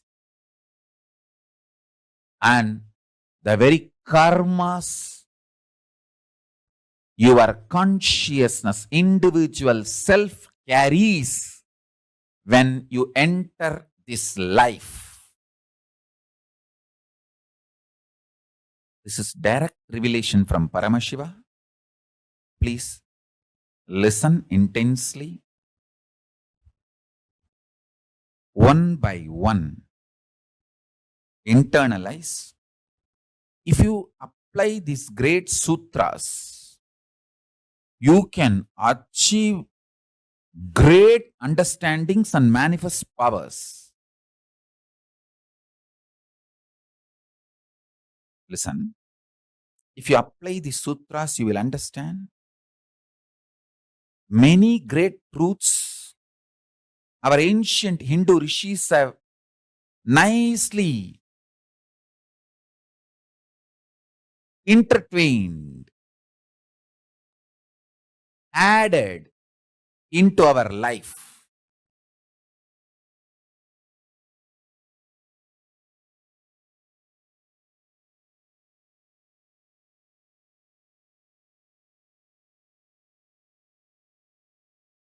Once I asked Isaki Swamigal, he is a very poor eater. Almost once a month, very rarely twice a month, maybe once in a year, like more than 2-3 times in a month. So totally, if you count whole year, he would not have eaten more than 20 times. Whole 365 days, maximum 20 times only he would have eaten. That kind of a siddha. That kind of a personality. I asked him once, he was telling somebody that do this vrata. He was guiding somebody with the naga dosha. A karma comes by killing a snake, which is embodied divinity. Many times the snakes in the temple, in the great spiritual places, are like great siddhas, great evolved beings come in a snake body and continue their tapas. That kind of a snake, by mistake, knowingly or unknowingly, if you kill, that brings naga dosha. So somebody with a naga dosha, he was guiding that person to do certain fasting for Rahu and Ketu. I thought fasting will help the body. How can that clear certain karma? So I asked him. He had an old radio. My father's mother is like a radio addicted. Even in my house, there was a radio. She will switch on that radio and she doesn't know how to switch it off. And she doesn't want to learn how to switch it off. She wants the radio to be on almost 24/7. She will switch it on. Those days, only that one Tamil channel will be there, All India Radio. And it will not be 24/7. It will be few hours. But even after that, she will not switch it off. And it will be like a going. But she is okay with that sound, but she will not switch it off. She doesn't want to miss even one program by mistake. She is like a radio addict. And same way when she comes to Isaki Swami's ashram also, she will switch on that old radio. And sometimes it will not be loud enough. So she will take that, it used to be like this size. She will take that and keep it on a small table and put her ears near that and going on listening. He switched off the radio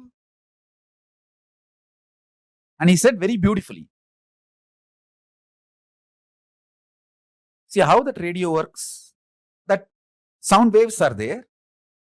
The radio receives that waves and sings or makes the voice, volume, noise, whatever it is.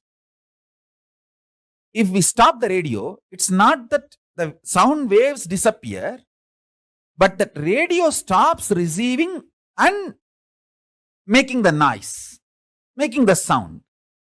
Same way, when you do fasting, the biomemory, muscle memory which is inside you, which attracts karmas and makes those karmas manifest ill effects, bad things in your life, that gets stopped, disconnected.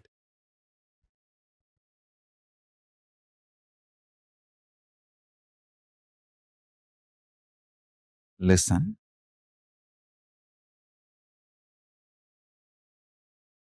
It is such a simple village way of explaining. He said, when the radio is switched off, it's not that the waves are not there, but the radio is not picking up that wave anymore and making noise. Same way, in your body, if you remove the biomemory, muscle memory, which attracts these Nagadosha karmas from cosmos and manifests as suffering and pain, if we just remove the biomemory and muscle memory, you are free from that karma and free from that dosha. I tell you, Krishna says beautifully in the Gita, Svalpamapyasya dharmasya trayate mahato bhayat. Even if you practice little bit of this dharma, great mountainous sufferings will melt down and disappear. This is the secret. Digestion, karma, Kayakalpa, immortality. The sacred, secret revelations about these four principles: digestion, karma, Kayakalpa, immortality. The great sacred secret revelations about these four principles is the message from Paramashiva directly from Kailasa to all. Now listen one by one.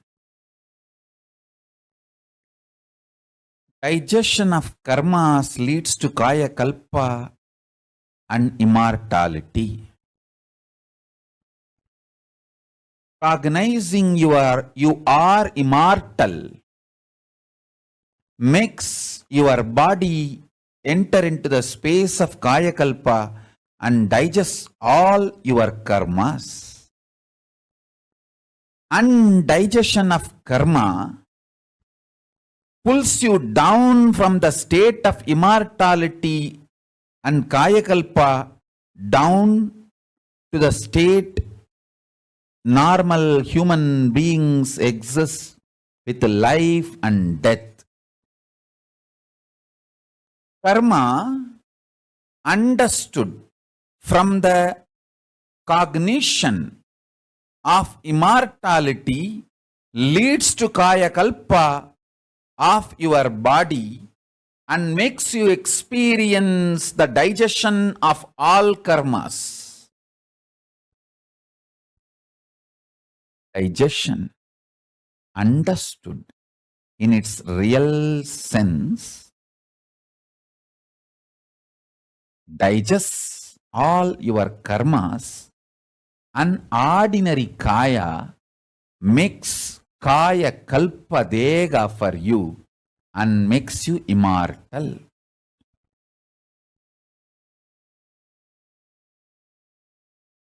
Each statement I made is directly from Paramashiva.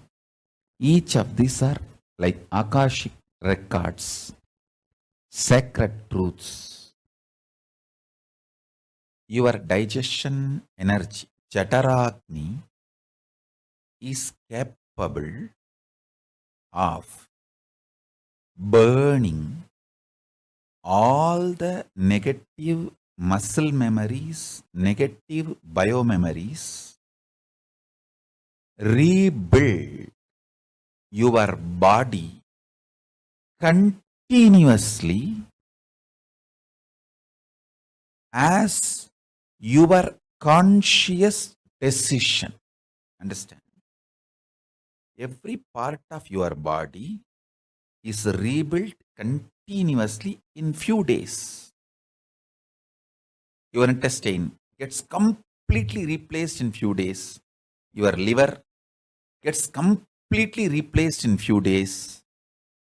Even your brain completely gets replaced in few months.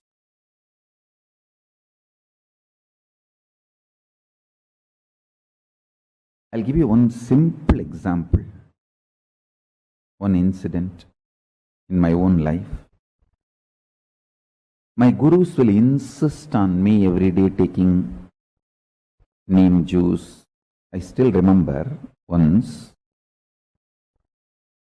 he did not, my Guru Raghupati Yogi, Yogananda Puri, he did not let me eat almost for 5-6 days. Maybe it was the 6th day, he did not give me food, and whenever he says I should not eat, my mother also won't give food. My mother and he was such wonderful nexus, I should say. My mother is such a sweet, compassionate person, but so dedicated to my enlightenment and the process. My gurus were doing it for me, and my gurus used to tell that they are preparing my body not only to be a yogi and live long life, healthy life, and the way they prepared my body, they said very clearly that even if after I leave the body, it will not go through any of the regular dead bodies decays. How the dead bodies go through decays, the natural decaying happening. My gurus have clearly declared that my body, even after I leave the body, will not go through any of the natural decay. It will just be a naturally mummified body. Of course, I did not understand all that at that time, and he used to tell me that that is why so much preparation we are doing.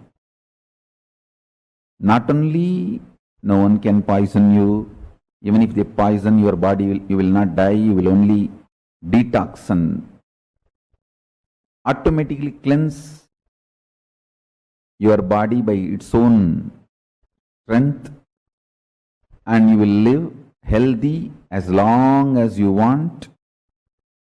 And even after you leave the body, it will not go through any regular decay. It will just be like Jiva Samadhi, sitting in Jiva Samadhi. Anyhow, he did not let me eat for almost 5-6 days, and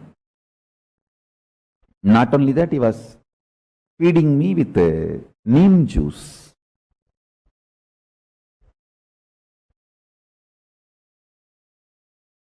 Without food, giving neem juice and asking me to brush my teeth with the neem stick. With the neem stick, I have to touch the haritaki powder as the powder. Neem stick will be like a brush. Haritaki powder will be like a tooth powder. That is the way I have to brush. And sixth day, still no sign of food.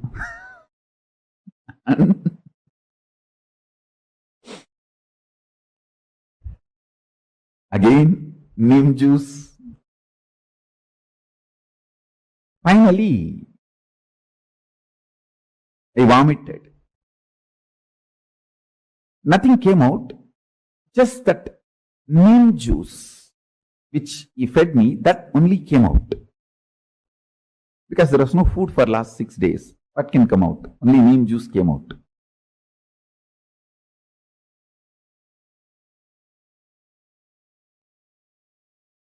And after checking the color, he said, yes. Ronanir samanam aiduchida. Ipa nee saapidala. It means the acid which is there in our body, which is responsible for balancing the hunger, which creates the feeling of hunger, or which creates the feeling of satisfaction. The Ronanir Samanam. That Ronanir, I don't know exact English translation of that word Ronanir. The Ronanir is not just a chemical. When it is in the body, it is a living organism which can be programmed. It means like it's like it has its own biomemory. So, that decides the signal of hunger, signal of satisfaction is programmed in Ronanir. That Ronanir is responsible for maintaining our hunger. He said that has been balanced and programmed. And I tell you, still now, that programming they have done is responsible for my healthy, happy life. As I said, 42, can sit in Padmasana, no spare parts required, spectacles or teeth, nothing, no spare parts required. Internal or external, happy, healthy, 20 hours a day I can do my work. No medicines, no hospital visits, nothing.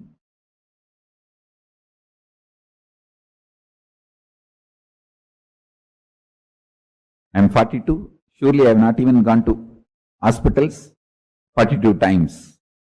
Maybe I would have gone to inaugurate, visit, bless, but not for treatment. Only few times, like when I had the fracture, went to hospital for surgery. Other than that, it's their grace. It's their grace. I wanted all of you to know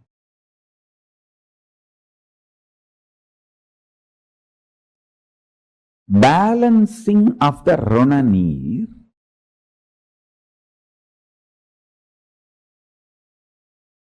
is a very powerful method. I'll give you simple tips. First instruction, keep always your body hungry. Never dump food and fill it. No. You should always feel that subtle hunger. Means constantly the Jataragni is alive, burning. Ronanir balancing gives you tremendous willpower. biggest problem for the seekers is self-doubt, self-denial, self-hatred. Will persistence will be higher than the self-hatred, self-denial, self-doubt in a strong person. Higher than the will persistence, consciousness. You need a strong, powerful vessel to do the alchemy process with mercury. Enlightenment is just like alchemy process with mercury. First, you need to have a stone vessel in which the mercury need to be poured, and the energizing process should happen inside the stone vessel so that the molecules of mercury is broken through the energy and reassembled as a solid molecules. It's the whole alchemy process. But the vessel should be strong stone, granite vessel. Same way, the body should be built with hunger and Rananir balancing. I am not saying don't give vitamins, minerals, all needed. Give all of that. But stop dumping junk food on the system.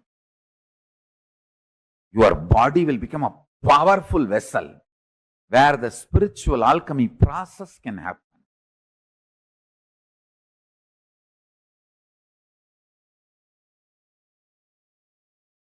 Yajnavalkya Smriti says beautifully, the best detox, Kala, Agni, Karma, Mrit, Vayu, Mano, Jnanam, Tapo, Jalam, Paschatapaha, Niraharaha, Sarve, Ami, Tuttihetavaha. Nirahara is the last but most powerful detox.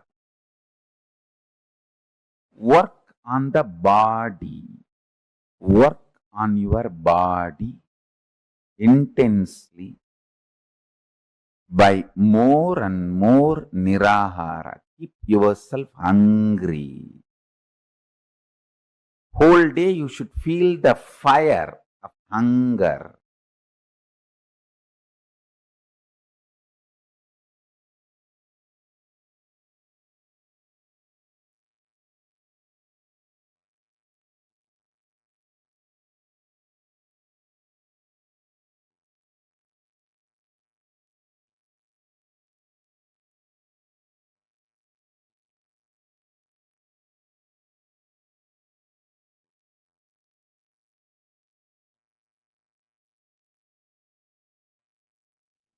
What did each of you click with in this session?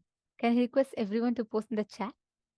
What was your click through this session when Swamiji explained about how the karma and how the parasites and toxins sit in our whole body and how they give us the experience continuously of giving us again and again, putting us into the vicious cycle of fear, all the karmas, the thought currents that we entertain.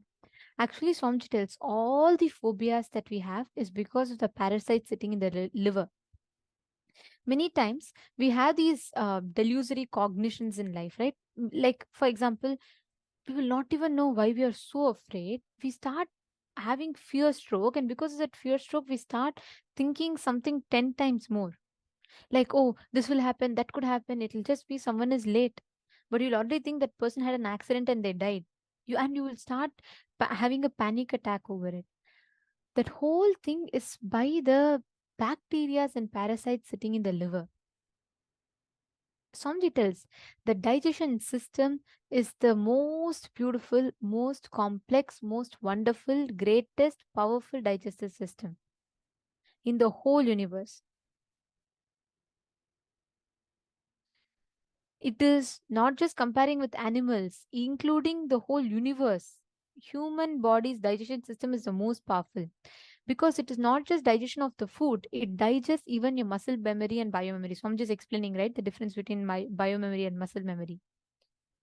The Chaturagni is capable of burning all the negative muscle memories, negative biomemories, and rebuilding your body consciously inside of you. Your Chaturagni is capable of doing that.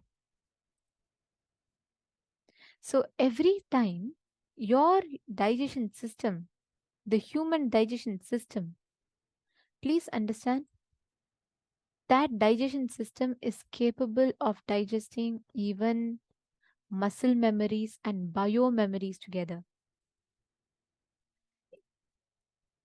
It is capable of digesting all incompletions and giving us that breakthrough in our whole body. And understand all these parasites that sits inside of us as toxins, all the parasites that sits inside of us as these toxins, chemicals, chemical reactions in our body, they all cause adverse effects in the way you experience reality. And they cause so much of delusions in your system. Are you all understanding? That is what Swamiji said. Your karma is directly related to your digestion system. Because anywhere you are stuck, anywhere you are deluded, all that is karma. Because your digestion system, the parasites and patterns, like literally are stuck there and they don't let you move forward.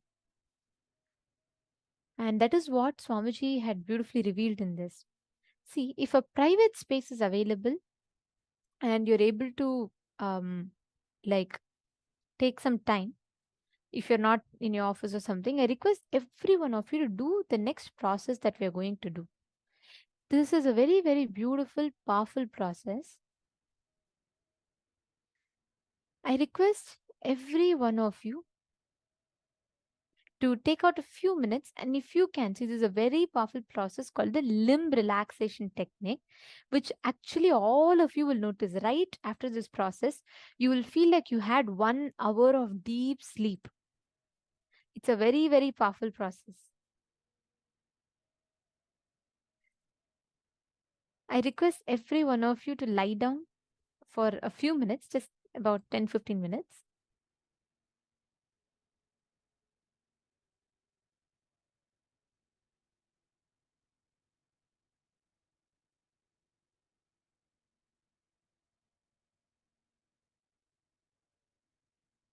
Revati Ma, I read your message. If you understand this one message that Swamiji told Ma, you will have answers to your question. If you just understand what Swamiji revealed right now, it'll answer your question. Your digestion system, Swamiji will tell, a sannyasi is a person who can digest even stone. Means your emotional imbalances cannot make you shaky. Same way, when you focus on your gut health and digestion, you will see how healthy your whole emotions will be. You're understanding? That's what makes Swamiji who he is.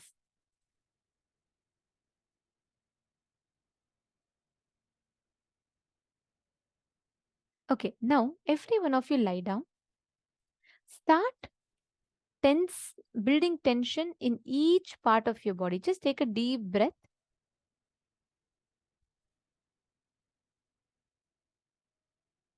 You're going to be holding your breath. So please take a deep breath. Hold your breath. Inhale.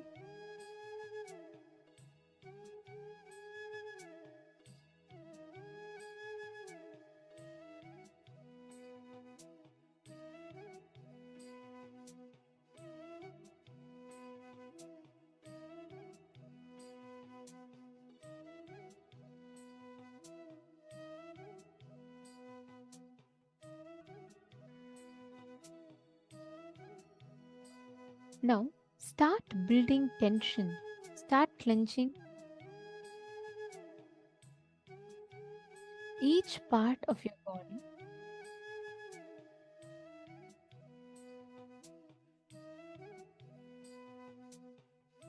Holding the breath inside you, start clenching and tense each of your body one at a time.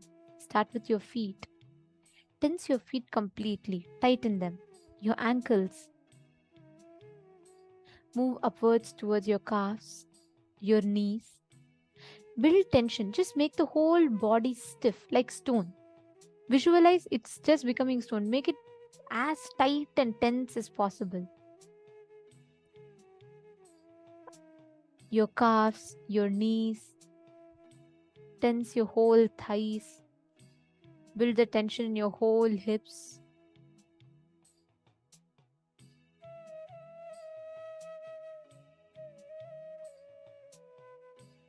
Your whole pelvis region. As you move upwards, do not loosen the previously clenched part of the body. Keep moving up, up, and up.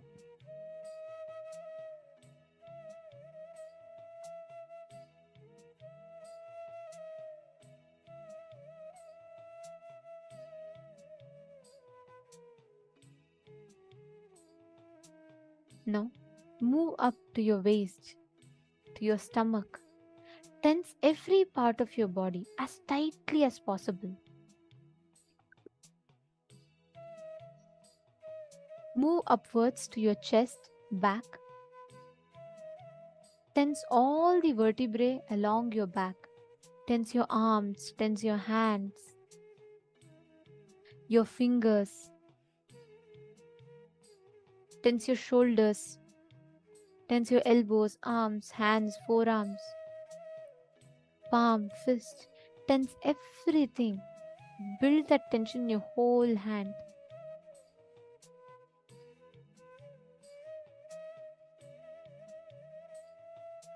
Tense your shoulder blades, your neck, your throat muscles, especially your neck. Tense that whole region completely. Feel that whole body is literally shrinking to the size of a button.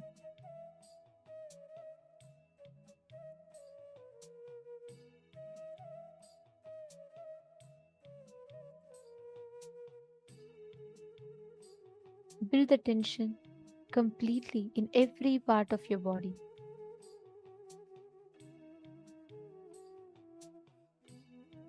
Move to your face. Tense the muscles in the mouth, in the nostrils, eyes, eyebrows, foreheads, cheeks. Squeeze your eyelids shut, clench your teeth. Like your whole face should just shrink into a tight ball. Do not relax any part of your body during this time.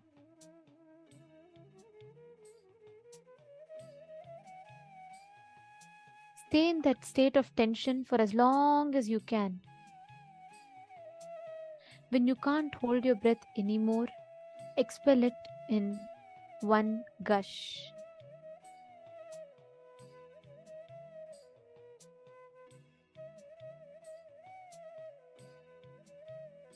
Relax your whole body and stay in that relaxed position for a few minutes. Enjoy that energy gushing into your whole body. Now, do the same cycle 2-3 times. Repeat this process a few times. It's a very, very powerful process. Even if you're utterly sleepy, it will just wake you up. Even if you're not, it will give you rest equivalent to 4 hours of sleep. It's a very powerful process. Please do it.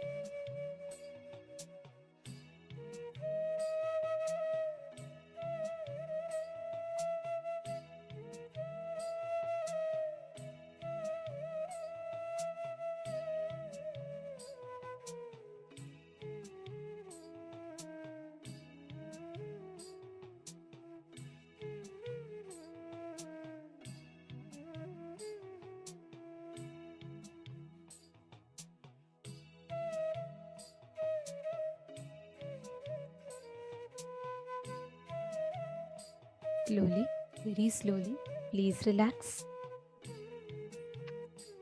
Please relax. Settle down.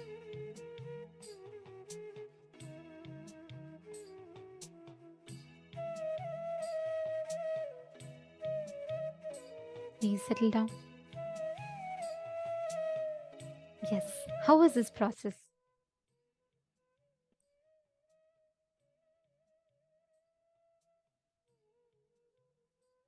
How was this process for you all?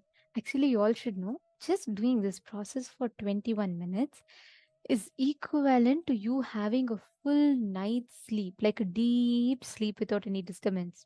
This process will completely reboot and refresh your system. All the tiredness will be removed.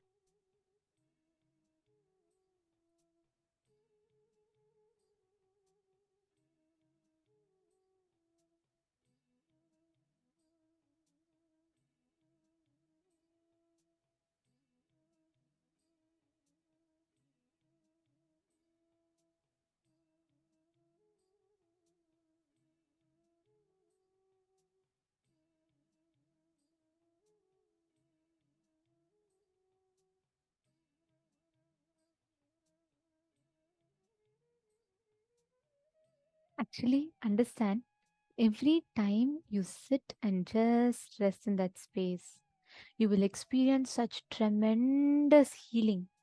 And that is the beauty of this process. Now, with this refreshed energy in your inner space, just sit, take all of you, connect to one person, okay? Amongst you all, connect to one person and manifest this power of altering the body feature. Understand the energy, the powerful cognition that each of you are sitting with right now. Literally, you have the power to heal someone, and you have the power to literally manifest anyone, your partner, anyone it can be. You will scan, identify, and heal the scars. The exact same process you did to you, you're going to do to another person. So if you have someone with you also, that's better. Like in your house, if you have someone, that's also good. See, listen very carefully. Just like how your body listens, the consciousness in the other person's body also listens to our conscious will. That is the power of this space of consciousness.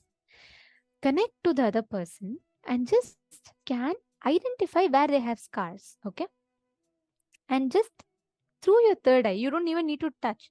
Just through your third eye, give energy to that part. You will actually start seeing golden energy will start healing that part of your body.